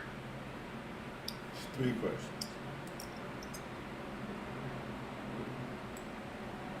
I see. I think there's some under. Cool. Okay. Ask a question. Good How question. do you get data and function privacy in an account-based model? Okay. So what you do, let me know if this answers this question, by the way, but basically we have an account which stores some current state. Let's say it's like, let's say it's the Prime program we talked about earlier. I guess that's not good because we don't get any privacy out of it. But let's say it's the Prime one, but we're not going to reveal what the number is exactly. We're going to reveal a range that the number lies in. So you can imagine that the data in the account is the range that the Prime lies in, and the update we're applying to it is going to be some new range. Now we can provide a proof to the account that says, I know of a Prime in this range that's bigger than the previous range, but I'm not going to tell you exactly what the Prime is. So you can think about that kind of like there is some privacy happening over what the particular Prime is, and we're still able to update the account with useful information. Going back to the anonymous KYC example, I could prove that some KYC provider has, KYC'd me, and maybe some information on me, maybe like, oh, I'm from California or something, without revealing other information about that about the KYC that they've done. Hope that makes sense. What kind of snaps are currently active, and what snaps do you think should be built first? So currently, I think it's just like pretty simple demos, like just internally for testing, like maybe even more simple than the Prime one. But we hope to have this out pretty soon on like a DevNet, basically, like before end of the year, in the next month or so. So very excited for that. What kind of snaps should we build first? Like, I guess like I'm a little biased towards thinking like maybe like games that were not previously possible, or just like interactions with the chains that are previously possible. Like maybe proving things about people's chain state on other blockchains that doesn't actually reveal their identity, but maybe some cool like novelty thing about or being an early person to run transactions or something on that chain. And I think in general though, like that's just kind of silly examples for like the beginning. Like what I think that like we could imagine a future where like it's relatively easy to build competitive versions of like the applications that we work with today for a lot of our time. And I think that it would be awesome if those applications were built on cryptocurrency with privacy. So things like the mess of like credit verification and identity today, or social networks, or just like chat apps and like other places we just store our data. I think would be awesome to have snaps built for them. How long does it take to generate a proof relative to the creation for a transaction in a regular dApp? Will this be a performance/scaling bottleneck? And if so, what kinds of solutions are being developed to solve it? So, I think for this, it really depends what you're building, because it's an interesting paradigm where like things are more costly off chain to like run the raw computation. Like running one of these proofs is not going to be like the WASM code that like runs the same thing, but you will, I think, win on the cost of verifying on the actual cryptocurrency itself. So I think for most applications, or many, you'll be in an interesting place where like, yes, it's more expensive to run the computation like yourself on your own device, but then once you've run it, like it's way cheaper to send it to the blockchain, and the gas costs will reflect that. Where the performance won't necessarily worse, but it'll still be better because of the on-chain constraints. Yeah. I just mentioned briefly on kinds of solutions being developed to solve it. I think there's a lot of really awesome work that's happened like in the last couple of years, or like a few years on like the smart space, especially around like what's been possible from efficiency for like no trusted setup with recursion. So I think that like honestly things are in like a pretty good place now performance wise. Like I'm personally happy with it, and they're getting better, which is awesome. So yeah, I'm hopeful that like it's you know, I haven't personally tried like running anything on like a mobile phone yet, but I think it's like pretty close to that being possible. At least if you're not doing really heavy cryptography inside the storm. And it depends where you're building, of course. Why would you not use a standard anonymous credential for proof of KYC AML in a private manner? I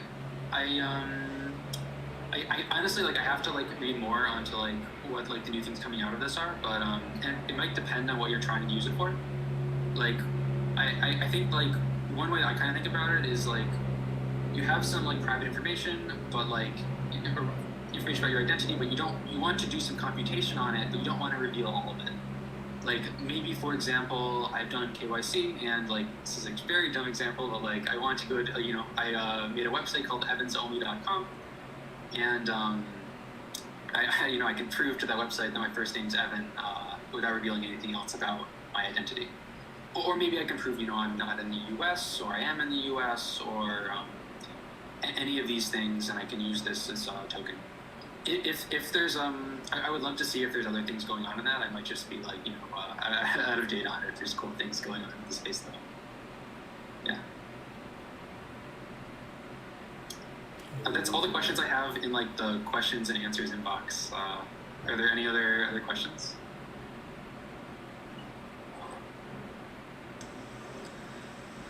All right, cool. Do you have any closing thoughts, or else we can take a short break before our next session? No, not in particular. There is a question. Oh.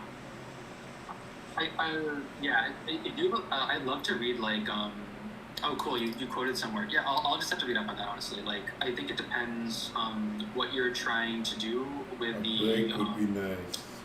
With the credential information. Like there's probably some cases where you could do it without the zkp-Snark approach, but there's probably also some cases where you would want the flexibility of doing arbitrary computation with zero knowledge proofs. Yeah, and that's all, so yeah. Okay, cool. So short break now. We'll be starting at 1:30. The next talk is on how to develop zero-knowledge applications completely in the browser. And yeah, we'll be back. Thanks, Evan. This is a good talk. Thanks. I mean, I agree the tech is cool, but why would you want general? Wait, what is this guy talking about?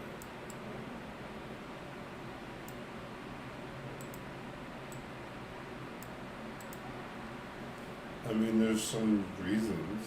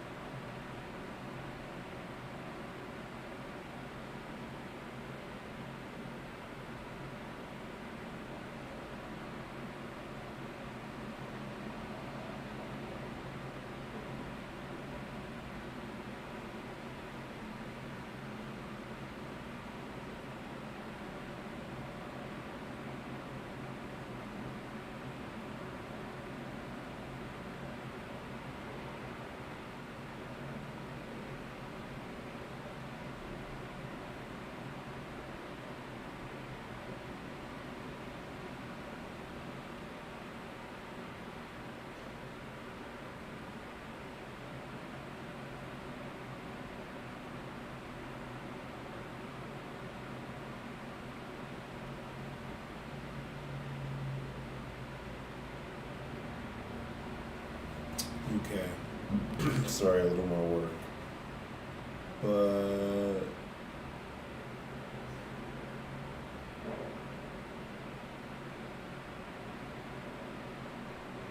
okay, let's read some of this. This is some good commentary in the sides. It depends on what.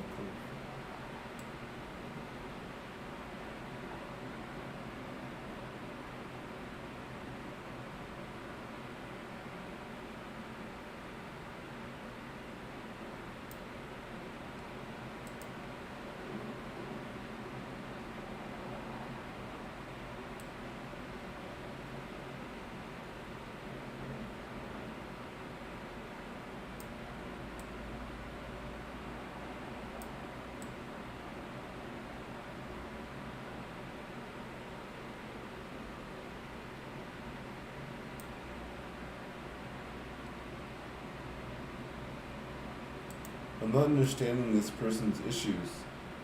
Are they saying it's hard to do, so we shouldn't do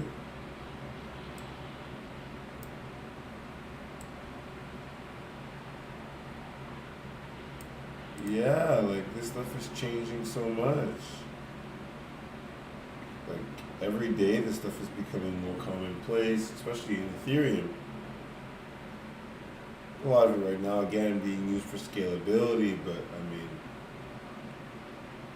as that changes, people want to hide certain aspects of things on layer 2 solutions, and this type of general computation is what's needed.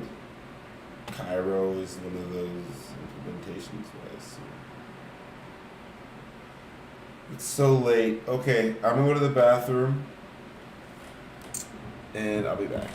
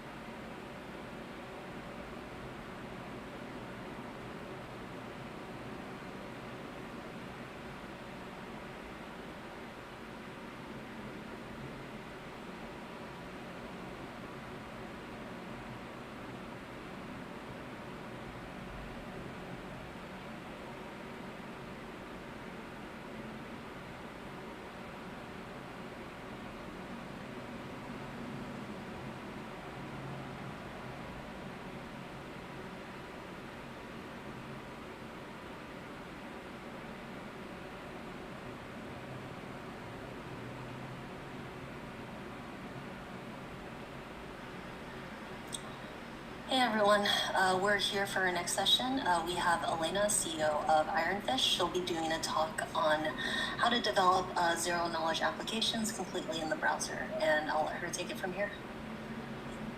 Cool. Hello. I gave a talk about an hour ago, so some of you might know me.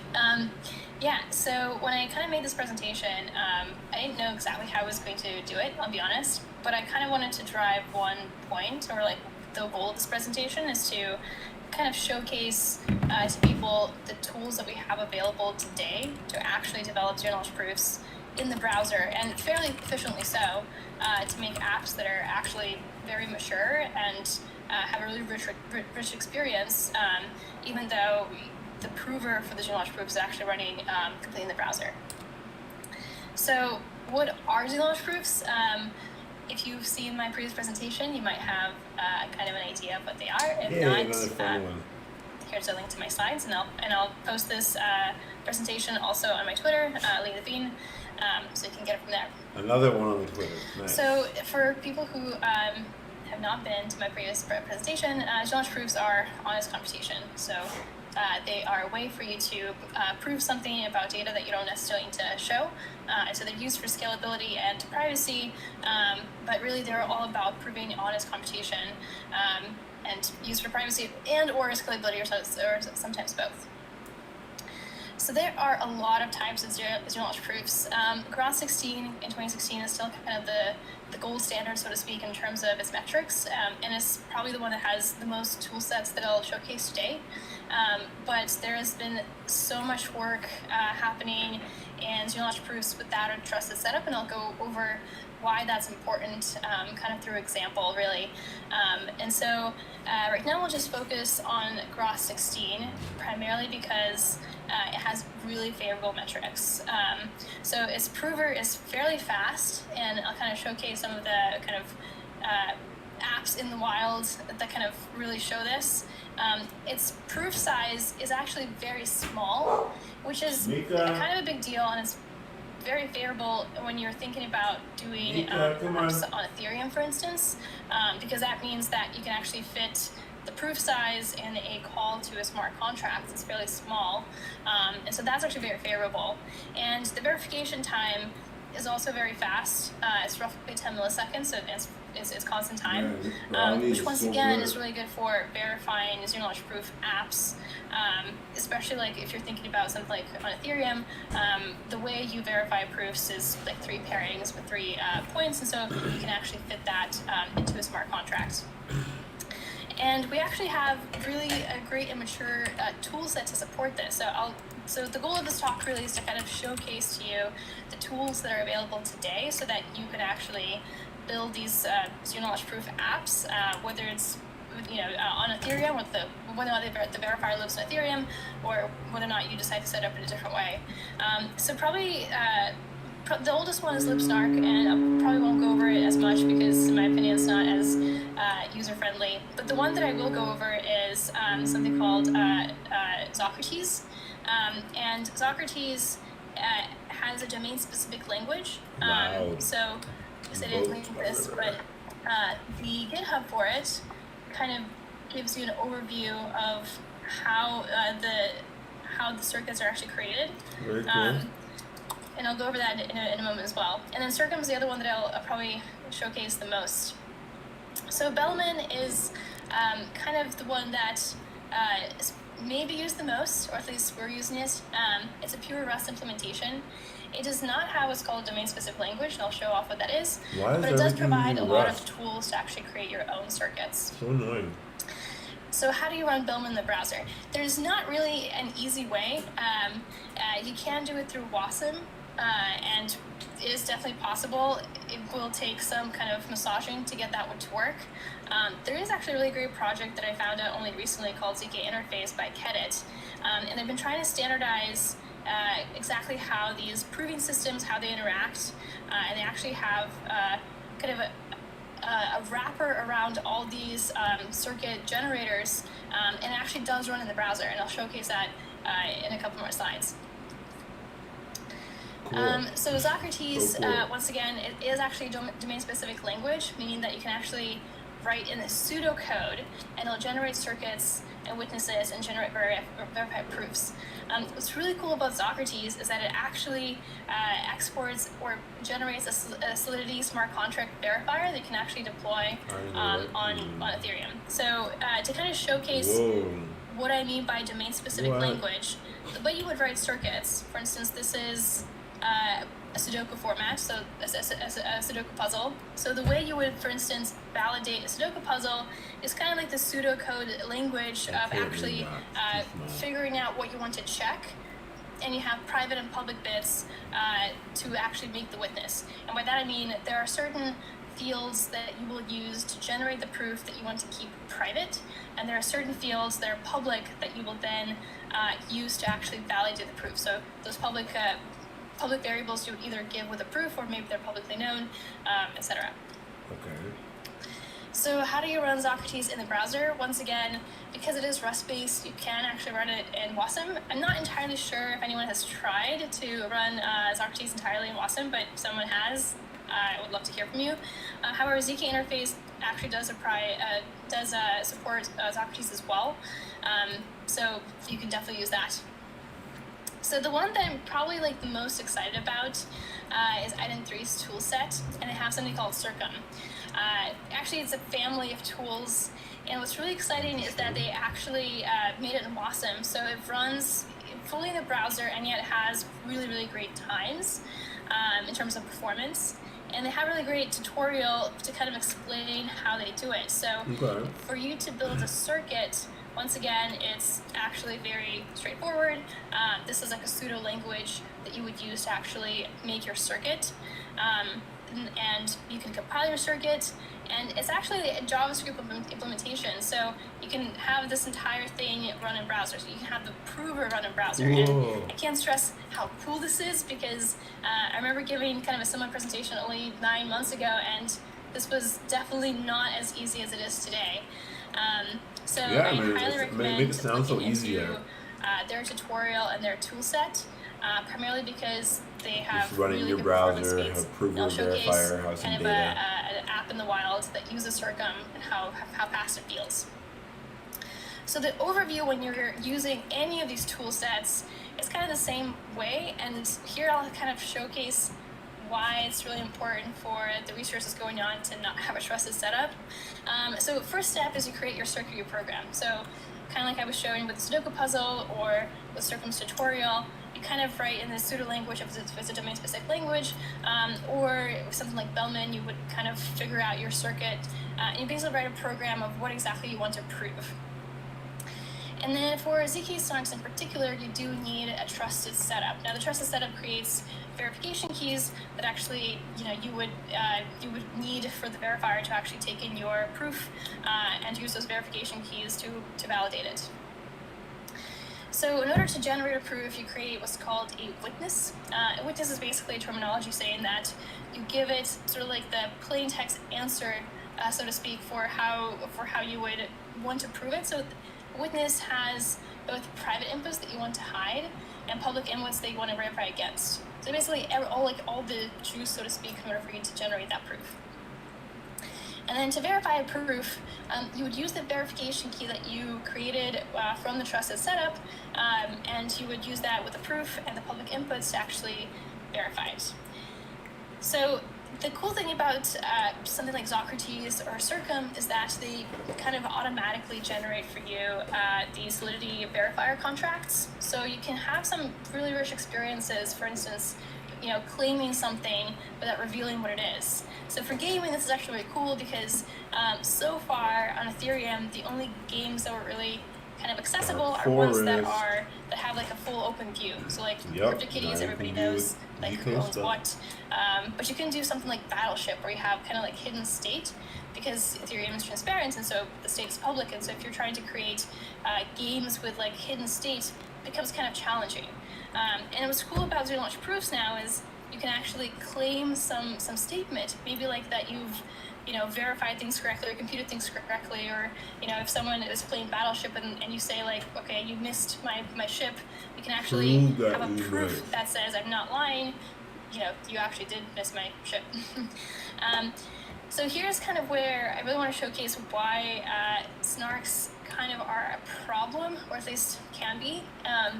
Every time you change your program, so to speak, you actually do have to redo this trusted setup. So that does become challenging. However, we do have a lot of tools, and Circum actually does provide one, Snark.js, that kind kind of streamlines the whole NPC process. So NPC is multi-party competition. So the idea there is you can actually invite a lot of people from all around the world to kind of contribute to the randomness, to have that trusted setup such that if only one person is honest, then the entire thing is honest. And I think it's actually kind of a great way for your projects to even bootstrap, because it's kind of like a pre-release. You're saying, okay, like if I'm, launching a game, then I can have my future users contribute to the soundness of the entire thing. So when I was doing this or similar presentation quite a while ago, I did have a demo because there wasn't anything available at the time that kind of showed what I wanted to show. But today we actually have a lot of demos. What's this? And so I'm going to showcase some other work. So ZK Interface is made by Kedit. And they have a really great demo for how you run everything in the browser, which is kind of amazing. So here they're using bulletproofs. So the one thing you're not going to see is the creation of the trusted setup, but you kind of get to witness the entire step process. So kind of like, as I was saying before, you first start with a program, you kind of generate in whatever pseudo language or not what you want to prove. You compute a witness, meaning that like what are basically all the ingredients that I'm giving to generate the proof, even the private ones. You generate constraints, and finally you verify the proof. Oops, generate the proof and verify the proof. It's approved. Okay. Not entirely sure what happened there. There you go. Cool. So ZK Interface is really great. It, as I was saying earlier, it doesn't do just bulletproofs, it does ROT16 as well. So please check it out. I haven't checked it out myself in terms of production, but this is really cool. So the one example that I really want to showcase is Dark Forest. I don't know how familiar you guys are with it. So this was created not by me, by someone on Twitter, or BGU33. And they actually use Circup. So Dark Forest is fully open source, so you can go check it out yourself. You can even run it locally, although that you will have to, there is some problems running locally. However, I can show you how it looks like in production. So this is using Circum. The verifier for Dark Forest is on Ethereum, so it's like actually on chain. And what happens here is, so the premise of Dark Forest is that you're trying to claim planets without letting other people know that you've claimed those planets, because maybe if they know that you've claimed these planets, then they will try and kill you or something. So you're really trying to like claim planets without other people knowing the location of the planet. And so the way you do that is with a zero knowledge proof. So the way Dark Forest works is you actually mine quote unquote the map. So you hash the coordinates, and if the hash is below a certain threshold, then you found a planet and you can claim it. And so the zero knowledge proof really is, there is a certain coordinate, and I know the hash of it, and the hash of it is equals to a planet effectively. So to kind of give you a feel of how it works, or how it feels in terms of speed, it feels pretty good. So let's see, I'm going to try and claim this planet. So here on the right, it actually is calculating witness and proof, and it's done. And that's the user experience. Now, okay, there's some error, but the start that happened in the browser already happened, which is great. Cool. So for something like Dark Forest, it is a fairly simple proof. So I'm not entirely sure how many gates it has for this particular proof, but it is fairly small. However, this is a really great user experience. And so really the point of my presentation is I want to see more Dark Forest out in the world. This is a really cool kind of application where you can actually have a lot of creativity of something like using the Ethereum, where before it was completely transparent, and now you can actually make tools that are very user-friendly. Because before, obviously, this was actually all possible. It's just that it was really hard to make it work in the browser. And now that we actually do have the capability of making it in the browser, then all of a sudden you can start thinking about all these like applications that are very user-friendly that people can onboard really quickly. So I'll kind of pause there. I really wanted just to take the time to answer questions because hopefully people are interested in this.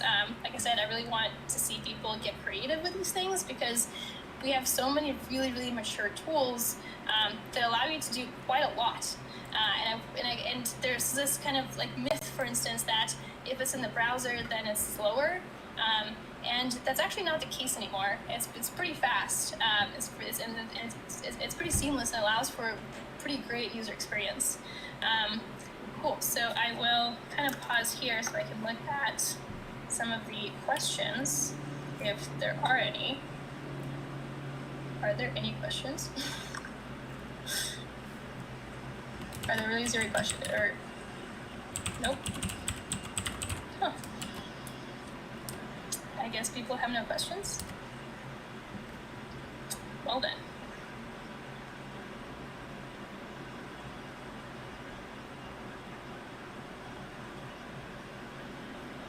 I don't have any questions. All right, guys. Any questions?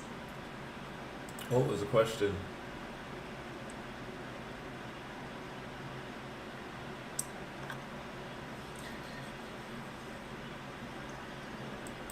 Oh, the question that I got was how complicated it is to train Solidity devs to develop circuits. So if you look at Circum or even Socrates, they do provide a domain-specific language. So they actually make it very easy for someone to write these smart contracts.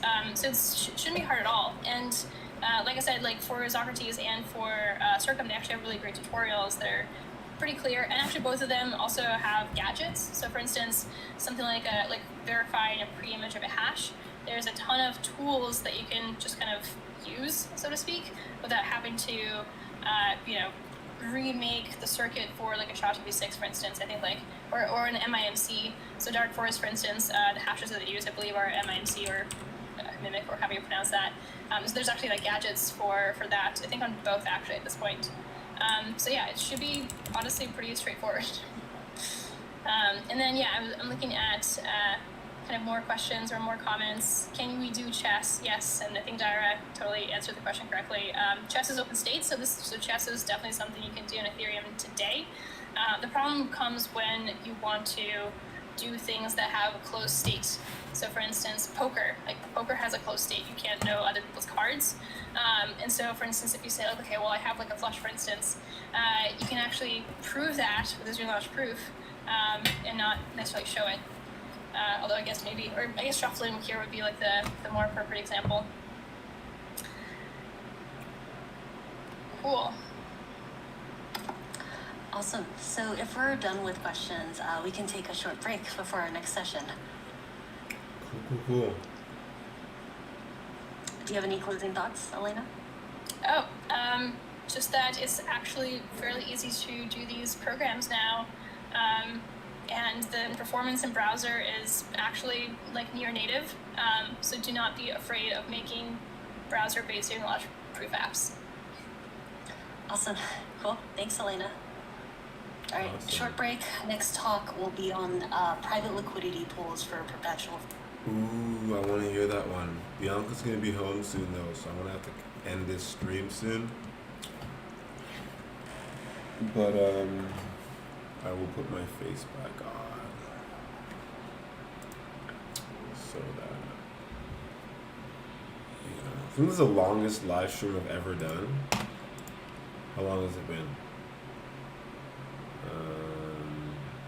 4.5 hours. Yeah. This is by far the longest stream I've ever done. Insanity.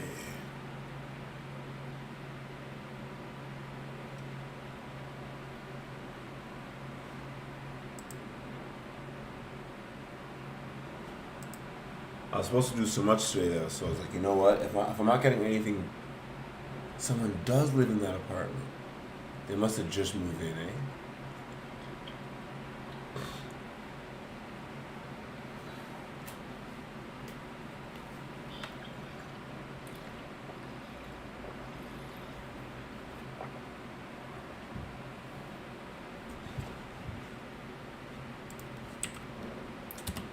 Twitter.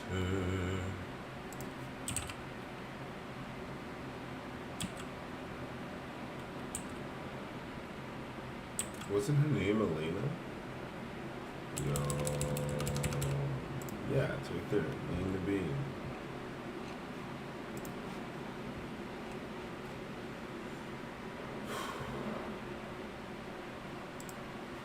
Let's see if we can get those slides too.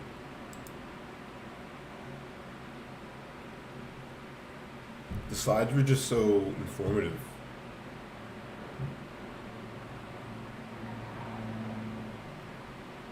More papers. I can't even like keep up with all these papers and slides, but let's open up the quarks and the docs. Zero knowledge proofs in browser.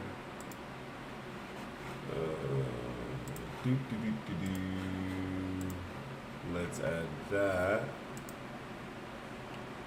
Oh, perfect. I can just add it right here. I'll just add the next one. Actually, I'll make it a new thing.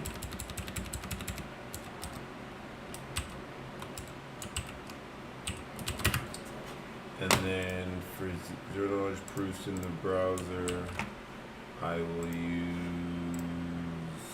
that. And then I also want to use, what are quarks?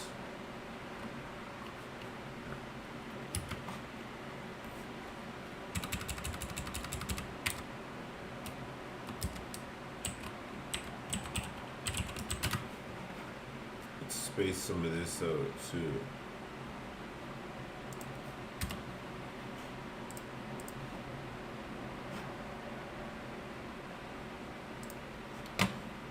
Get that paper.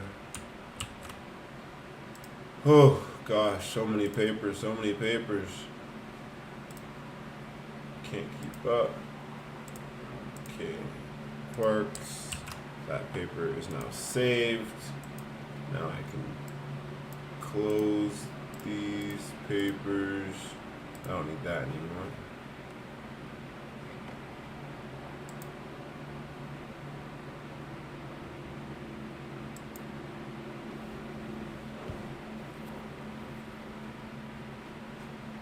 Well, that was good. I have a little break now. I guess we'll get some work done while I wait for the next talk, which is going to be fun.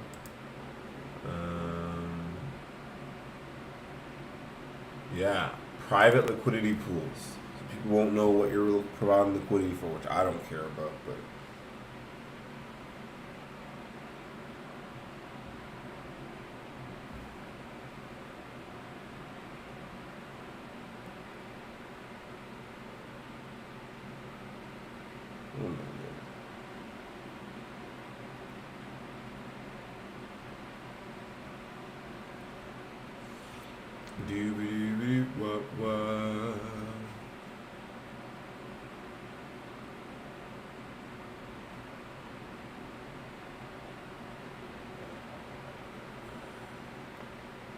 I'm loving the comments though. I think like the biggest part of why I love this is that after I go back and watch this video on Crowdcast, I still get the comments.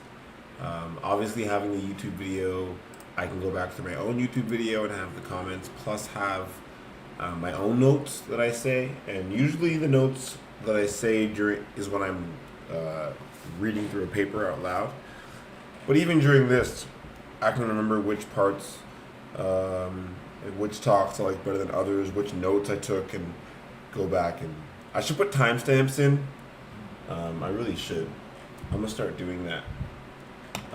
Timestamps would work well if I started putting stuff in the chat, but it doesn't come up really easily on YouTube. I wish when I type in the chat, YouTube would ding it as a timestamp. It would be great for note taking, but I know that YouTube isn't a note taking app. I could add a stream marker. Wait, stream marker added. Yo, unable to add stream marker. Oh, I can only add one stream marker. Oh, that's silly. Create highlight video. I don't know what that means. I don't want to do that. Oh, I can add stream markers. Okay, so every once in a while, when something important happens, okay, so now I know. I've learned something new. I'm going to do this from now on. I'm going to start adding stream markers whenever I get to important parts in the stream. And then when I'm editing the video, I think that should allow me to go back and at least talk about the chapters or whatever else. Just like, yeah, someone's moving in across the street and like staring at me or something. I was staring at them. It's very awkward. It's very awkward, to be honest. Anyways, more notes.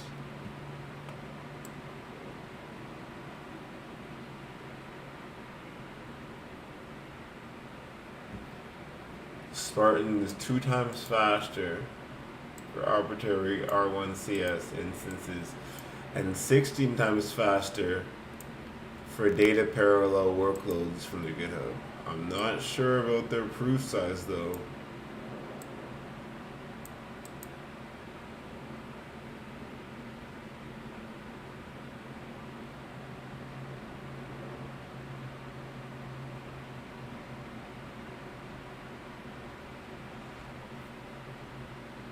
Daria is so cool.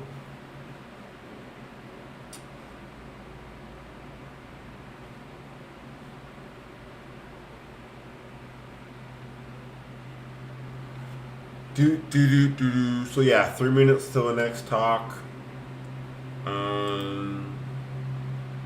Let's see what else we got. Secure enclaves.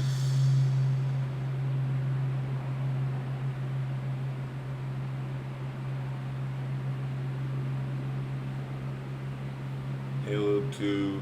Oh, so Halo 2 seems like it'll be a fun session. Oops. I should definitely go back.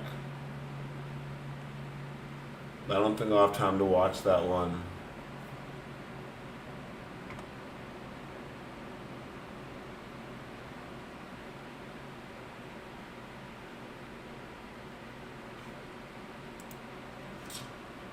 Yeah, I think once Bianca gets home, probably halfway through this next talk, I'm gonna have to get out of here.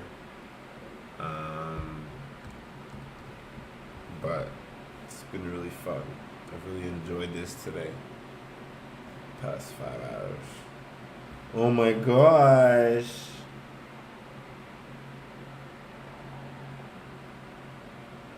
My son is adorable.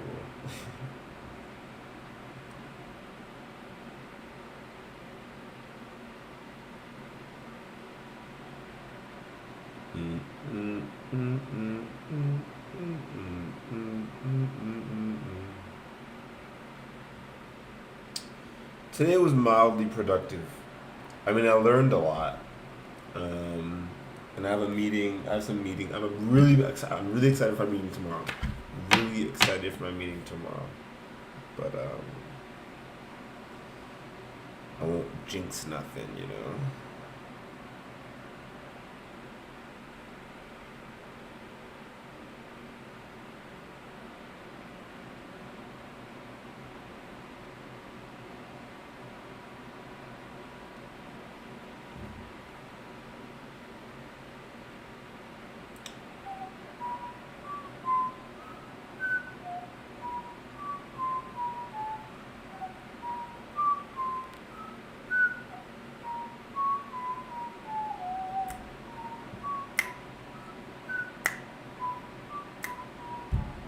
Getting excited. Things are moving around pretty well.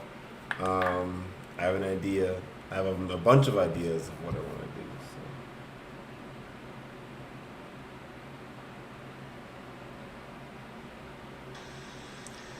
So. Hey everyone, we are here for our next talk. We have Gaurav, and he'll be doing a talk on matching a private liquidity pool for perpetual futures. And I'll let him take it from here.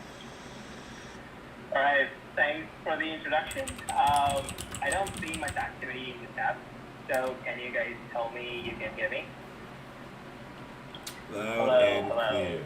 Mic test 1, 2, 3, and 4, 5, 6, 7. The delay is always funny though. Even me when I go live, the delay is like, can't tell. Now I just wait for my OBS to start going. Right. I just start. When I turn off OBS, I just end. Also to note, I will do a short pause after around 15 minutes into the talk, so that if there's any questions, you guys can ask me there. So if you can keep rolling your questions and ask me a question section, I can take a brief pause and answer them. I am tired. All right. I didn't do anything today, but it's the gray skies that get me more than anything else. I just want to be in So I'm Antigua talking in the about the sunshine. Matchbook. It's a matching engine designed for a zero-knowledge chain, which will be dealing with perpetual features. And this is a joint work with Hamad Tariq and Usman Shahid, and they might be joining us through the audience today.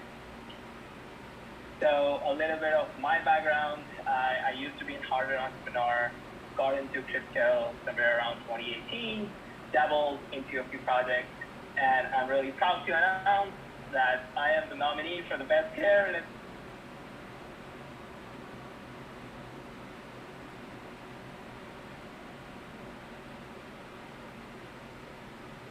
Ethereum 2020 award.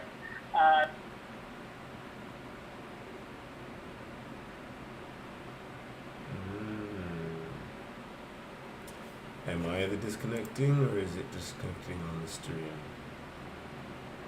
I think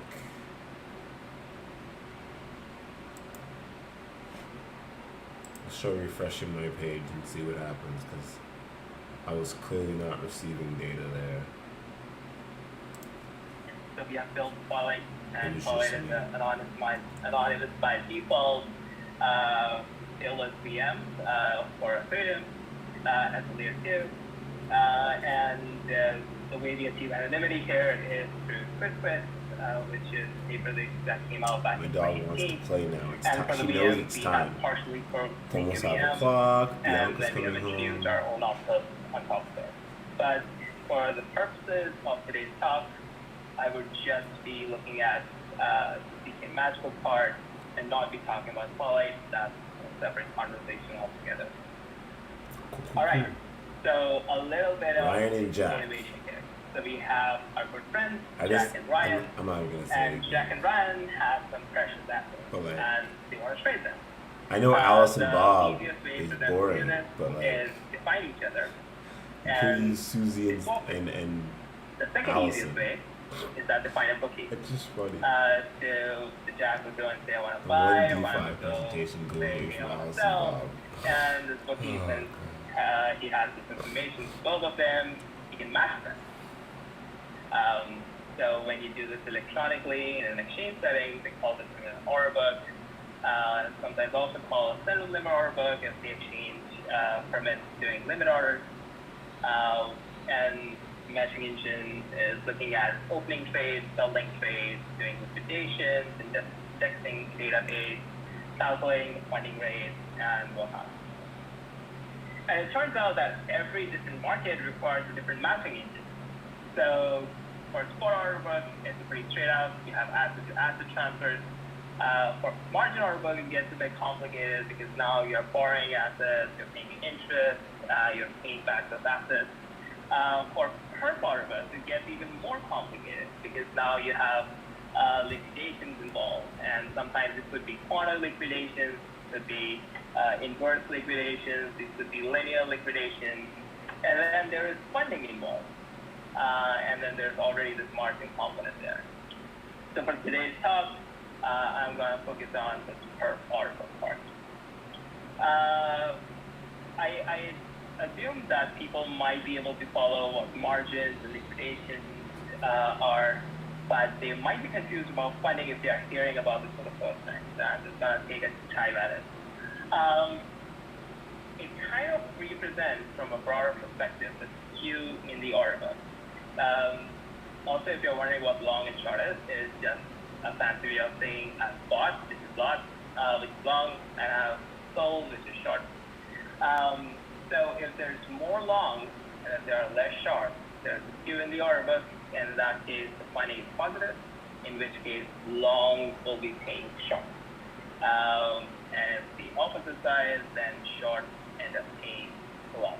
And I know if you have done futures trading before, you might be going like, oh dude, there's like a futures price which is converging to the index I'm price. not paying attention. Well, if you know what futures This are, is why you know I'm what futures recording are. it. But if you don't, this is a very good intro for So back to They lost me with our Jack and last Ryan. meeting. Ryan So we kind of discussed the centralized possibility. Now let's talk about a decentralized order. And we're gonna let go of our friend Jack here. And we're gonna introduce this high frequency market maker. And this market maker is gonna come in with some demands. Well, is there any lost look liquidity, which is also just a fancy way of saying, can I withdraw my code? Can I paint the order book to look at the liquidity available? How fast is the liquidation process? Well, this is all public, so what kind of information leakage are we looking at? Well, order book is very naive in case of decentralized setting. It says, well, market maker, I don't need you. I'm gonna call some of my other friends who are these liquidity providers. And these liquidity providers are gonna give all of their money to me, and I'm gonna create a pool, and I'm gonna use this pool to trade with Jack and Ryan. Well, that sounds pretty exciting, but apparently it's not. It kind of opens up a bigger problem, which is, oh man, what happens if I lose money? Well, that's just the beginning of the problem. The bigger problems are, can I withdraw anytime? If I'm logged in a transaction, I am actually logged there, and maybe I'm getting wrecked and I can't get up. What happens when people don't arbitrage? If they don't arbitrage, then maybe the order book is skewed on one side, and I won't be able to make any profits. Or what if that they do arbitrage and then they balance out the order book? In that case, I'm not making any profit. So how does that work? Well, on top of all of this, now we have these amazing layer 1 privacy protocols coming in, and their pitch is, we're gonna make everything so dark that even DC Universe would be embarrassed of themselves. Well, the point being, then can you still scalp the order book? Is candlestick still gonna be a thing? I am almost assuming that order depth is gonna go away. Maybe I can trust the funding, maybe I can't. Can I do iceberg orders to maybe have some more neutrality on my order site? Well, these were the bunch of questions that but we I guess looked at, it's zero knowledge and proofs said, that all right, prove maybe let's that look these for settings solutions. are there without So it being turns in out the that order book. people were smarter than us, and then they already solved these problems in the financial market. And the way to do this is in the US, when you apply to become an exchange, you first become an ATS. So you become a automated trading system. And as an ATS, you cannot actually operate a regular order book. You need to operate something called a twilight pool. What is a twilight pool? Well, a twilight pool is like this something in between a lit pool and a dark pool. Lit pool where everything is public, or slices, prices, everything is public. And dark pools So you have is this where middle nothing ground, is public. twilight I think pool. one of the examples would be dark pools on Kraken and other exchanges. And with twilight pool, the idea is that you reveal the information not at the execution of the trade, but you reveal the information after some delay. Now what that means is maybe after 7 days or something, you would reveal that there was 250 shares that was traded at this price. Maybe So my stream is going to end pretty abruptly once Bianca gets here. I'm just going to end the stream. Total So volume of let me know exchange. if I'm here anytime. And there's like no strict Or like regulations half there. an It kind of depends on cases I to never cases. really know. I also take that with a grain of salt. It's Yeah, a very baby. complicated system. So when we looked at our Yeah, design, you wanna we go said out we need soon? to kind of integrate this idea of a No. twilight pool Can't into this DeFi. You want to come up? And the way we think about it is that we can create a liquidity pool that's going to have a single Come token. So in those two tokens, there are no constant function market makers. And because there's only single token, we need to feed it with the price. And to make it more public, we want to have a funding rate that's coming through an oracle. That's liquidity side. And then there's a trader side. Just to give you a sense of what private here, a little bit again, is science, it's this chart. a little bit too much to read. So cute. But if you will see here, everything that's related to the pool aspect of things is private, and Okay. only position size. So some is information is as far public, as, some information is the private, trading and you're aspect able of to it. trade on the information. If you But- understand what margin means, if you understand what leverage is, those things are private. Cool. And if you don't understand that, here comes the next slide. Who can't find out all your The idea information? behind margin is you put some deposit in the I exchange, wonder if and that Uniswap's acts as your disclosing margin. this type of stuff. and My brain that has is all private. this type of new stuff coming. Your margin is then multiplied with some leverage, with the borrowing action on the exchange. That still remains private. Yeah. And now the position size that comes out of multiplying it with the price Yeah. is public. And now Like it what up this here? does is now nobody can know what your margin is by looking at the You position good size. sleep? Because there is this external variable of leverage. You like it up and nobody here? knows You what like your slapping leverage me in the is. face? What this also does is privatizes the funding payment. And also I'm using private Crazy again and again. bumhead. I should say this is confidential, not anonymous. So it makes it confidential as far as the funding payments are concerned, and then the funding rate is public. So what does this help with? It helps with traders. So you can still now show order build depth, the order book. but you can't really Funding see rate much can of be anything, but you calculated can see the externally. funding rate. And now you can create something like the limit order book, where you can show the order depth. And if you're really concerned about your privacy, you can just put in a dark order. And in case of dark order, we'll make the position size private as well. But in that case, the funding rate that would be applicable on the exchange would be the funding rate that is calculated with public Well, let me parameters stop petting and her not now. with dark parameters. Because It's all good. She one of the deserves other it. We're gonna challenges get a where you dog want park to prove, soon, probably. that the funding rate is calculated Oh, with man. the right amount of variables. Gotta help Bianca wash the So, dishes. alright, this is another slide which is going funding rate, but before I talk from here on out, I want to go back to questions and see if anybody has any. Looks like there's one question. There, question box which is empty. Alright, so how do liquidity providers benefit? Coming in my slides, what are the parameters? I don't know what you mean by parameters, can you talk a little bit more? What does the hero part mean? Yeah, it just means I have full hair. Alright. So I think those are the only questions there. Back to the slide.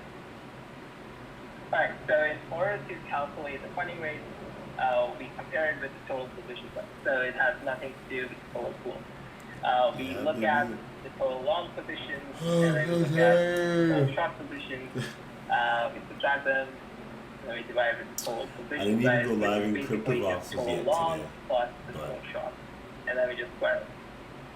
And then because we are charging funding every hour, we also divide it by 8 at some point.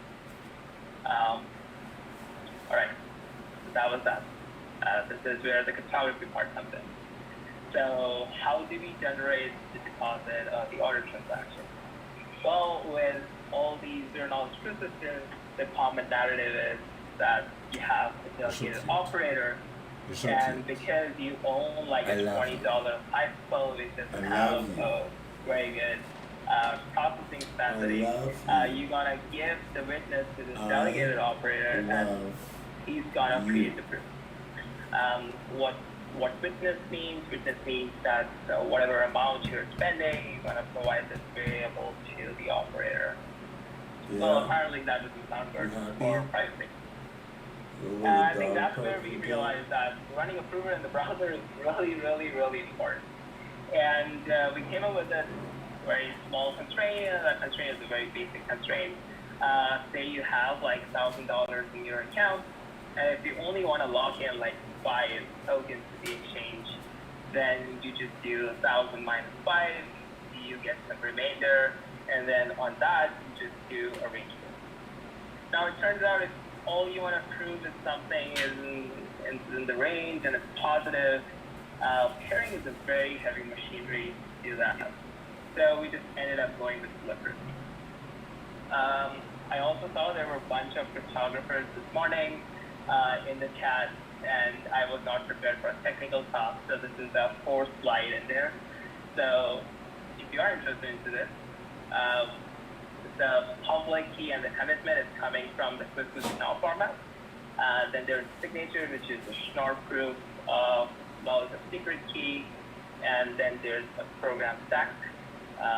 Here you would be able to see that the initial margin is being committed on, converted into expression, then negated, and then you add the expressions, and then you do a ring on it. It's a very stack-based like approach. 2-week time lock. Then we do a time lock, and the time lock basically guarantees that if the operator goes offline at some point, you will be able to retrieve your balance.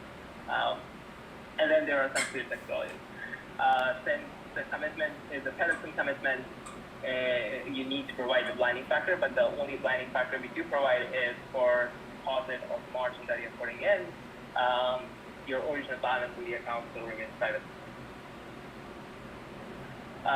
Some of the performance parameters, so our proof size is around 800 bytes. Proven time turns out to be around 100 milliseconds, and verification time is around 2 milliseconds. If you're curious how the QuickBoost transaction performs, it's in a doc. QuickBoost transaction takes about 30 milliseconds, and verification is around 10 milliseconds there. Again, back to the matching engine talk. So now we know how order transactions look like. So we have a public position size, but the margins are private. And now we know how funding rate is calculated. We know there's a price fee. And now what's next? So the matching works very similarly to how any other layer like direct would work. You have the settlements happening on chain, and you are monitoring for solvency of the transaction off chain. And then you just prove to the chain that the computation is correct. One example of this is liquidation. So once we know that the position has gone under, we just put a constraint on it. If you're looking for the stack for this, I'm not going to show it. I'm assuming like there's a mixed audience today. So just press this constraint, and you press this constraint, and then you create a QuickBoost transaction, and this preserves your anonymity, this preserves your confidentiality, and you're good to go. All right, so I'm going to take another gear now, so a little bit outside the photography part. Someone asked me about incentives, and that's what I'm talking about today. You have, for LP returns, unmatched funding rate. So in our design, we charge funding rate every hour. So this unmatched funding rate goes to the liquidity providers. Then we have unmatched open interest P&L. Then we have liquidation margin, and then there's like relayer specific incentives. So what does this unmatched funding rate look like? Say you have around $10 million worth of long positions, and you have $8 million worth of short positions. In this scenario, funding rate is going to be positive, and long will stay short. What that means in simple English is the difference between the funding payment would be earned by the pool. And this is not a continuous payment. If you'll look into a doc, you'll realize that we are a stateless system. And to maintain the integrity of that statelessness, we cannot necessarily pay continuous funding. And that's why when we do charge a funding, the rest of it just goes to the liquidity providers. Another thing is the unmatched open interest. So what that basically means, for the simplicity of this conversation, let's assume there are $10,000 worth of long, $10 million worth of long, $8 million worth of short positions. If the price goes up, there's unrealized P&L for long, which is around $500,000, and there's unrealized P&L for short, which is long, and this is around $400,000. The difference of this gets earned by the pool, which is around $100,000. All right, that was a lot of stuff to go through, and I want to be considerate of my time. Interesting stuff. Things that I completely left out, that is almost everything. We have not touched on how pool state is calculated, how the settlement works, how QuickBooks actually works, and there's like so much stuff that's covering in 20 minutes. It's So just it's obviously similar to too much. Aave type So stuff. please refer to the docs.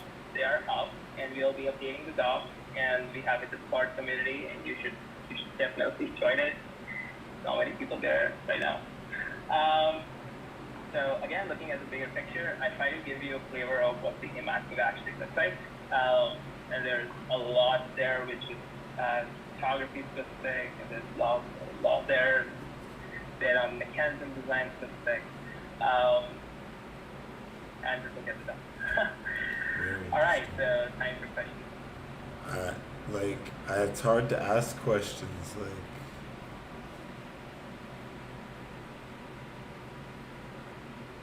Good presentation. All right. Now I'm looking at the questions bar, and I see no questions. That's cool. Again.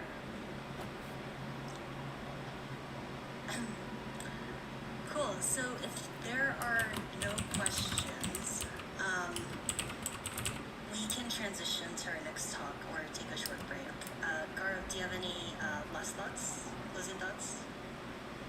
No, I think I covered everything. Can you link a white paper? Yeah, so you can look at QuickBooks, QUIS, Drop and I will drop a link. I will have to look up QuickBooks on ePrint. If you don't give us a link, we don't know what's going on. All right, there you go. Awesome. Here's the link. And this link can also be found in our doc, which is Chloethedev.finance. What is it?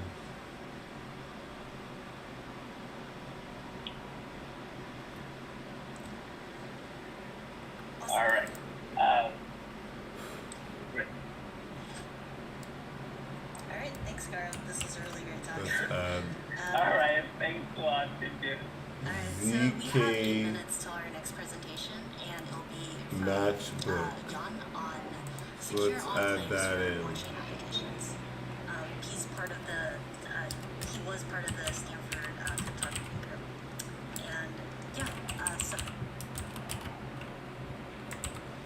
we'll be back. And then let's add in this paper.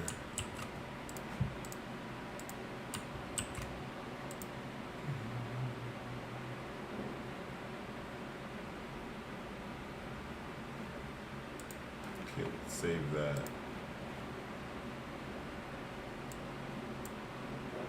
Okay.